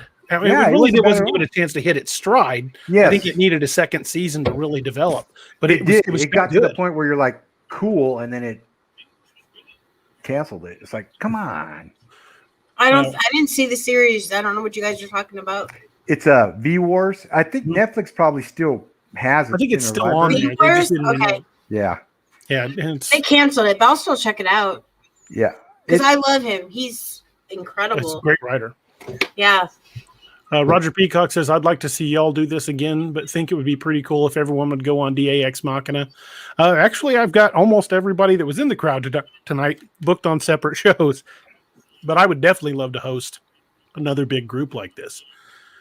Maybe we should all plan on watching Army of the Dead, and then we can dissect it on the air. That would be fun. Just not on the 22nd. Yeah, we've got there's going to be a podcast on the 22nd on Weird Realities to discuss Army of the Dead. I have a show that night, so I won't be able to catch it until I watch it later. But it'd be actually Mike Evans from earlier will be on the 22nd. Oh, cool. So him and I will be talking. Me, him, and his dogs in the background, I'm sure. I know, and he gets so annoyed when his teenagers run behind him too. And I'm just like, it's all right. It just is what it is, man. That's the best part about live broadcast because you never know what's going to happen. Well, I'm in my room. I have like a corner of my bedroom is my office, and I have a 6-year-old, and I have 4 really crazy loud dogs. So my husband's been keeping everybody busy this whole time. Dogs are probably outside. I'm not sure, but I was doing a show one time. Give that man an ovation. My green screen is right here behind me, and you just see a head appear over. Actually, it's on this side. You see a head appear and lean in. It was my youngest son. He's like, "Dad, do you want any Taco Bell?" Oh crap! Are you on the air? Like if the green screen's up, I generally am. He's like, well, "Oh, here." I got a line of people waiting to use the bathroom, so don't worry. No, I don't. No, this is great. I think podcast and getting out there to talk to everybody I think it's great. And it's the thing about indie writers is it's not really a competition. It's right. And some people feel that way, and it shouldn't be. Everybody has what they like. You may like Bob's book better than Joe's, but it's not a competition. That's totally the way I look at it. Yeah. Unfortunately, there are a lot of people out there that still think it is. I know. And I like to help out anybody, say, hey, do you have this and that? And I'm like, yeah, I know this person and that person. And I don't mind helping somebody at all. I got helped. You helped me out. I've had a ton of help over the years. Well, I'll just message Alan out of nowhere with a question, and he gets back to me, helps me out if he can. And I think it's incredible. Feel free to message me. I'm happy to help. Yeah, Thank you. I appreciate that. I mean, I don't mind. It's, I ask for help, and I had W.J. Lundy help me out big time, I and, remember that story. Yeah, yeah, and so it's a good story. it's I'll save it though for Okay. when we do the interview, because Awesome. then after that All right. I don't have very many stories. But You've always got something to talk about, though. well, hit me up, Jamie, when you want to go to Audible, Okay. and I know Andrew Werlin. Of course, you want a female, more or less. Well, anyway, No. just hit me up. I can give you some ideas. But there's other people that are more into Audible than I am. Okay. I'm just kind of getting into it myself. It's been kind of a struggle. It's an odd thing. I mean, there's a lot of people that listen to books on. I want to say books on tape. That tells you my age. Same. But we always say books on tape, But there's a lot of people that listen to it, especially like truck drivers or people that are mowing their lawns, doing yard work. I've gotten into Audible a lot more lately. It saves me time. Yeah. And it's an odd thing. Some people do really well on Audible. Some people don't. You need to pick your narrator wisely. You can do profit sharing with no money up front, or you could do a strict payment. There's all kinds of ways they do it. If you're ready to do it if you have a budget and you want to stay within it, there's several ways you can do it. Yeah, but choose wisely. You really. I'll probably be talking to you about that, because I'll be more like a profit sharing. Yeah. Recommendation and. That's what I did with my first book. I did that because it was, like I said, it was new to me. And, poor Sean Salzman, he had to do all those accents and the female characters. I felt so bad for him. I thought he did a good job. I don't know if you've listened to the Audible. I haven't heard it. No. But he did a good job. He really did, but I felt so bad for him because there's so many accents in that. And then I wanted him to do Dose, and he was going to do Dose, and I think he had just things in, life gets in the way and stuff, and so it kept getting pushed back, and my pop had been fighting cancer for a couple years, and it got really bad to where his eyes, he couldn't read, had to put the book like that, and he's like, I really want to read your second book, but I can't read, and so I had to pull it from Salzman, just because he just had stuff, he couldn't do it. Guy's great, no, nothing on him. And I got Andrew Werlin to do it, and he did a pretty good job on it. I like Andrew; he does good work too. And my dad was able to hear it. He actually was able to hear my last two books before he passed, so that was really cool. And my dad was just a fanboy of me, and that was really weird because I'd always looked up to my dad, and now he's like he's in the hospital telling all the nurses, "Hey, this is my son. He writes these books." It's like, Dad, I sold one book last month. I think my royalty check paid for coffee last week. I always told my mother I was going to be a writer, even when I was young, because that's what I wanted to do. And I regret that my parents, neither of them lived long enough to see me publish. No, and man, I'm sorry. I wish she could have seen me do it. I'm sorry. Yeah. Well, I lost my mother when I was young, and my dad right about the time my second son was born. But I didn't publish until I was 42. So I guess I was a procrastinator. Hey, me too. But I'm just glad that he was able to devour some of my work before. You always want to please your parents, Yeah, well, that's really something special. It's funny you're mentioning people pronouncing things. The guy that's narrating my Apex Predator series, a lot of the characters are Lakota Sioux, and he'll text me, "How the hell do you say this?" It's just a couple of consonants and a bunch of vowels. How do I say this? So what I have to end up having to do is I will record an audio sample and just email it to him. He's like, "Oh, okay, yeah, I can do that." So I'll say it 2 or 3 times on an audio clip and email them the audio clip. Yeah, Audible's a different world. It opens up a lot more the readers or listeners, But yeah, once you're ready, hit me up and I never really thought. I'm sorry. Go ahead. No, go ahead. No, I just, before I wrote my book, I didn't really do any research. I wasn't part of all these Facebook groups. I didn't know about a lot of this stuff. I didn't even know Audible was a thing. But since I've published my book and it's kind of taken off, people ask me all the time about Audible. So I'm like, especially like one of you mentioned, truck drivers. They do that a lot. And I have some friends that are truck drivers and they're always asking. And so, yeah, I'm going to, like I said, when I get book 2 out in early June, then I'm going to look into Audible for both books, or one at a time. But I appreciate the information and the help with it. Well, there's a lot of people that like, yeah, I'd like to read your book, but I only listen to Audible. And you're like, oh, okay. I better get on Audible. I've actually never listened to a book on Audible.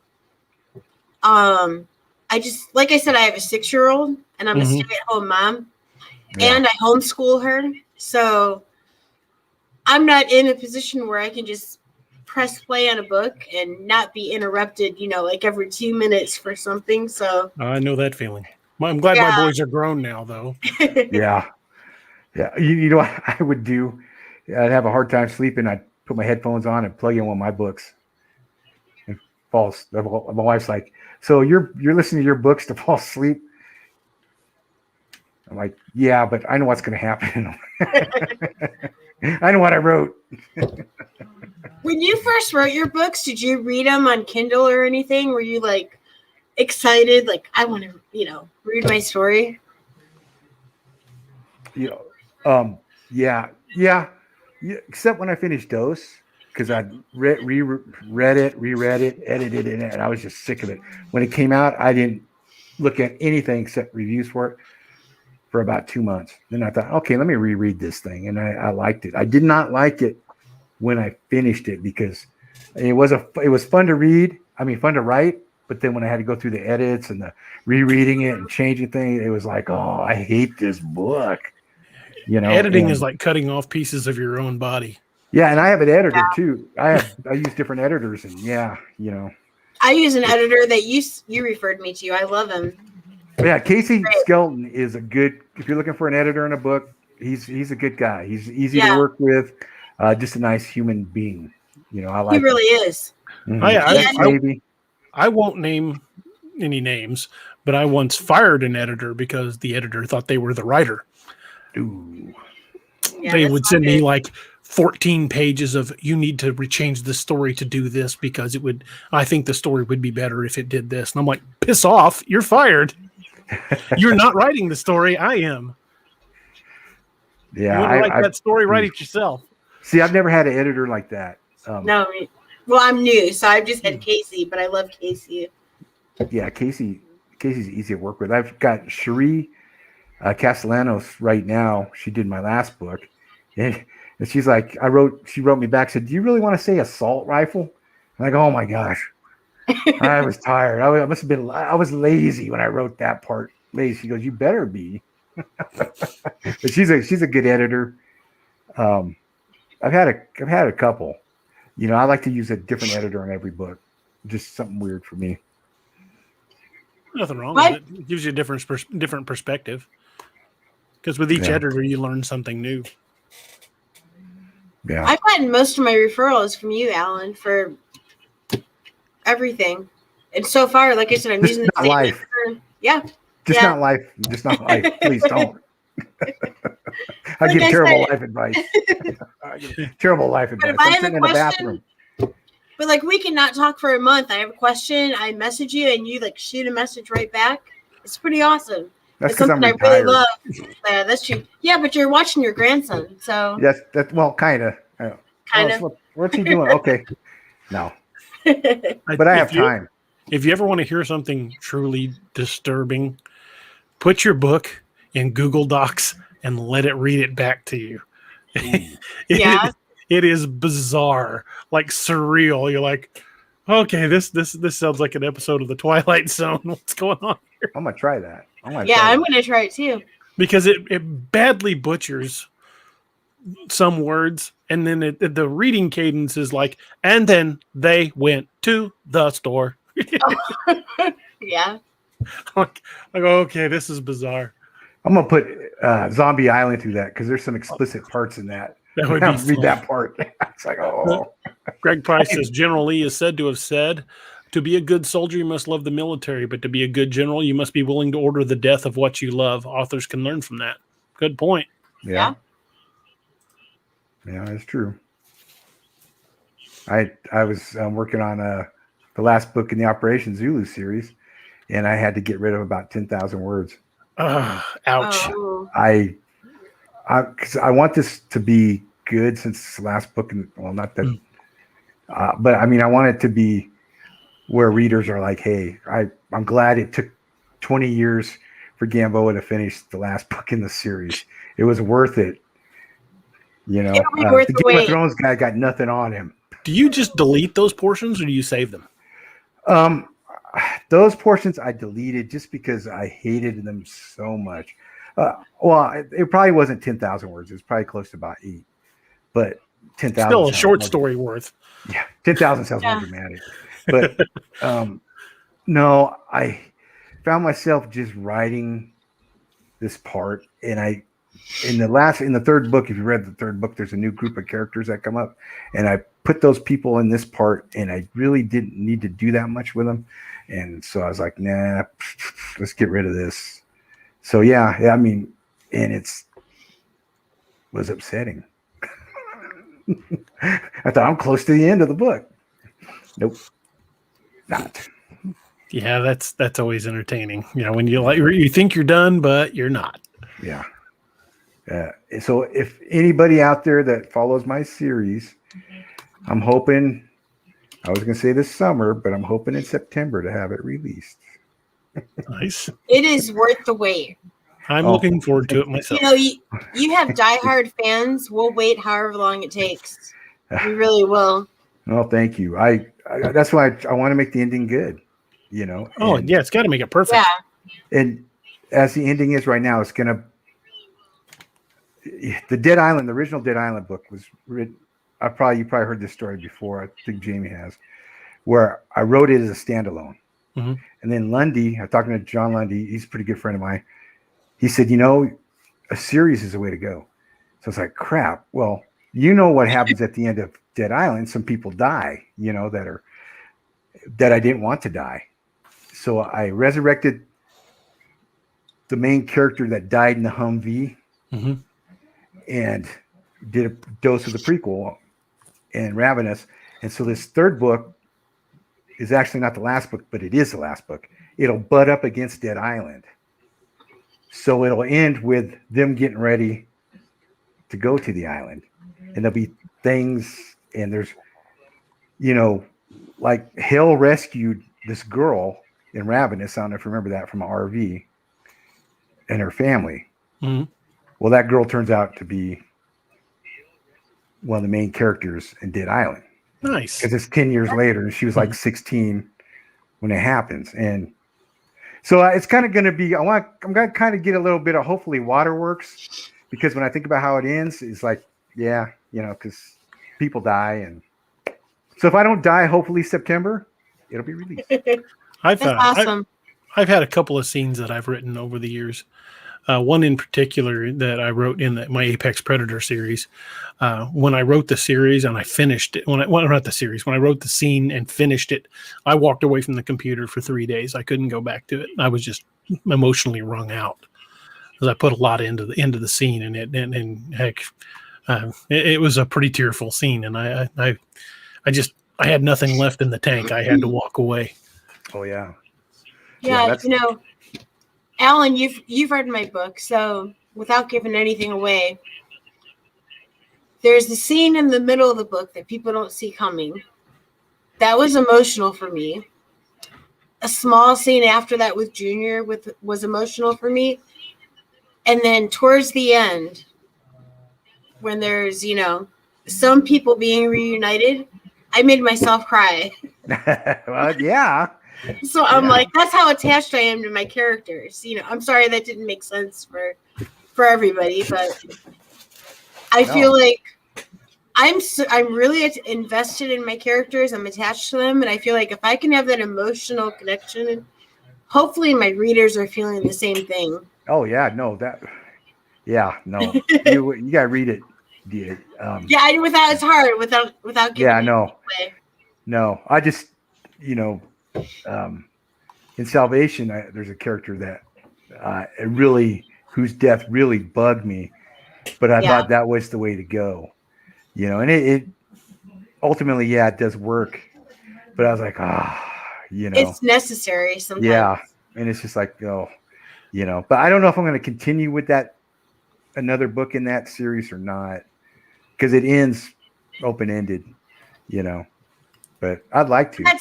That's good though. You left it open-ended so you can go either way. That series is great. I don't know how in the world you guys pulled that off. I don't either. Like, how did you do book one? Huh? How did you put together book one? Did you guys each? Because you obviously have this is so and so's characters. This is so and so's. Well, how did you do that? It was like, it's going to be the outbreak on this date, and everybody's going to end up at Fort Bliss in Texas. Yeah. Write your story. Write how your people are, and this is the cause of the outbreak. It's the North Koreans or whatever, and Iranians. And so we wrote we wrote our characters.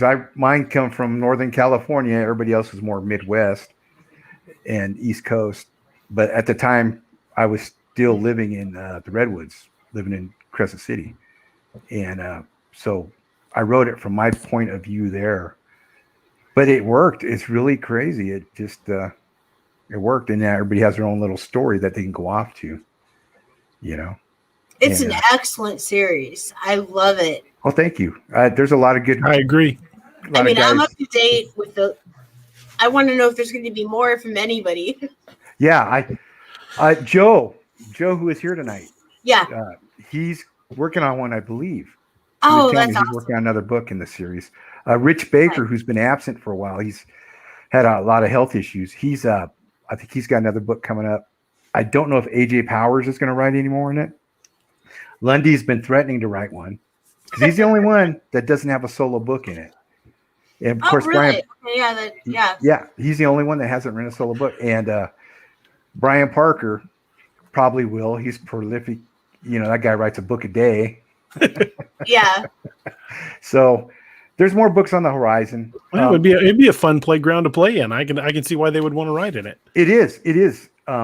Basically, it's a plague is like 28 Days Later type. Is the best way I can describe it. Ravaged America, set by the North Koreans and Iranians, and they're invading. They have invaded, and so you get to just play whatever. And there are my two characters. My main character, Ram, he's immune to it. He's one of the few people that are immune to it, and everybody wants his blood. And he just wants to find his family who's in Northern California or could be in Oregon. So that's the premise of my story. And Ram's partner, Jesse, they're both correctional officers. They were on a transport when this happened, and they were trying to get back home, and they got picked up by the military because he got scratched. I'm just talking too much, but anyway. No, I was a CO for 10 years. But I know you were. That in common, so I know you were. Yeah. And I can tell from DA's books. I'm like, yeah, definitely. Well, my mom the other day on Facebook said she loved you, DA. Did you see that comment? You commented on something. Yes, I did. My wife was sorry. She goes, "Your mom loves DA." I don't know I don't know if I started in the right place with all the books. You have so many books out, but I was just blown away when I read the first one, Ragnarok Rising. I was just, it blew me away. I loved it so much. It'd been a while since I loved a book that much. Wiley's a lot of fun character to write. And when I finished the series, when I wrote the final scene with Wiley in it, I haven't finished the realized. series. Okay, I'm not going to give anything away, but I Okay, yeah, realized don't give it away. I'm not going to blow anything away here. But I realized that I'd been building to that scene from the first word I put on paper. The journey was about that point. The entire series was about that moment. And when I finished that scene, I went and sat out in the backyard with a glass of scotch. I just had to sit out there by myself with that when I finished that scene, because 10 books went into that moment, and it was pivotal. I haven't read that moment yet, but I know what you mean to a degree, at least. Just Well, I finished the Ragnarok series. I haven't 5 finished years ago. but I know. Yeah, I know it's completed. And I've got other series out now, but I am going to be revisiting that world. I've got a second series planned called Wastelands of Ragnarok, and it picks up about 5 years after the end of the first book, and it's going to be more like Road Warrior meets Game of Thrones. Ammo is very hard to get. They're going to be using a lot more primitive weaponry, but magic is back because of what happens in the events of the book. Okay. Because the reason Ragnarok's in the title is it involves a lot of Norse mythology, and when the magic returns, it brings back a lot of stuff with it. And so Wastelands of Ragnarok is going to be very different than Ragnarok Rising, but you're going to see a lot of the same thing, a lot of the same vein of characters. Although there'll be a lot of new characters in it. It sounds very cool. Yeah, it's an amazing series. I haven't finished it yet. I'm not to the end yet, but I love it. Thank you. It was just, like I said, it blew me away. And like we mentioned earlier, that's why it was like Zombie Book of the Month Club. I don't know who these people are, but I'm nominating DA. Well, thank you. I'm glad you did. It was because of that, because of the Zombie Book of the Month Club. I wanted to do something that I'd never done before.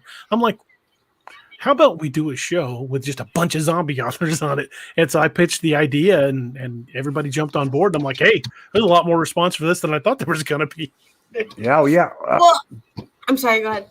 No, go ahead, Jamie.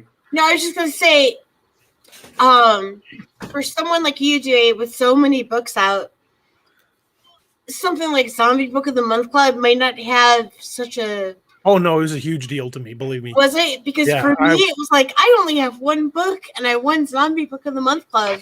It's because it's a good book. I haven't read the book yet, but I've read the reviews, and I've read the sample that I can read without downloading the book. Yeah. And what I've read is really, really good. No, it's a good book. Thank you. So I've got to get it in download. I find I have far less time to read than I once did. Yeah, me too. I thought being quote unquote medically retired, I would have a lot more free time, but it turns out that I just had more crap on my plate than I realized. But I have been turning out a lot of books. My Apex Predator series, my Codename Wild Hunt series, my Lakeview Man series, they're all doing fairly well on Amazon. And I'm about ready to launch the first book of a new series called The Nightmare Hunter. I'm hoping to have it done first of June, first week of June, somewhere in there. How many books do you have out? 22. Wow. Okay. Because I'm still in that first series. Bravo, or at least man. it was the first one that I started. So, well, next year, in July of 2022, will be the 10-year anniversary of the release of the first Ragnarok. Okay. I want to go back over the manuscripts and give them a fresh polish, give them another round of edits, maybe fix a few of the plot holes I left behind, little dangling strings that annoy me. And I want to release the entire run as a hardback set. Nice. For the 10-year anniversary. Yeah. So that's in the works. And we've also got some guys that are in the process of planning a convention for next year to celebrate the 10th anniversary of Ragnarok. Wow. Now that is awesome. That'll be here in Springfield, Missouri. Very cool. We're hoping that gets off the ground, but we're working on it now. I'm involved in it, but I'm not the one that's behind it. That's very cool. In fact, Roger, you met here earlier, is the driving force behind it, really. Okay. Hey, so you have a book called The Lakeview Man coming out? It's already out. I've got the first 2 books of the series. Oh, okay. I've got 4 series running concurrent. I have Apex Predator. I have 4 books of that out. I have Lakeview Man. There's 2 books of that out. I have Codename Wild Hunt, and there's 3 books of that out. and Nightmare Hunter 1 is about to be ready to go to edits. And on the heels of that will be book 1 of another side. Well, here, I'll just show you. I'm gonna call you the juggler. That's a lot. Like I said, I have so much to catch up in his. This is what I've got on my plate for the rest of the year. I just finished the first one, Wild Hunt, which actually ended up changing the title. It became Operation Blood Eagle because I figured a German title wasn't going to be easily searched. Yeah. I'm working on Uncanny Valley right now. Man's Marauders is next. Then the 3rd of the Lakeview Man series, the 5th of the Apex Predator series, the 4th of the Wild Hunt series, the 2nd Nightmare, and then it's just going to start cycling from there. Holy crap! Nice. I've been doing about 70,000 words a month since I got hurt. Oh my gosh! So you're retired? You got? I have. You got hurt in the Coast Guard, or no? I was a cop. Okay. I started having some severe back issues and couldn't straighten up. So I went to a doctor and then they referred me to a surgeon. And the surgeon said that he has never seen, I have stenosis of the spine and bulging disc disease. And he had never seen it that bad in anybody that wasn't in their late 90s. Holy crap. Yeah, it's bad. I can't walk without a cane. A lot of times I have to use a walker, and I have a wheelchair too. But there may very well be permanent wheels in my very near future. We're in the process of trying a few things with the surgeon, but he said as far as going in and doing something with surgery, he doesn't want to do that unless it's absolutely the last resort, because my odds of coming out of the surgery still able to walk is pretty low. Oh. Wow. I'm so So sorry. I think I'm pretty well done as a cop, unfortunately. I'm sorry I confused you with the wrong service. No problem. No problem at all. I'm ex-Army. Well, we'll excuse that.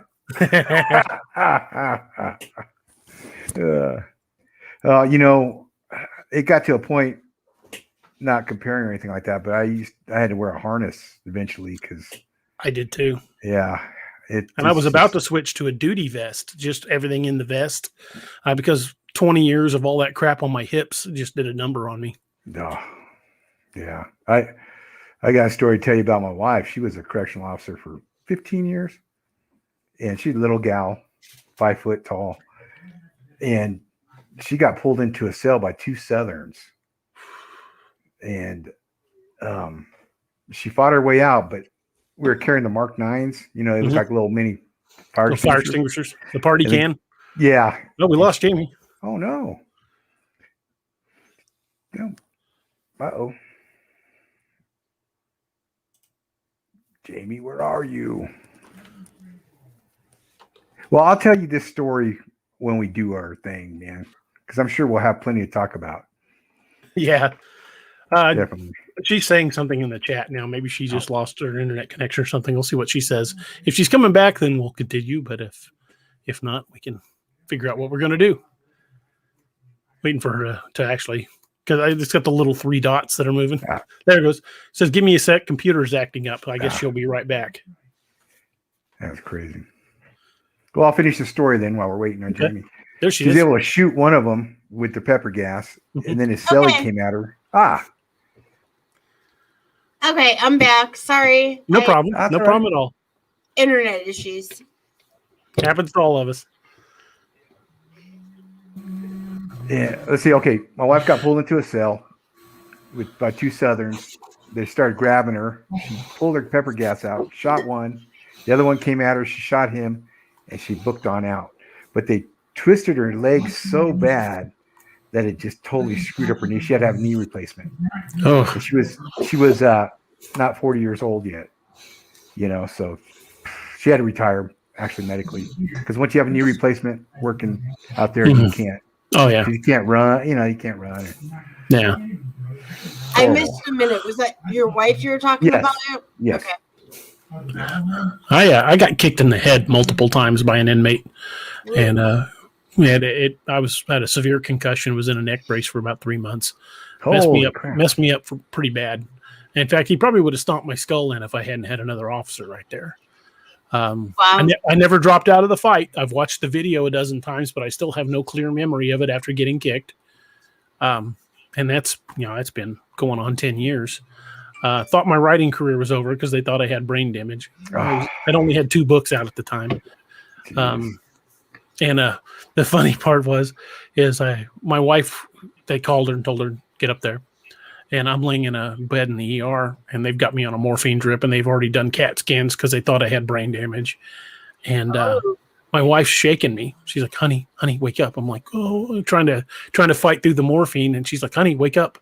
So I finally open my eyes, and I look at the foot of my bed, and there is probably 20 officers standing at the foot of my bed, all in uniform. Most of them guys I'd trained over the years. And one of them, a buddy of mine named Matt, he leans forward and he goes, who did this? Yeah. Good times, huh? Yeah. I love those guys. That's the one thing I miss. Or sorry, no, you go ahead. Oh, go ahead, Jimmy. No, you got something better. Go ahead. No, I was just gonna say that's the one thing I miss is the people. I don't miss. I miss aspects of the job, but I mostly miss the people. Yeah, same here. I still get people. I'll get a text like, "Hey, Sarge, you got a minute?" I'm like, "Sure." And they'll call me and say, "Hey, I got this and this going on. What do you think I ought to do?" I'm like, "Dude, I'm not your sergeant anymore." And he's like, "Yeah, I know, but yeah, you'll give me a straight advice, but when other people won't." I'm like, "All right, this is what I do." And I still get those calls. I mean, and I love that the guys I trained over the years still feel comfortable enough to call me and say, "Hey, got a situation. What do I do?" Yeah. That totally fits with the series, The Ragnarok Rising. Thank you. That fits you. It fits the character. It makes sense. It really makes sense. Because they go to him constantly. Like, it's always. I was one of the few FTOs that was on my shift for years. So over the years I've trained a lot of young officers. California corrections, they don't do that. Really? You can have like I train a lot of guys, but they come to unit, and they're as new officers and they worked with you. It was basically like I started, here's your keys, here's your unit, bam. And you didn't have anyone to say, okay, this is how. You'd have inmates coming up to you and say, okay, that key's for this gate and that. Like, how do you know that? Yeah. So, I mean, it's like. Because they watch everything. Yeah. It's like, that's one thing we always fought for is like, if we could get a corporal, somewhere between a training officer that was a corporal or something. Mm-hmm. In California, they don't do that. Your partner, you could be 2 partners with your first day out of the academy working in a unit together, and they don't know anything. It'd be nice. It would have been nice to have a training officer. We had several FTOs on the shift. When we were short staffed, there was just 2 of us. But once I made corporal, that was pretty much it. I was either doing paperwork or training a rookie. There wasn't much middle ground. Yeah, no, I always helped people. I remember when I was a new officer, we get these old school Folsom guards that were. Excuse me, talk to you. Minute. No problem. No problem. They don't talk to you. They walk by, you don't say crap to you. And I thought, I'm not going to be like that. I'm never going to be like that. So I always help newer officers, always. And it actually paid. I got in trouble once and got thrown off my shift into nights. And I had a lieutenant that I trained as an officer, and he was the watch commander. He said, "Hey, Alan, you're always good to me. You always took care of me. I always got good jobs, because of that." I think when you work jobs like that, you do need to be firm, but you need to be, work with people. Mm-hmm. I agree. You can't just be, because that could be a miserable 16-hour shift. Mm-hmm. When I first started, that was pretty much the FTO process. Here's your keys. Here's your radio. See you in 12 hours. Yep. I mean, I don't know. If it weren't for like a couple of old vets that took me under their wing, I never would have known what the hell I was doing. Oh yeah. And I was so grateful that they did that. I wanted to do that for the officers I trained. Yeah. And I every time I had because we didn't have like a formal FTO process when I first started. That's something that they adopted and brought in, which was good. Yeah. And they would give me these kids fresh out of the academy and say, knock the edges off this kid and make him a good officer. I'm like, I'll do my best. You know who the worst officers were? Were the ones that had 3 to 5 years in, because they knew everything. Yeah. You couldn't tell. Couldn't tell them a damn thing.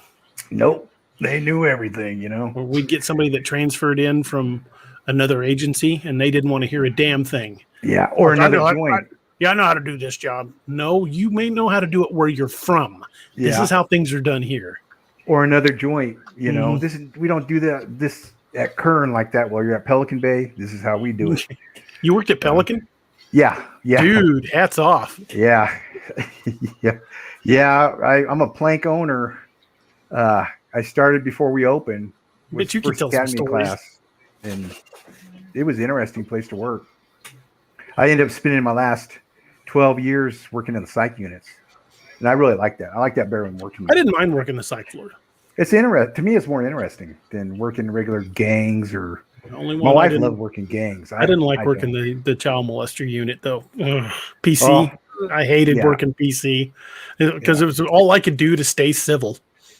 Yeah, we'd get Chesters in there and they'd play, psycho, and because they're safe there, And then half of our unit, or 2/3 of our unit, was a psych patients, and one section of our unit was dropouts, gang dropouts. The ones you might even seen them on some of those shows. It was the THU unit. We get the gang members that wanted to drop out.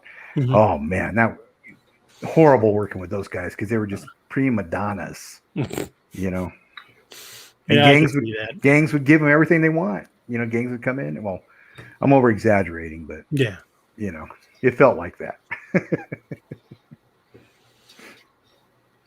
I have to say, I don't know what I just missed, but with DA's series, all of the stuff in the prison, it takes a special kind of person to be able to deal with you guys, what you dealt with as correctional officers. I mean,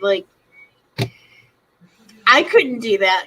I always told people it took a special kind of stupid to do that for a living.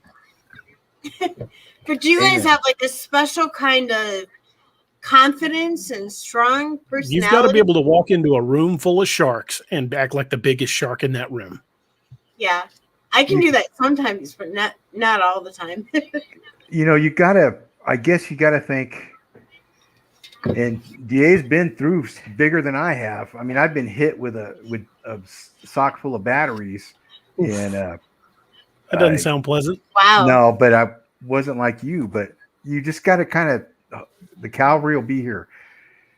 Yeah, I don't have to last all day. I just got to last 2 minutes. Yeah, I just got to last. You just kind of think that way, that I gotta, do this. And you get a lot of people with fake bravado, and those are the worst ones. They call them John Wayne. Oh, yeah, and the inmates smell it.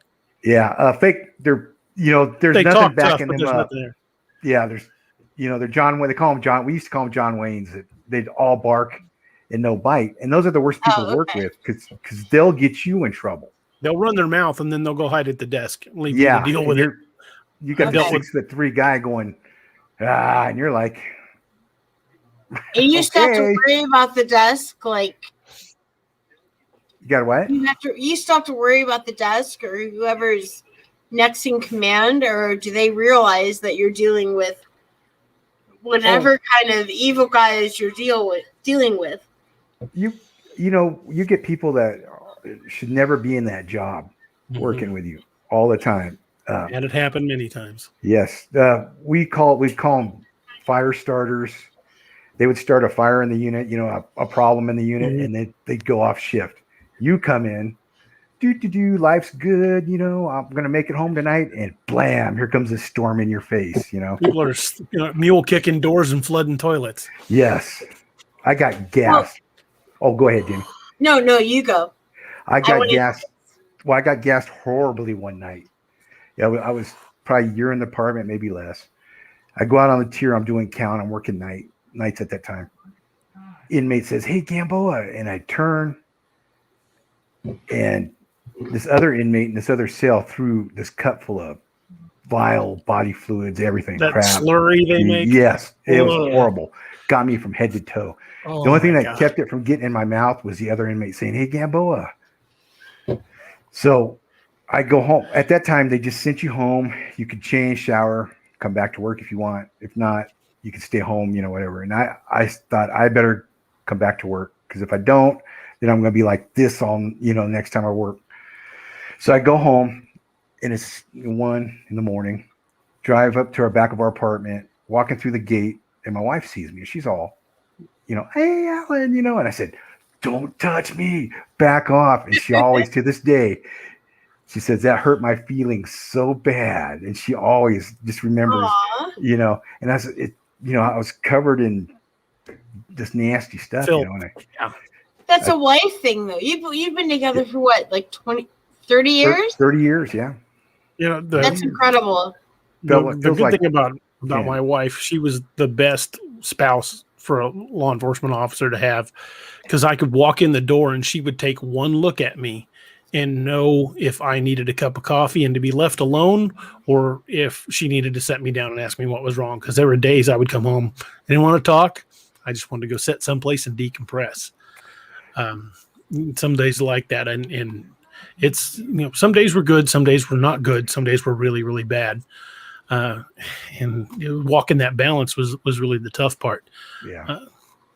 See, I know Alan worked in corrections, but it's not really in his books so much. Not like in your books where I was always told, write what you know. Exactly, me too. That's what I did. I wrote what I know. And it shows, because it's good, Thank you. Alan, that might be a good idea It's for a book for you. Well, about an officer that's trapped inside a prison when it turns. Well, Salvation, the main characters are correctional officers. Yeah. So I kind of dipped into that. But when I retired in 2014, I didn't feel this way at the time, but I kind of had some PTSD from the job. I didn't feel that way. And all through my career, I was good-natured, it wasn't. And I didn't pick up my retirement badge.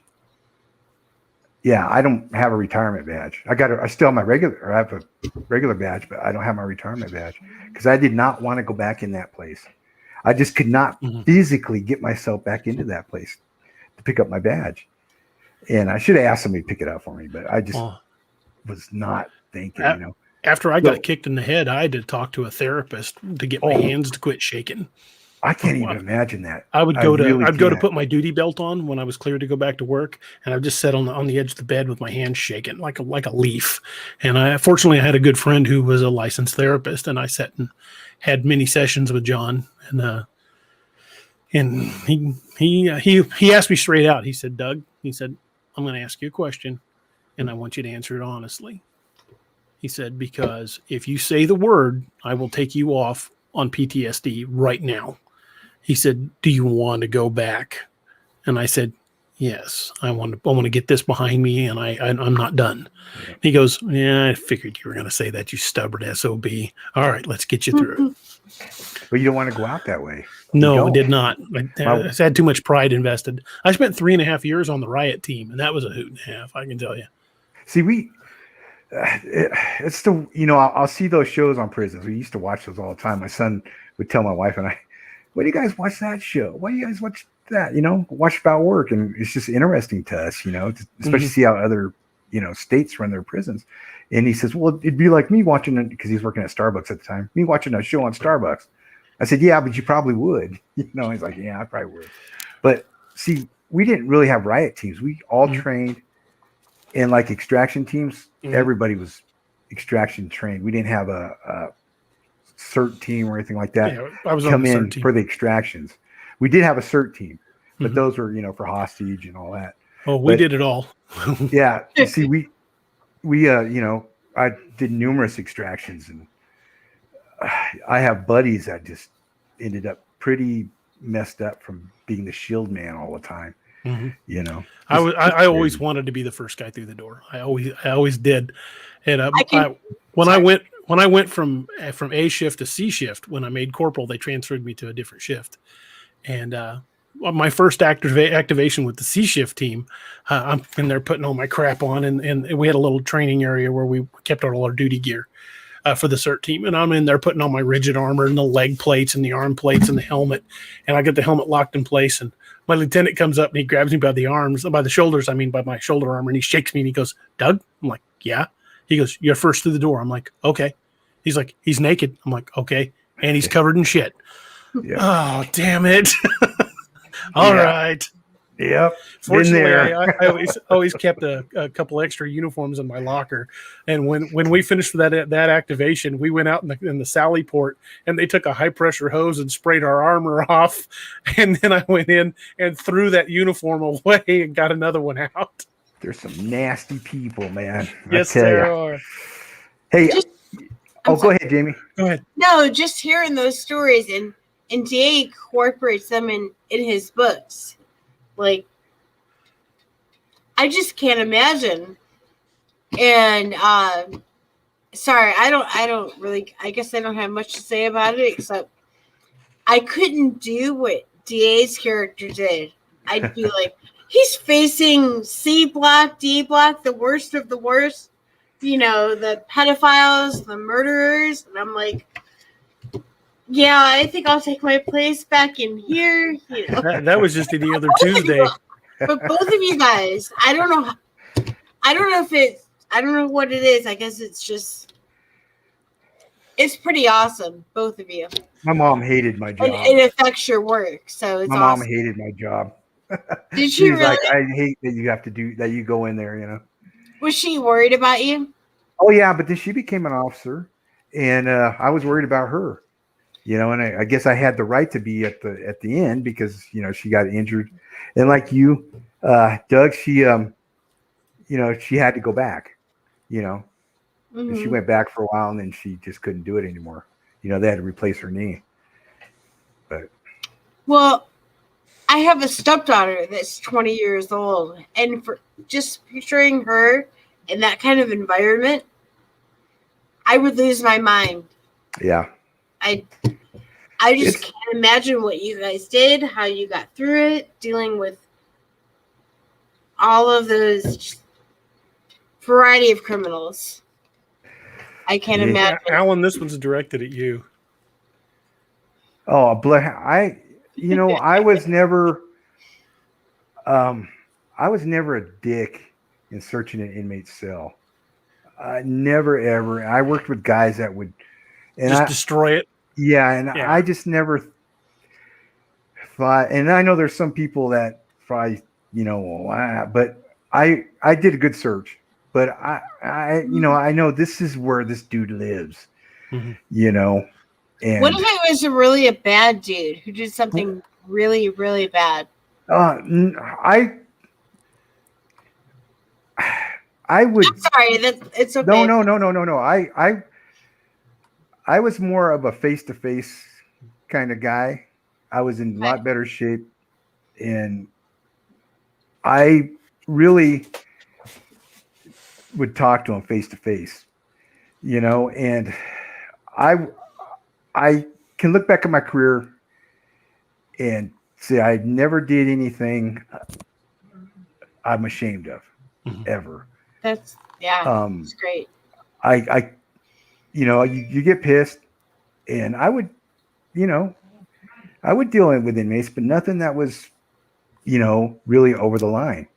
So I'd see guys just destroy cells, and I just, you know, whatever, you do what you're gonna do, you know, that's not me. I'll do a good search, and you know, something I would let you have, you won't have. You know, you got guys that hoard toilet paper, guys that hoard food, you know, state issued stuff, or clothes, hoard state issued clothes, you know. Well, but I just I don't know. I just didn't see the point of that. I mean, you do get angry. I mean, I've been assaulted in you know, several times, and you do get angry. DA, you know, can tell you. You know, it's just I'm rambling, but I just never felt the need to be destructive, I guess, in my job. My And I wasn't nickname a- on Sense. And I wasn't my- a wimp. I wasn't a pussy. Oh, But I was know fair. you weren't. No, I'm not saying. But you know, if there's anybody else that works corrections out there, that I just I tried to be as straight up as I could be. Because here's the key to corrections: be yourself. Mhm. If I used to tell officers that all the time. You can't come into this pod and be me. You've got to come in here and be you. You can't run a pod the way I run a pod. You've got to find your style and find what works for you and do that. And you can't be John Wayne unless you are John Wayne. Right. You know? Unless you can walk the walk, you better not talk the talk. Yeah. And so now my wife, she is one of these people that could find anything. She was known for just finding weapons all the time. Really? She's one of those people you wouldn't want to have work customs and you have something coming through because she would find it. She's really good at that. She always teases me because I can't find crap. Where's the clicker? Where's that?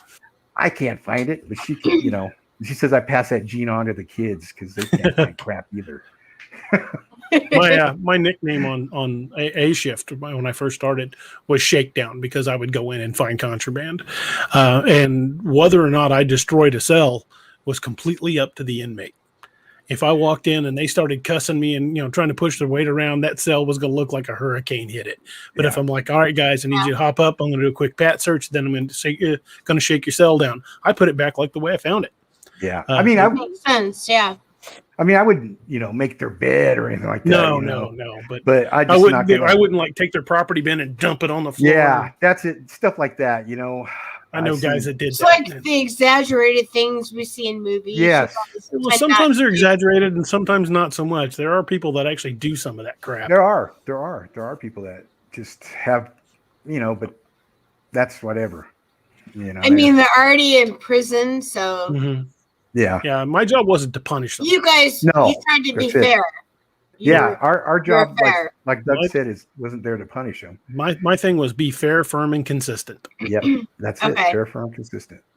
Makes sense. Yeah. And make sure you and your partners go home every day. Yeah, absolutely. We all go home, or none of us do. Yeah. Were you guys in much jeopardy? Like, I only know from your books. Like, there was really evil pod. I've had situations where we nearly lost control of a pod and had to go in and take it back. Yeah. I've had situations where I have had people try to stab me. Wow. I've taken tons of weapons away from people.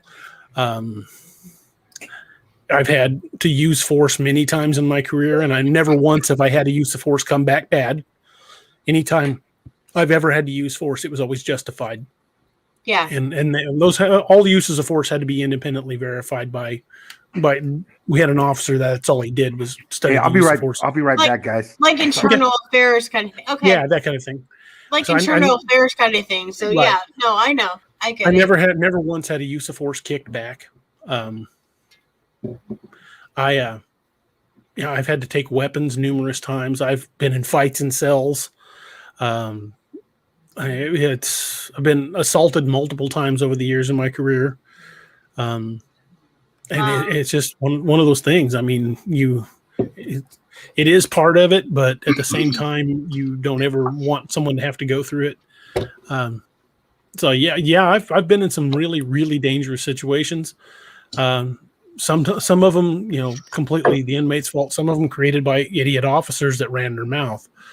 And then they'd step back and leave you to handle it. I threw a kid out of my pod one night and called the lieutenant and said, I'm never working with that kid again. Don't put him in my pod. I said, I'll run this thing alone before I'll run it with him. And there's been a lot of situations, at the end of shift, you walk out to the parking lot and you're like, "Ooh, thank God this day is over." But then you have other days where things go off without a hitch. I mean, I've seen inmates stabbed. I've put pressure on a guy's throat that cut his own throat, and held pressure on it until they got medical staff in there to treat him. I put pressure on another guy's arm that laid his arm open from wrist to elbow with a broken razor. and I've seen the worst of the worst. But sometimes you see amazing examples too. People that do things that just astound you. Greg Price, he says, DA, at your graduation from the academy, one of your TOs asked me who I was there for. When I told him, he shook his head and said that you were too stubborn to quit when you should have. Yeah, I was kind of known for that. Yeah, I was of that opinion with your shield or on it. Yeah. That's kind of how I've always lived my life. Sorry, I had hiccups all of a sudden. I had to drink a bunch of No water. problem. I was listening, but I'm like, sorry, I hope it's not coming through too loud. Oh, no, you're fine. Okay. But no, like, when I'm reading your stuff, I'm like, I know Alan was a correctional officer, but it's not the same as whereas in your book, it's a direct part of the book. It's a huge part of the story. It defines Wiley. Yeah, exactly. I love Wiley. Wiley's a fun character to write. He really was.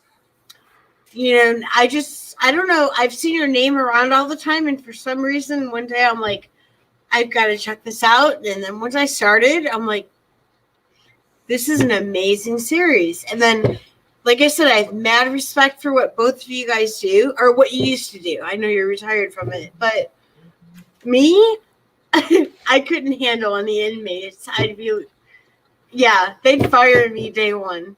You know what? I had a female officer save my ass one day. I was fighting with this guy. I could not get him down, and we were just going at it.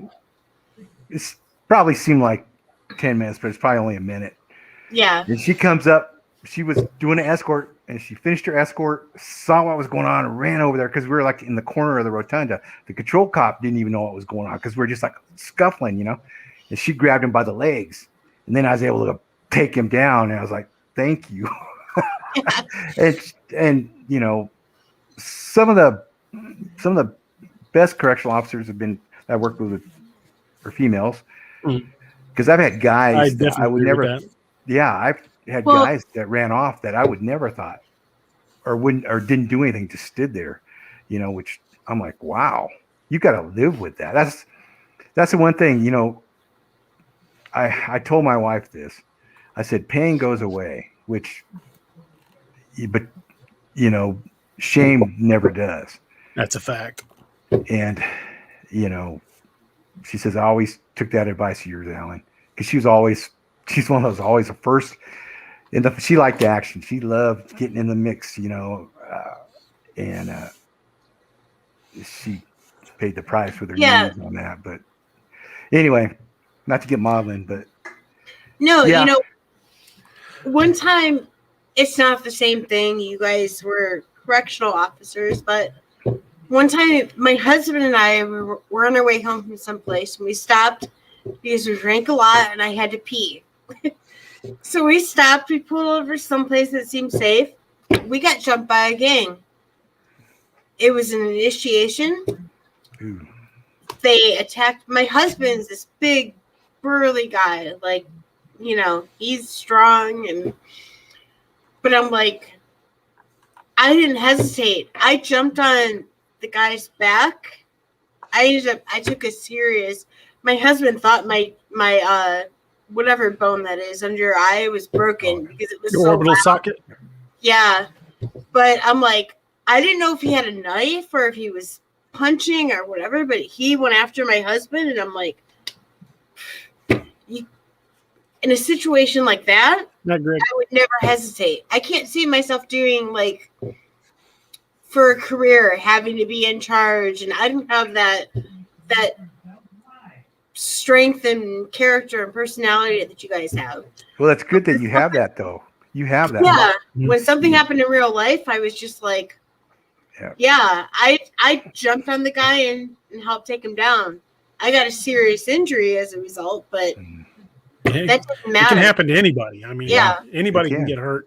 At any given moment, even the littlest guy can hurt the biggest dude. Yeah. It just all depends on where they're hit and how they're hit. In that moment, I was the littlest one, and I got. But you stood your ground, and that's awesome. And I'm sure even though your husband probably wasn't thrilled by you getting injured. He's probably proud of you, though. Yeah. Well, And he then knows the you can, ambulance came and the police came, and I'm sorry. Go ahead. he knows he can count on you. So that's Absolutely. cool. Oh yeah. You know, that is. What I told a lot of people over the years, and I'll tell you guys the same thing, and I'm sure Alan will agree with me, is at the end of the day, I can honestly say, looking back at my career, I treated everybody just like I would have treated him if I was talking to him at Walmart until I had a reason not to. Yeah. That's What good. you gotta do. I talk to everybody just like I'm talking to you guys right now until I had a reason not to. That's what you got to do, you know? Yeah. I mean, you can't go in there, okay, you animals, like you see on TV shows. And I've seen people do that, you know, and it's like, you know, nobody, yeah, they're bad guys. And, you know, but nobody, who wants to start their day? Who wants to start their shift with conflict all day long, you know? Yeah, I can't imagine. Now, I have cracked a pot up that way. I walked in on Super Bowl Sunday, and our shift was starting right at 7 p.m., and the Super Bowl was just getting ready to start. And they weren't supposed to be out in the day room until 8, so they were going to miss a lot of the Super Bowl. So I walked in, and as soon as we cleared head count, it was like 7:05, I clicked on the all call on the intercom. I'm like, all right, you animals, who wants to watch some football? They're like, ah! I'm like, all right, we're opening the day room early. Everybody crowd around the TVs. And I let everybody out, and I didn't have a single problem that entire night.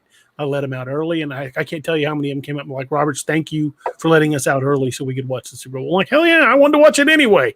Oh, yeah, sometimes you get appreciation for So what was I going to do, stand out there, watch it while you guys were all pressed against someone? Yeah, right? That's a dick move. I remember a New Year's, I was a new cop. I was up in the control booth that night, and it was New Year's Eve. Midnight comes along, and all the inmates start going, yeah, you know, rah. And then your inmate say, hey, control. And I'm new cop. I'm thinking, this guy's going to say Happy New Year to me. Yeah. Yes. Fuck you. Okay. And they all started Going to be the laughing. first one of the new year. Yeah, they all started laughing. I was like, all right. I opened the door on that one. Never again. But it's an interesting career. Nothing like they portray it in the movies. And I hate watching prison movies because they always make prison officers look like they're inept and corrupt every single time. Yeah. It aggravates the crap out of me. And to me, that's lazy writing. Yes, you know, it a lot of is. times, Makes sense. we'll just make a corrupt correctional officer to get this guy out. I mean, yes, there are corrupt correctional officers, but no. It's not that. It's not like every officer. Yeah. If you believe everything you see on TV, you would think literally every CO out there is on the take and is smuggling inmates out and drugs in. Yep. And that just aggravates me. Though I did have a buddy that sold cell phones to inmates. And he come from a family of officers. His dad was a sergeant I worked for. Oh, did he get caught? Oh yeah. Oh yeah. And it's a small town. Crescent City is a small town. So he was he was a local. So he was done. He ended up working at Walmart. And he had a retirement, you know what I mean? He had that he threw away, and just not that there's anything wrong with working at Walmart, but he threw his retirement away, you know? Yeah. He ended up, when we moved here, my sons one son was in another state, and the other son was. Alan, you lost your mic. We can't hear you. Can't hear you. Can't hear you.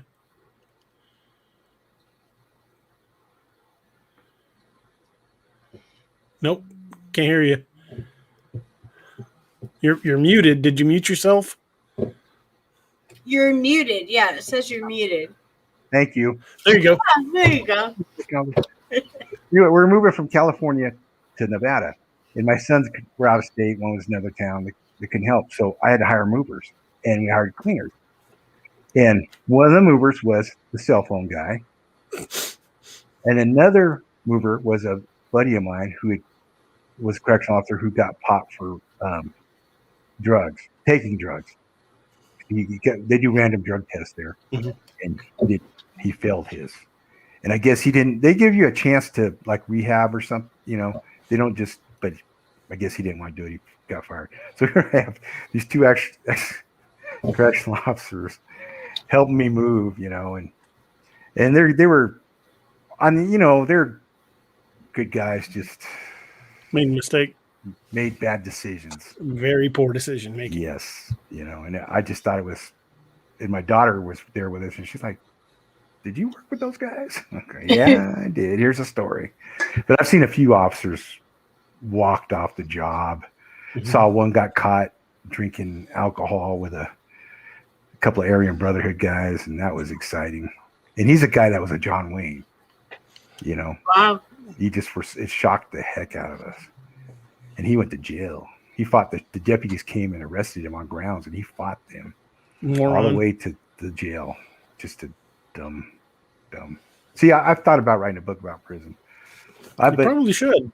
Well, like you I should. said, I had a hard time with prison when I got out and writing about it, and so lately I've been thinking about it because I got, just like you, got tons of stories. Some are interesting, some are not. Some aren't fit for mixed company. Yes. Let me I'm give not you. offended by anything. The first 2 years I was a CO, I would come home and my wife would go, "Tell me about your day."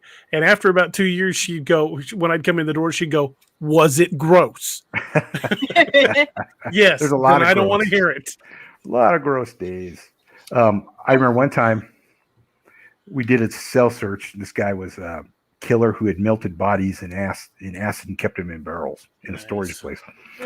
And we were searching his cell, and he had all kinds of property. He had money. And there's three of us here, and we take his property and we put it in the rotunda, and we're going through it to inventory it, make sure he gets what what we took out. And something just smells like rotten sex. Really bad. To the point that one guy starts gagging, the other guy starts gagging, and I start gagging. Well, what it was dried. They could get dried fish there. So it was just, smelled like someone hadn't, washed themselves in a long time. It was that bad. And we were just like terrified about what we're going to find, because you probably found this on cell searches, but cups of liquid that wasn't urine. Yeah. And inmates save up a cup like this he's going to throw at my wife, and they caught it. So, yeah, there's a lot of gross days. I was searching the cell one time. We pulled a guy out because we got a report of a shank. So we pulled the guy out, and other officers got him in handcuffs and got him standing off the side. Now I'm searching the cell, and the guy's looking nervous while I'm searching the cell. And I always gloved up. I knew a lot of guys that didn't glove up, and I'm like, "You're an idiot. No. Wear gloves." Yes. So I'm reaching under the bunk, and I see something behind the property bin. So I move the property bin, and I grab this thing, and I pull it out, and I feel it go in my hand. And I stopped, and I looked at him, and I go, "Is this what I think it is?" And he goes, "Yeah." I'm like, "You better be glad I'm wearing a glove, because you'd be eating this thing right now." I found his fifi. Those fifis. I still cringe when I think about that. We took a guy out that had a Sunday newspaper stuck inside him. Oh. They carried him across the yard on a stretcher on his stomach. We had a guy came in from DOC one time with 3 pounds of tobacco stuffed up there that he couldn't get out. Have you guys sorry, I'm taking you away from your actual memories, but there's a movie on Netflix. I love it. I've watched it like 3 times. I'm one of those people, again, I'll read and watch something over and over. Shot Caller. No. I've never seen it. I haven't seen it. Really? The main guy is have you seen Game of Thrones? Yeah. Mm-hmm. The guy who plays Jaime. Oh, okay. I like He's that. the main character. You got to check it out. Shot Caller. As far as I know, it's still on Netflix. It's really good. I used to come home from work, and my wife would be watching American Jail, and I'd go, "Seriously, honey, I don't want to watch. I just lived there for 12 hours. I'm not watching this." She goes, "Well, I like it." Well, I'll be in the back. Wait, let me know when it's on. So I generally don't watch anything that's about jails or prisons. Yeah, that was going to be my other question. So I didn't know if you guys would be interested in watching something that's, I don't know how accurate this kind of thing. I would might be. watch an episode or So, two just to see how accurate. It's it a is. movie, actually. It's a movie. Yeah, I just pulled it up. It's I might about 2 watch it. hours. 2 hours called Shot Caller. Might have to watch it. Jaime from Game of Thrones. I don't know what his real name is, but that's how I know him. Well, it's one of those things where you watch them like people that have movies about their professions or whatever they've done, and then you end up nitpicking. The thing that gets me is guns on the tier. Shows where the correctional officers carry guns on the tier. Yeah, we do not like do that's that. not allowed. Yeah, I saw a movie where he overpowered the officer and got his gun and escaped from jail. I'm like, no. Yeah. You don't there carry are no guns in there. No, in prisons we do not carry guns on the tiers. I didn't think so. On the yard, Pepper spray and tasers only. Yep, it's in side handles, batons. Mm-hmm. We didn't have those. Oh, we wow. weren't allowed to have. We weren't allowed to have batons. Sorry, go ahead. Go ahead, dude. No, I'm sorry. Is the rubber bullet thing accurate? Yes. Yes. Yeah, we had less lethal rounds for the shotguns. We trained with them on the that riot doesn't team. count as regular guns because you guys would be using rubber bullets. Right. And those only come in when the situation's already broken off at the Really, handle. very dire. Yeah, they're not just brought in on a daily basis. You walking around the proverbial shit has hit the fan before they'll bring those in. Yeah. Yeah. See, we have them up. We have them up in the towers, in the control booths, and the yard tower. Towers have less than lethal weapons, but we also have mini 14s up there. We used to have MP5s. Nice. We used to have those, and love those. We had shotguns and Glocks. That was about it. Well, see, we just got Glocks a few years back. We had 38s. Oh, wheel gun? Wheel guns on transports too. Oh, but they finally went to Glocks. Yes, I know, right? Hey, but we had speed loaders. Oh. Yeah, we got lucky. We were fortunate we didn't have any big breakout attempts, in hospital. No kidding. Stuff. But yeah, no, that's my pet peeve is prison movies where some of the stuff, especially guns on the tier, we don't, and where they still have a shotgun right on a guy or a rifle, and it's like, oh my gosh, it just, it's like anything, but I try to overlook it and say, okay, it's a movie, but at least do some research, at least send somebody to a prison, the writer to the prison, and see what we do. Yeah. I was doing a transport one time, and it was a guy who was in for a multiple homicide, and I had to take him to the hospital because he was claiming he had chest pains. Yeah, so the old chest pains. I'm walking him in, and he's in leg irons, belly chain, cuffed and everything. And he's a tall, younger kid, and I wasn't exactly the youngest spring chicken in the bunch at the time. And he's looking at me as I'm escorting him in, as I've got a hold of his elbow. And he goes, I bet I could outrun you even with these chains on. I'm like, you think? He's like, yeah. You don't look like you're very fast. I said, can you run faster than 1,250 feet per second? He's like, are you that quick? I'm like, no, but a hollow point is. And I got 52 tries to get you. Pretty sure I'm going to do it. Yeah. He didn't try to run. No. It's crazy. It's a crazy job. I had some really good times. I remember one time standing there in the unit I was working at thinking, man, this is the best this unit's going to be. It's never going to be this good again. And I was right. There's just days you look at it, you're working with people, the perfect people. I work with guys that like to laugh a lot and like to have a lot of fun. Those are the make the day best. go by. Yeah. Makes the shift pass better. Yeah. It does. And those also generally the guys that don't stir up a lot of shit either. Yeah, exactly. And I worked with a kid that was in our church group. He became an officer, and he was in the youth group that my wife and I used to run a little bit. And he was a really sharp cop. I learned from him, and he really knew how to talk to people. So you learn all the time in that job. What they call the verbal judo. Yeah, verbal judo. Yes. We weren't the only ones. Yeah. But yeah, I've been thinking about writing a book just about my career, because I had a lot of actually. I'd read it. Oh, well, thanks. Yeah, I would read it too. Okay, one more. I'll just tell you one more story. Then I got to kick rocks. But when I was at the academy, and I don't know, I've told this story recently. I don't know if Jamie heard this one because we were on a podcast earlier together some time ago. But anyway, last week of the academy, they actually threw a party for cadets at this Elks Lodge that was like 2 miles away from the academy. That's cool. And beer was $1, mixed drinks were $2. And we've been locked up, celebrating. So I got a little bit inebriated, drove back to the academy with one of my roommates because I had 2 other roommates. Get in the parking lot, and we start wrestling around. We're both inebriated, And we had this martial arts instructor that was Sergeant Arquilla. That was just a stone cold. He liked to put the hurt on people, man.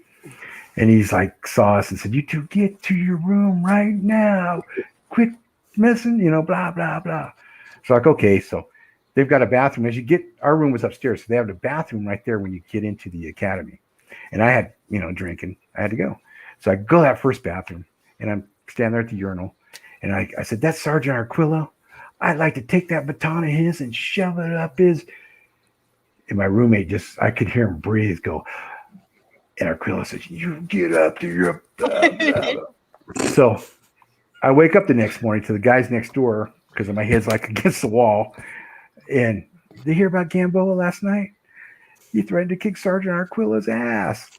And I was like, oh my gosh. So I spent that academy day or graduation day hiding from that guy because he was mean. And a few years later, a friend of mine went through the academy and he ended up going to Pelican Bay. And I told him that story. And he says, "You know what, Alan?" He says, he tells that story. He says, "There was a cadet he almost killed." That's funny. Yeah, it was me. One winter, a bunch of us were eating lunch, and it was snowing outside, and I grabbed a handful of snow and snuck up behind one of my sergeants and dropped snow down. Sergeant Canner dropped snow down the back of his armor, and he kind of did this number, and he froze, and he goes, "All right, payback's a bitch." Okay. And he went back to eating. I'm like, "Oh, okay."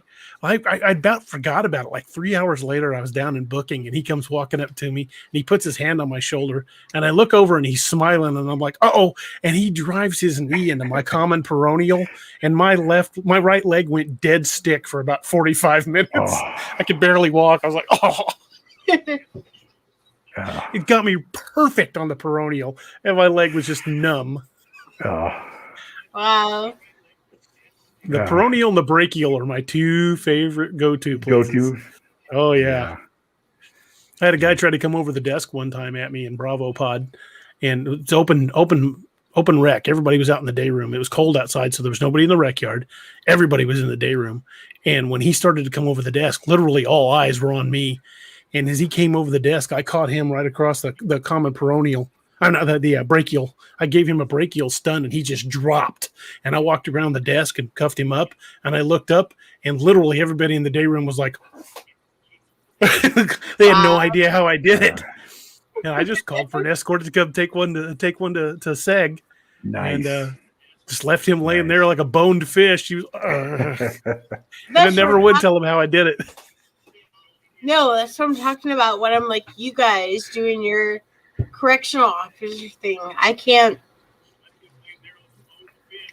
I'm a strong person, but I can't deal with the brachial is the great equalizer. I don't care how big and bad you think you are, the brachial will put you on your knees. Put me on my knees. I have no question. My first training session, I was sparring against a buddy of mine named Kenny Earwood, and he was telling me about the brachial nerve, the brachial plexus, and he says, "You hit that just right, you'll fold them." He says, like a card table, legs are going to fold right up. And I looked at him and I went, "Bullshit, that doesn't really work." And he goes, "Poof," and down I went. Just poof. And I'm looking up at him like, "You son of a..." Crazy. He's like, "I told you." The more tools you have. The rate that DA writes his books, you're just like, God damn it. The way... Well, there's one scene in the Sallyport. But it's like, there's one scene in the vehicle Sallyport where Wiley pulls in, and one of the officers has a zombie on the ground in handcuffs. He said it Yeah. grabbed me from behind and instinct took over. That was a buddy of mine. Just dead on. That's exactly him. He was the king of just arm barring somebody to the ground and throw him in handcuffs so fast. He was like, he just grabbed me from behind and instinct took over. I'm like, I could see Brian doing that. It was so well done. It was perfect. And that's why I'm like, I have this admiration for the two of you with the prison guard stuff. It's awesome. It's I another don't want to world. get But personal, but It is another world. yeah. Definitely. the first time I went in for a duty shift and those doors closed behind me, that is one of the most chilling feelings I've ever had in my Was life. it really? When the Because doors you're locked like, behind me and I knew they weren't going to open back up for hours. yeah, but were you scared? Because in your book, you're like zone 1, zone 2, or A, B. I don't remember exactly, but it was The first time the sliders locked shut behind me, it felt like somebody dumped ice water down the back of my shank vest. I was just like, what have I gotten myself into?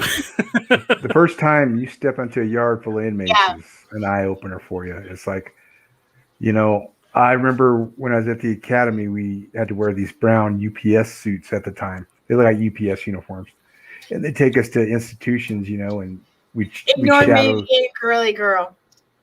we shadow the cops, the other cops that work there, and you're in your brown UPS uniform, and these inmates are like, hey, give me your lunch, because you had your little sack lunch with you, and they were like, are you laughing at me? I'm sorry. But it was scary. That was scary, man. I was My like, lip gloss faded a couple hours ago. I'm sorry. You're fine. Alan. Sorry, I'm the only girl here. So. You're fine. Alan's sitting on a toilet. You don't have to be embarrassed. I'm in the bathroom, so. Yeah, you're in the bathroom. Yeah. I used to have the kitchen, and now I have a corner of my bedroom. That's why I have this thing beside. Is that a green screen or is that an actual? No, it's just my husband ordered this thing for me and strung it over some wood. Oh, cool. That's cool. That's a good background. Yeah, it's a good background. It looks good. Otherwise, you would have a background of me like laundry and my bed and my 6-year-old and Yeah. I've got a green screen, so you never know what I'm going to have behind me. That's cool. I usually have an office. I love with your my crap green in it. screen, DA. It's fun. It was worth the purchase. And Yeah, Alan, you're definitely. like, no matter what you do, where you do it, when you do it, how you do it, it's cool. Oh, I try to angle it at different, But do you know that? Do you realize that you're like, what, where, when, why, all that stuff? It doesn't matter. It's Alan Gamboa. Fuck. Sorry. I'm sorry. You're all right. You're all right. You're all right. Look at this. Oh, I dropped something. Oh, you got the poet. Cool. Nice. Cool. And I have little figures and yeah. Like I've said before, Alan man, is the man. if I was wealthy, I would just shoot out swag to everybody. I'm sorry, I forgot I'm gonna I drop. know the feeling. Go ahead. If I could do that, give swag to everybody, but I'm not. I'm just retired, man. I know But the hey, feeling. you two, I got to kick rocks. I told my wife 15 minutes ago that I'd be off, so it was fun. It was a lot of fun. We need to do this again. Definitely. great. I think we could probably do See, it Alan, for maybe just once a month for the Zombie Book of the Month Club or the Zombie Army, either one. We could do it monthly, or I could have groups of people on my regular show, DAX Machina. I'm down for anything. That's cool. That's cool. sorry, I'm trying to show Alan stuff, but okay. Okay. All right, wait. All right, you two. Alan, yeah, it was good to bookmark. finally meet you. You two. Bookmarks. Cool. No, anyway. Alan sent All me right. some really cool swag. That's awesome. I like I said, man, But if I could give swag to everybody, I think that stuff's cool, I do too. I And love hopefully it. I can but start doing it more. Yeah. I'm a newer author, so I'm like, what do you do? I'm like, here's a signed copy of my book. Hey, that's a Hey, start. That's how I started. Giving out an autograph is a big deal. Yeah, that's how I started. You just gotta, as you go on, and you don't want to put yourself out. You don't want to do that. Exactly. But anyway, you two, I got to split. Sorry. That's right. All right, I got to Alan. split. No, see, that was what was holding me up. oh yeah, from Ravenous. There you go. Doc Kiggy's T-shirt. I was showing off all of your swag, Alan Gamboa, but well, I appreciate it. But I got to go because I got to take care of some business. Okay, man. I've been away from the family most of today, so yeah, I think we're gonna have to that. eat something very soon too. I'm starving. All right, you two. Well, Alan, we'll swap some more CO stories when I have you on the 29th. All right. Sounds all right, good. man. Awesome. You take care. Right. My best to the family. You Bye, too. Alan. Thank you too. See you next Saturday, Jamie. Awesome. Good luck, All right. guys. Thanks. Are we still on? Yeah, getting ready to wrap things up. We're at 4 hours and 20 minutes. We've done a really good marathon show here. See, I get a little less shy as the show goes on. It's not a problem. That's there's how you learn. When there's like 10 people, I'm like, I don't know what to say. It was a little intimidating for me too. I mean, when I had that many people on, I was like, "Holy crap!" I didn't even show everybody's promotional images because I was so nervous trying to keep up with everything. Really? And, How many books do you have now? Me? I've got 22 and a couple of anthos. I overestimated, and I said you had like 30. Well, give me time. And now I'm like, I have one book, so it's a little nerve-wracking for me, Everybody starts somewhere. I mean, at one point, I only had one book. But you are really cool. You're really awesome. You're making everything very comfortable, and you have you have the perfect radio DJ voice. Oh, thank you. Which is perfect for a podcast. I appreciate that. We are doing a special podcast on Weird Realities on May 22nd. Mm-hmm. Alan, David Simpson, W.J. Lundy, Stephen Kenny, me. Oh, shit. I don't know who I'm forgetting. You guys are talking about the zombie army? Yeah, we're doing a thing on the May 22nd. Nice. But dude, I'll be doing a show with Mike Evans that night, but I will listen to the show when I get off the air. Okay, and you should do a special show on that Sunday. Mm-hmm. The 23rd? Well, I would, but we have other shows on the network. Oh, I'm sorry. Okay, no, I know you've got a big thing. We will be doing a show Monday night, the 24th. That's the Nightmare Hunter. What's the dude? This guy, cool. Roger. Roger is That's the like Nightmare an Hunter. old video, right? That's not new, right? Right. Okay. Okay, what were you guys talking about? About the 23rd? No, the 24th. She was saying I should do a special show on the 23rd. Yeah, there's a May 22nd and the May 22nd. Yeah, I've got Mike Evans booked for May 22nd for my show. Do you have anyone booked for Sunday, May 23rd? The 23rd will be All Tower Media. They have the show they have the NDP Media that night, I believe. I could check. Actually, because we have I'm sorry, go ahead. I don't think so. I think that's a Jedi.tax night. And let me verify. We alternate. Actually, we have a lot of stuff going on. Bear with me one quick moment. I think if it's a Jedi.tax night and you guys want to do something, oh, come on. Of course we are. Yay! So we have a thing going Saturday. You need to direct anything for Sunday. right, I'm sorry, the earphones are really giving me trouble. No problem. You sound crystal clear, but I'm like, It's weird. I'm not used to it.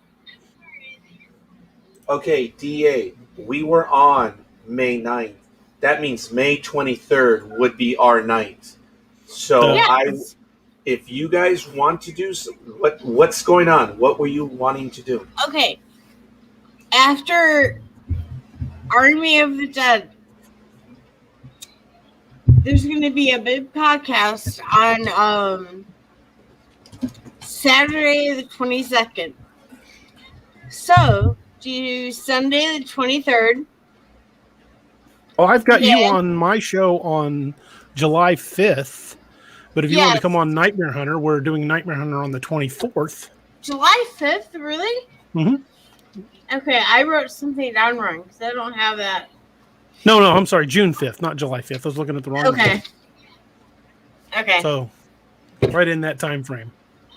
Okay. But we're doing a Nightmare Hunter on the 24th if you'd like to join us. I would love to. Okay. As you can see, I'm more comfortable when there's not like 10 people. Well, that's a rare thing for us, so yeah. I know. I'm learning. It's new. I'll learn and I'll adjust. Oh, absolutely. And the headphones, I don't think anybody's still watching at this point, but the headphones really throw me off. I'm not used to them. That's why I just got the earbuds. Okay. I got the small Yeah, ones. my husband just bought these for me yesterday, and I'm like, it's just, all right, let me see how it is without them off. Do I sound the same? Yeah, you sound fine.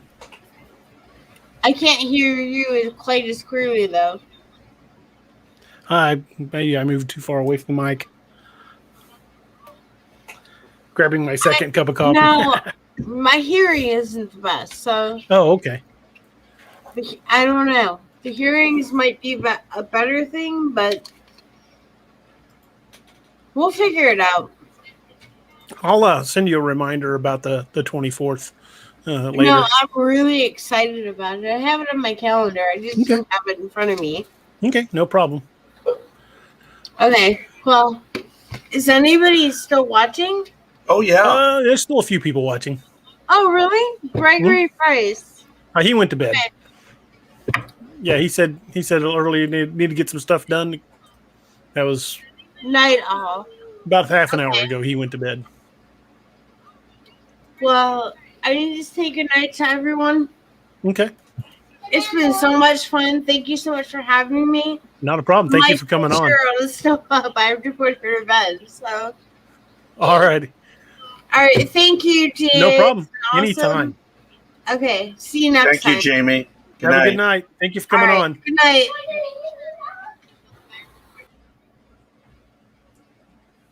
Hey, Raj. You're still on, man. Yeah, we started at 7 p.m. too. Yeah, you did. And I've been checking out your program to see if you were on. Then I get out real quick because I figured you were gonna like punch me in fast. You do that, and I'm like, I thought about I it. gotta go. I thought about it, but I thought I'd leave you alone, let you punch yourself in. I could have used the help early on when we had so many people, though, because it was rough trying to give everybody a chance to talk, post their links in the chat room, plus bring up a lot of the promo images. And I finally just gave up on the promo images because I was swamped.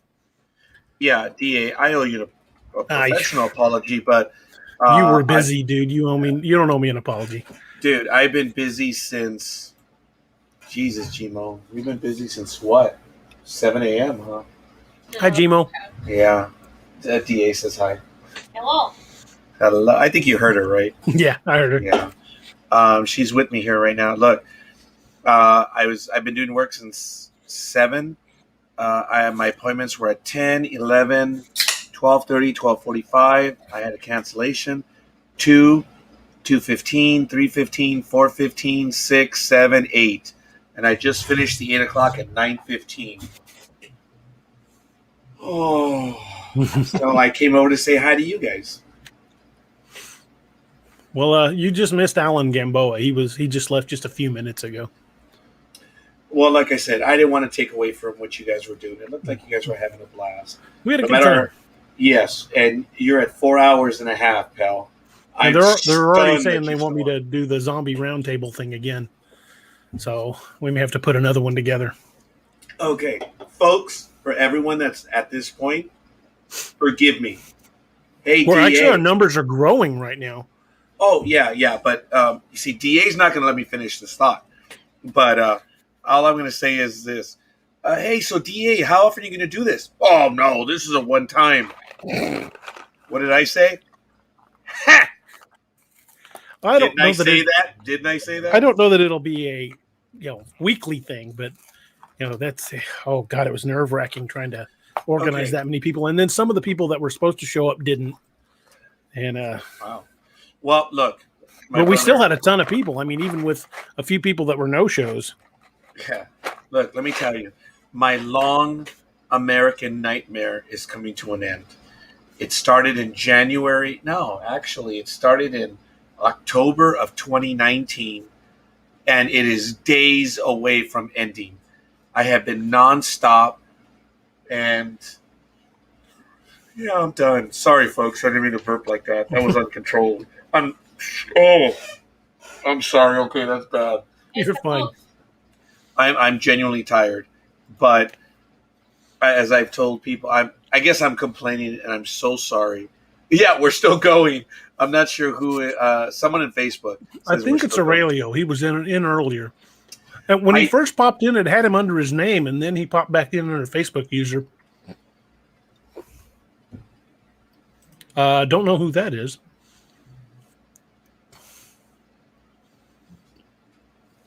No, they have not.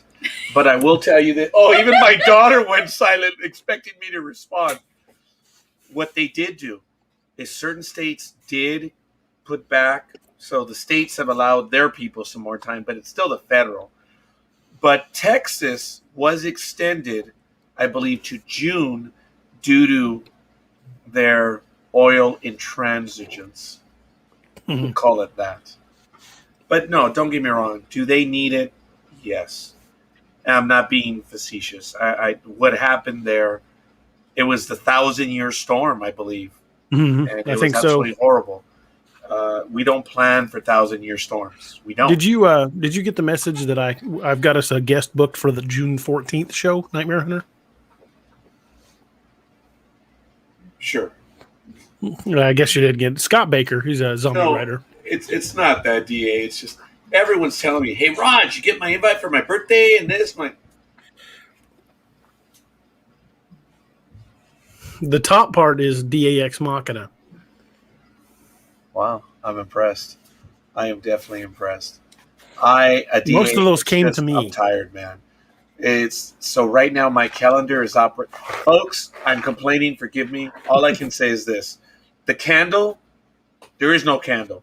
It already burned on both sides. Just the wax has melted away. Well, I was going to say the wax, that's gone. The adrenaline, it's gone. If I fall, crawl, roll, anything over the finish line, I will thank God and say, thank you for the gravity assist. I'm at that point, folks. I'm not running on it. Adrenaline's gone. You'll make it. Yeah. Look, it's not a sheer stubborn. I think that's the only thing I might have left. So I'm grateful, folks. My numbers are up. How can I complain? Oh, wait, I am. But I can't hide these. So it's all good. But all right, DA. So what else do you want to get to? Because you're tired too, man. I know I've done what you did tonight. I know you're on a high, but you're also tired. I want to remind everybody of what we got coming up. Tomorrow night on DAX Machina, we have Sean Chesser, the one and only Sean Chesser, hell of a writer. If you like my Codename Wild Hunt books, you'll love Sean's books. Sean's books are fantastic. They're well written. It's a military zombie series, and I think you will definitely enjoy it. And then on the 22nd of May, I have Mike Evans, another zombie author. 29th, I had Alan Gamboa, who you just saw a few minutes ago. June 5th is Jaime Hernandez, who just left. The June 12th is Jonathan Mayberry.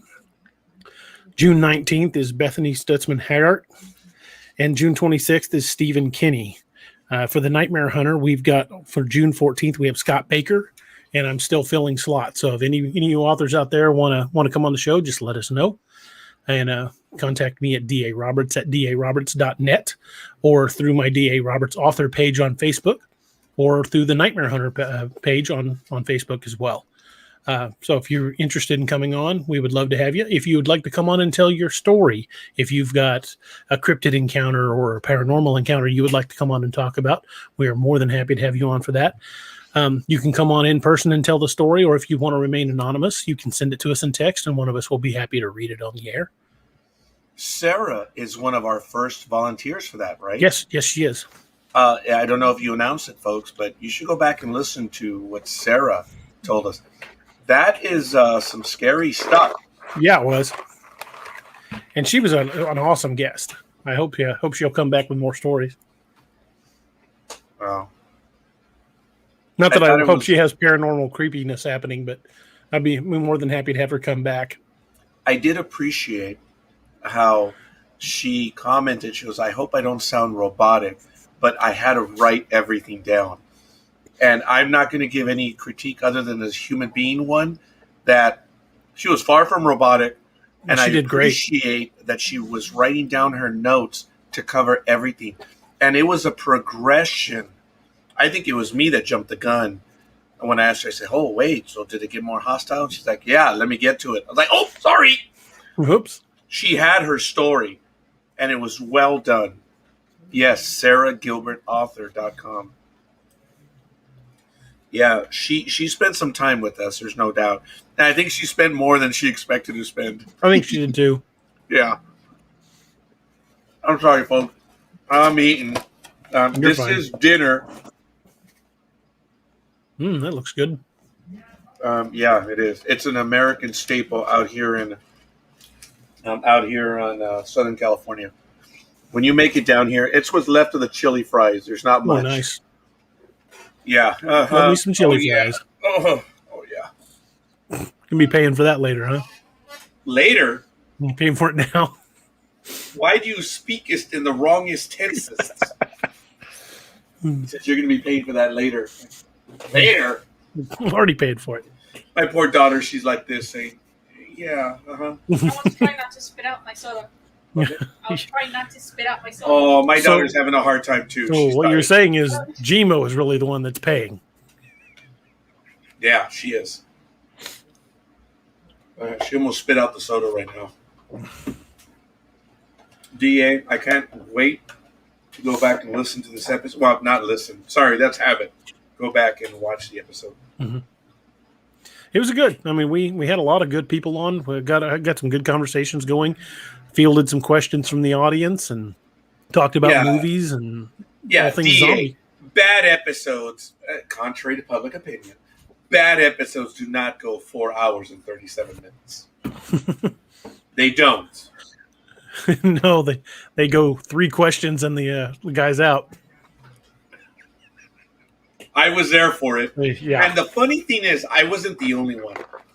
You had a few other NDB media people that were there with me.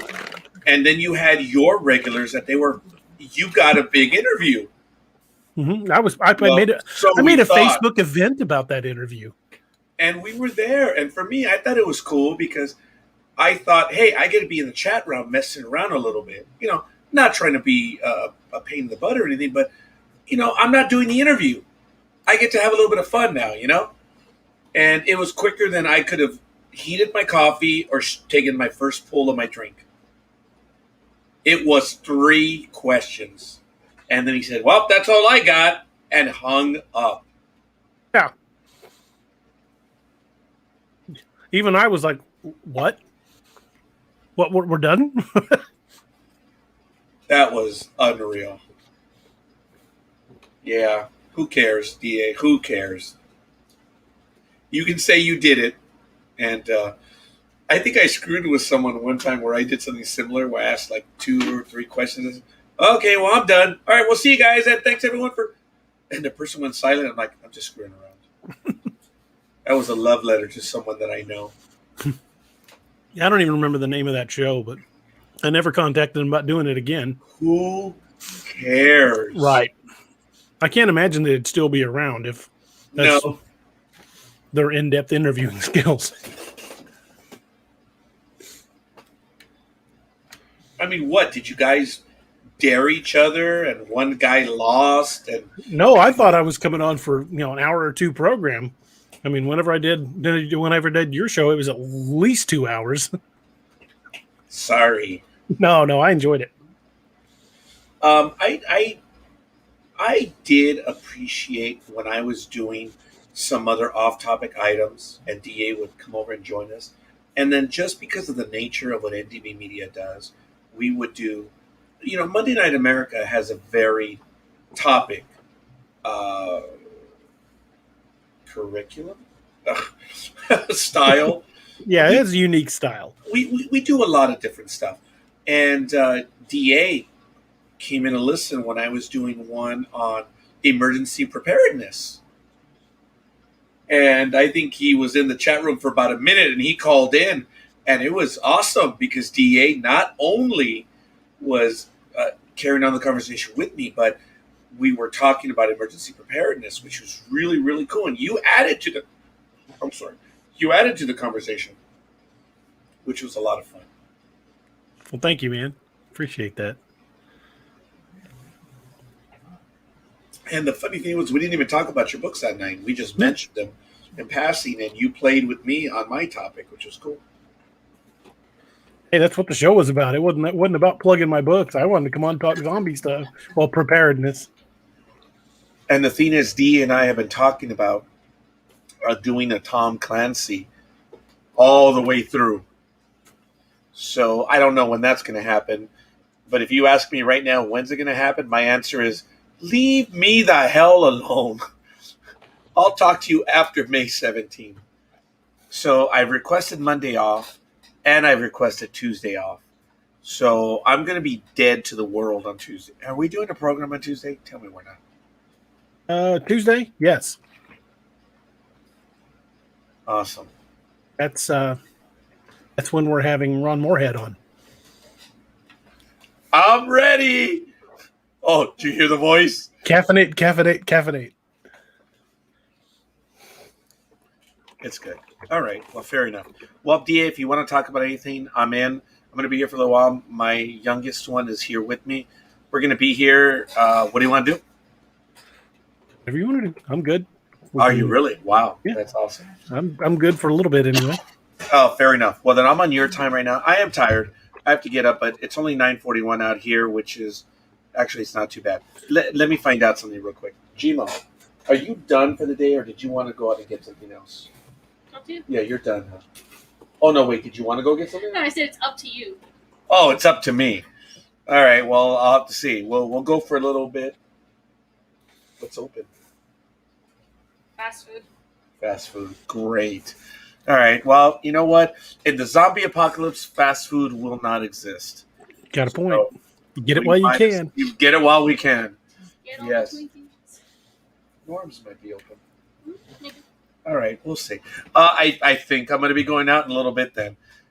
They're keeping me alive right now, my assistant and my daughter, because they're bringing the vittles, the supplies. And I want to thank Peter Gama, who's known as Big Dog, who's always encouraging me to watch my intake because I sit at this desk and, and I don't move.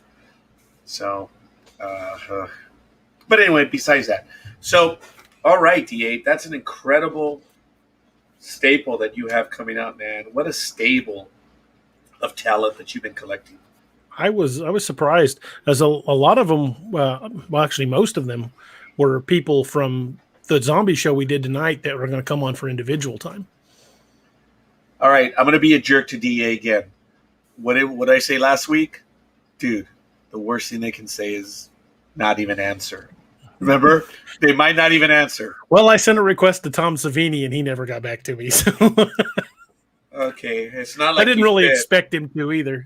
I honestly didn't expect him to. You know, just like, oh, I'll shoot really big and see what happens. We did and look at how far we got. Yeah. It was, and there were some stars that knew what we were doing. Word had gotten out in the community that we would do 1 hour, 2 hour programs. So it was called the Gauntlet by some of these people in the community. But a lot of people were actually down for it. They wouldn't do 2 hours, but a lot of them did 1 hour 15. A lot of them did 1 hour 30. And there were some that did the full 2 hours, which we were eternally grateful. We were just having a great time, man, a conversation. We were always on their time. But in the community, when all that stuff was going on, we were the Gauntlet, which was kind of neat. Yeah, but we got quite a few people that did join us. True. And there were others like, well, I understand that, I only, I don't want to do your program because you guys go hours. I'd only do 15 minutes. Fine. Great. 15 minutes. Come on. And never got them to come in. And there were several that just flat out blew us off that they say yes, yes, yes, and then it's not even an issue of being coy. They said yes and then didn't want to. It's like, just tell us you changed your mind. Let's not waste each other's time. But whatever. They are who they are, and they have the privilege of being who they are. What are you going to do, right, Dia? Exactly. What are you going to do? Yes. Folks, I know that over the next few weeks, we're still going to mix in guests, and I'm eternally grateful for DA, especially for what he's done the last so many weeks, that I haven't been able to concentrate on the episode, or on the formulation of the episodes. But we are going to continue on the Nightmare Hunter doing our world tour.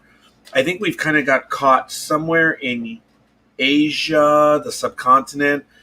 I think we still have to visit a little bit of the Middle East, and then we're going to head on over to Southeast Asia and maybe the eastern part of Asia.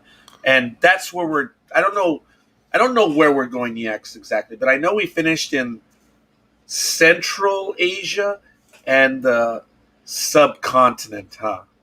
Yes. Because we went into India. There's a lot in the Middle East we didn't talk about either. We didn't talk about jinns or anything like that.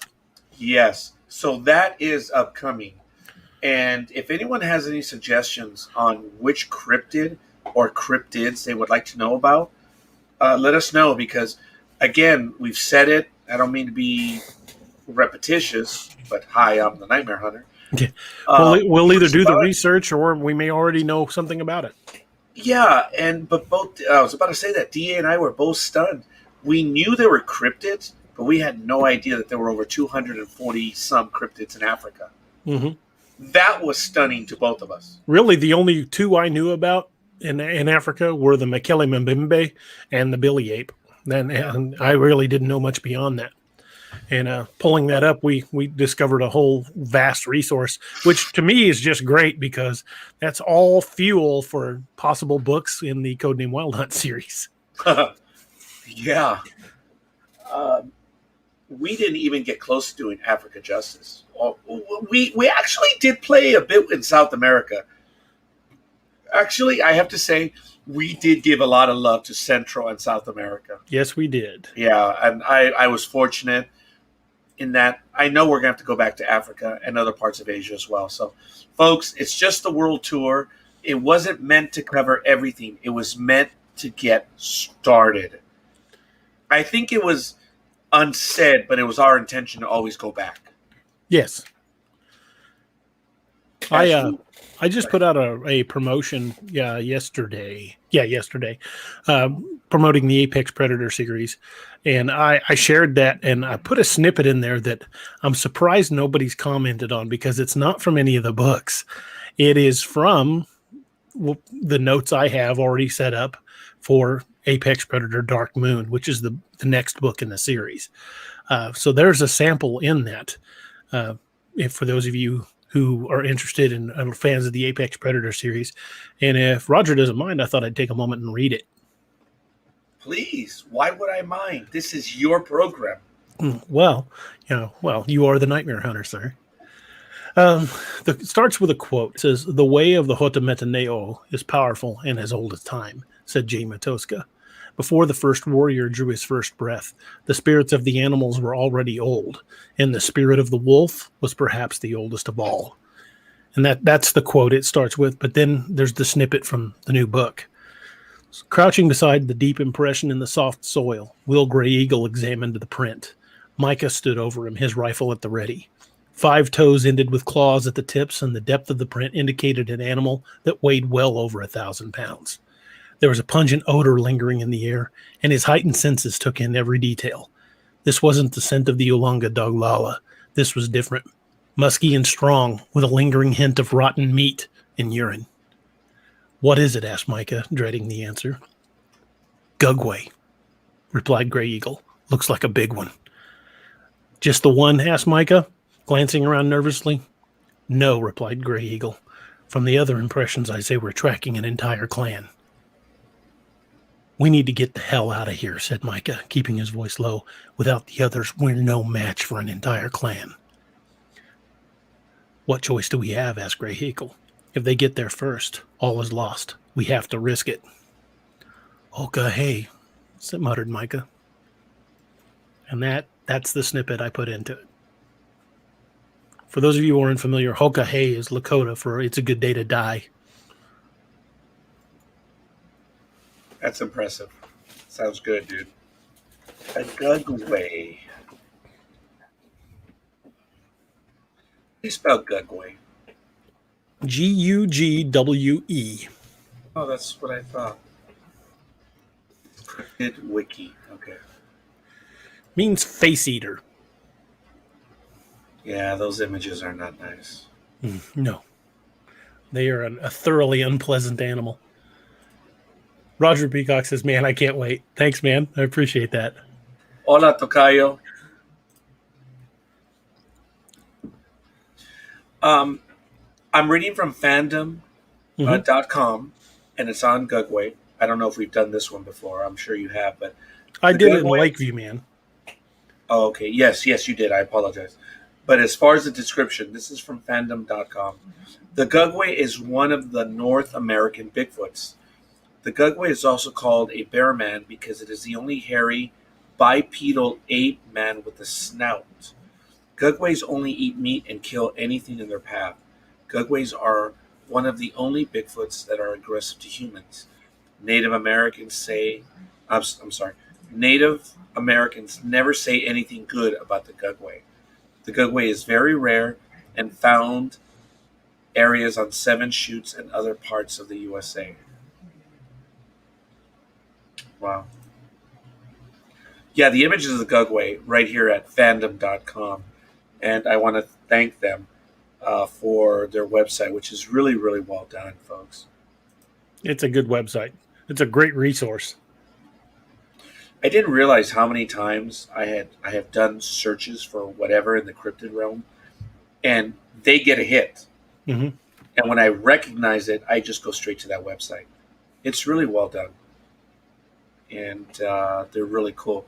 I haven't asked for permission to use their website, but I readily admit where I'm reading from. Under Bigfoot alone, and I'm now switching gears, I'm sorry. It says Bigfoot, Sasquatch, Yeti, Yowie. Yowie's the Australian version. We got to get to that rat. Skunk ape, wood booger, and Gigantopithecus. The wood boogers tends to be what they call it in the South, generally down in Mississippi, Georgia, down in that area, Alabama. But it tends to be fairly aggressive, and parts of Oklahoma they refer to it as a wood booger as well. Gigantopithecus blackie was a species of giant ape that looked in the face a lot like a modern day orangutan, but they were believed to have lived in China and Manchuria in that area about 100,000 years ago. And they were a species of giant ape that a lot of times walked bipedally and was reported to be 10, 12 feet tall. And it is one of the front-running contenders for the modern Sasquatch. Yeah, DA, just by what you're going on, it's, again, fandom.com, it says it lived in China, India, and other parts of Southeast Asia. They There are believe it total- could have come over across the land bridge in Alaska, and maybe a direct genetic link to modern Sasquatch. They say there are a total of 3 species of Gigantopithecus, the most famous being the one you mentioned, ending with Blackie. Mhm. It's believed the animal ate bamboo, as do pandas, and is a relative of the orangutan of Sumatra and Borneo. It lived alongside a species of primitive man known as Homo habilis that lived in Asia at the same time 4 to 1 million years ago. Mhm. Some have suggested that this ape still exists, stalking the Himalayas as the Yeti and the bamboo forest of China as the Yeren. Mhm. And just as you said, some researchers take this even further by suggesting it crossed the Bering Land Bridge into North America. Done my homework on that one. Yeah, I'm reading it word for word, and DA pretty much, it takes me 8 minutes to read, and he said it in 10 seconds. That's crazy. But yeah, I'm gonna have to look into Yowie. He looks rather conventional compared to the others. They the Australians also refer to him as the Bushman and things like that. A lot of names like that, Wild Man. But the Australian Yowie has a reputation as being a fairly nasty animal. Meaning brutal. It's not afraid to mix it up with folks. A lot of accounts out of Australia of direct physical confrontations with them. It says Yowies are much larger than a human. I'm sorry. Yowies also seem to be much more aggressive than the average North American Bigfoot. Huh. Yeah, there's some creative images. Wow. Old images as well. Mm-hmm. Yowie sightings go back to when the English were still sending prisoners went to Botany Bay, and lore on them goes back even further with the Aborigines, the Aboriginal tribes that live there.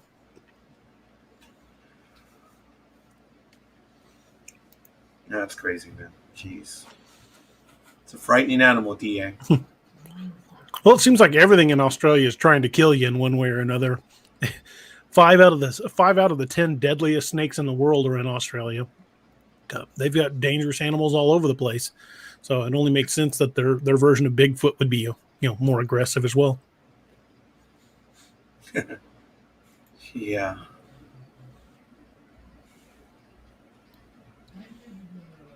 This is an awesome webpage. It is. It's got a lot of great information.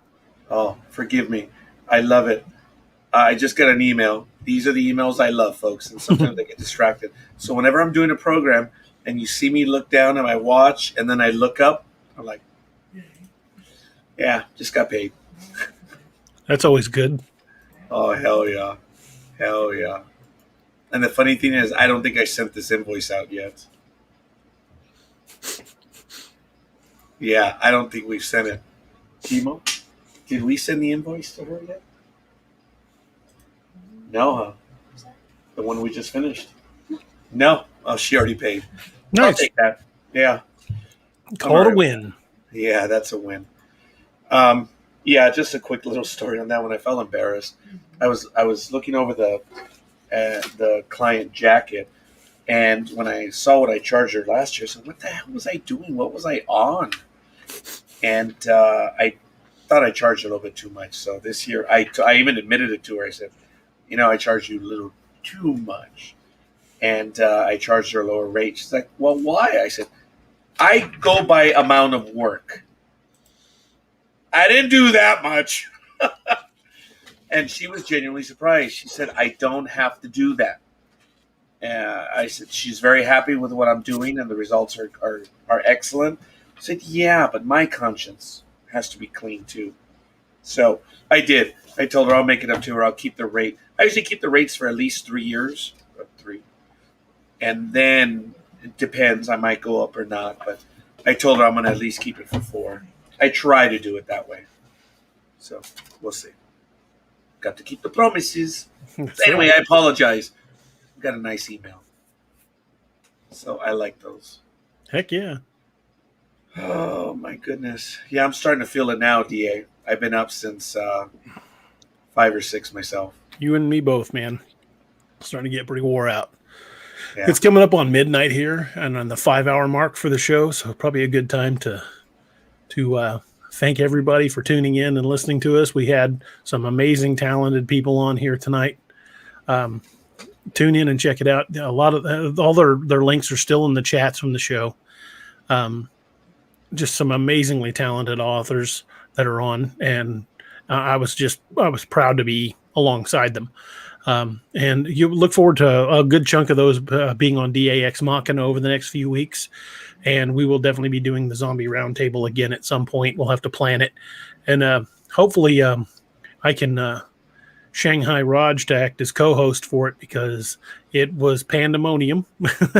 It was good. We did it. We had a great show, but I could have done a better job if I had been able to handle talking to people, moving people around on screen, posting links, and doing their promo pictures at the same time, which I didn't. So the promo pictures fell by the wayside, and I apologize for that. But thank you, everybody who was on. Thank you for everybody that listened to us. And thank you guys for joining us on this journey. It's been an interesting journey these last 10 years of my writing career, and I'm looking forward to many, many more to come. So thank you all, and I hope you guys have a great night. And don't forget to tune in tomorrow night on DAX Machina for the one and only Sean Chesser.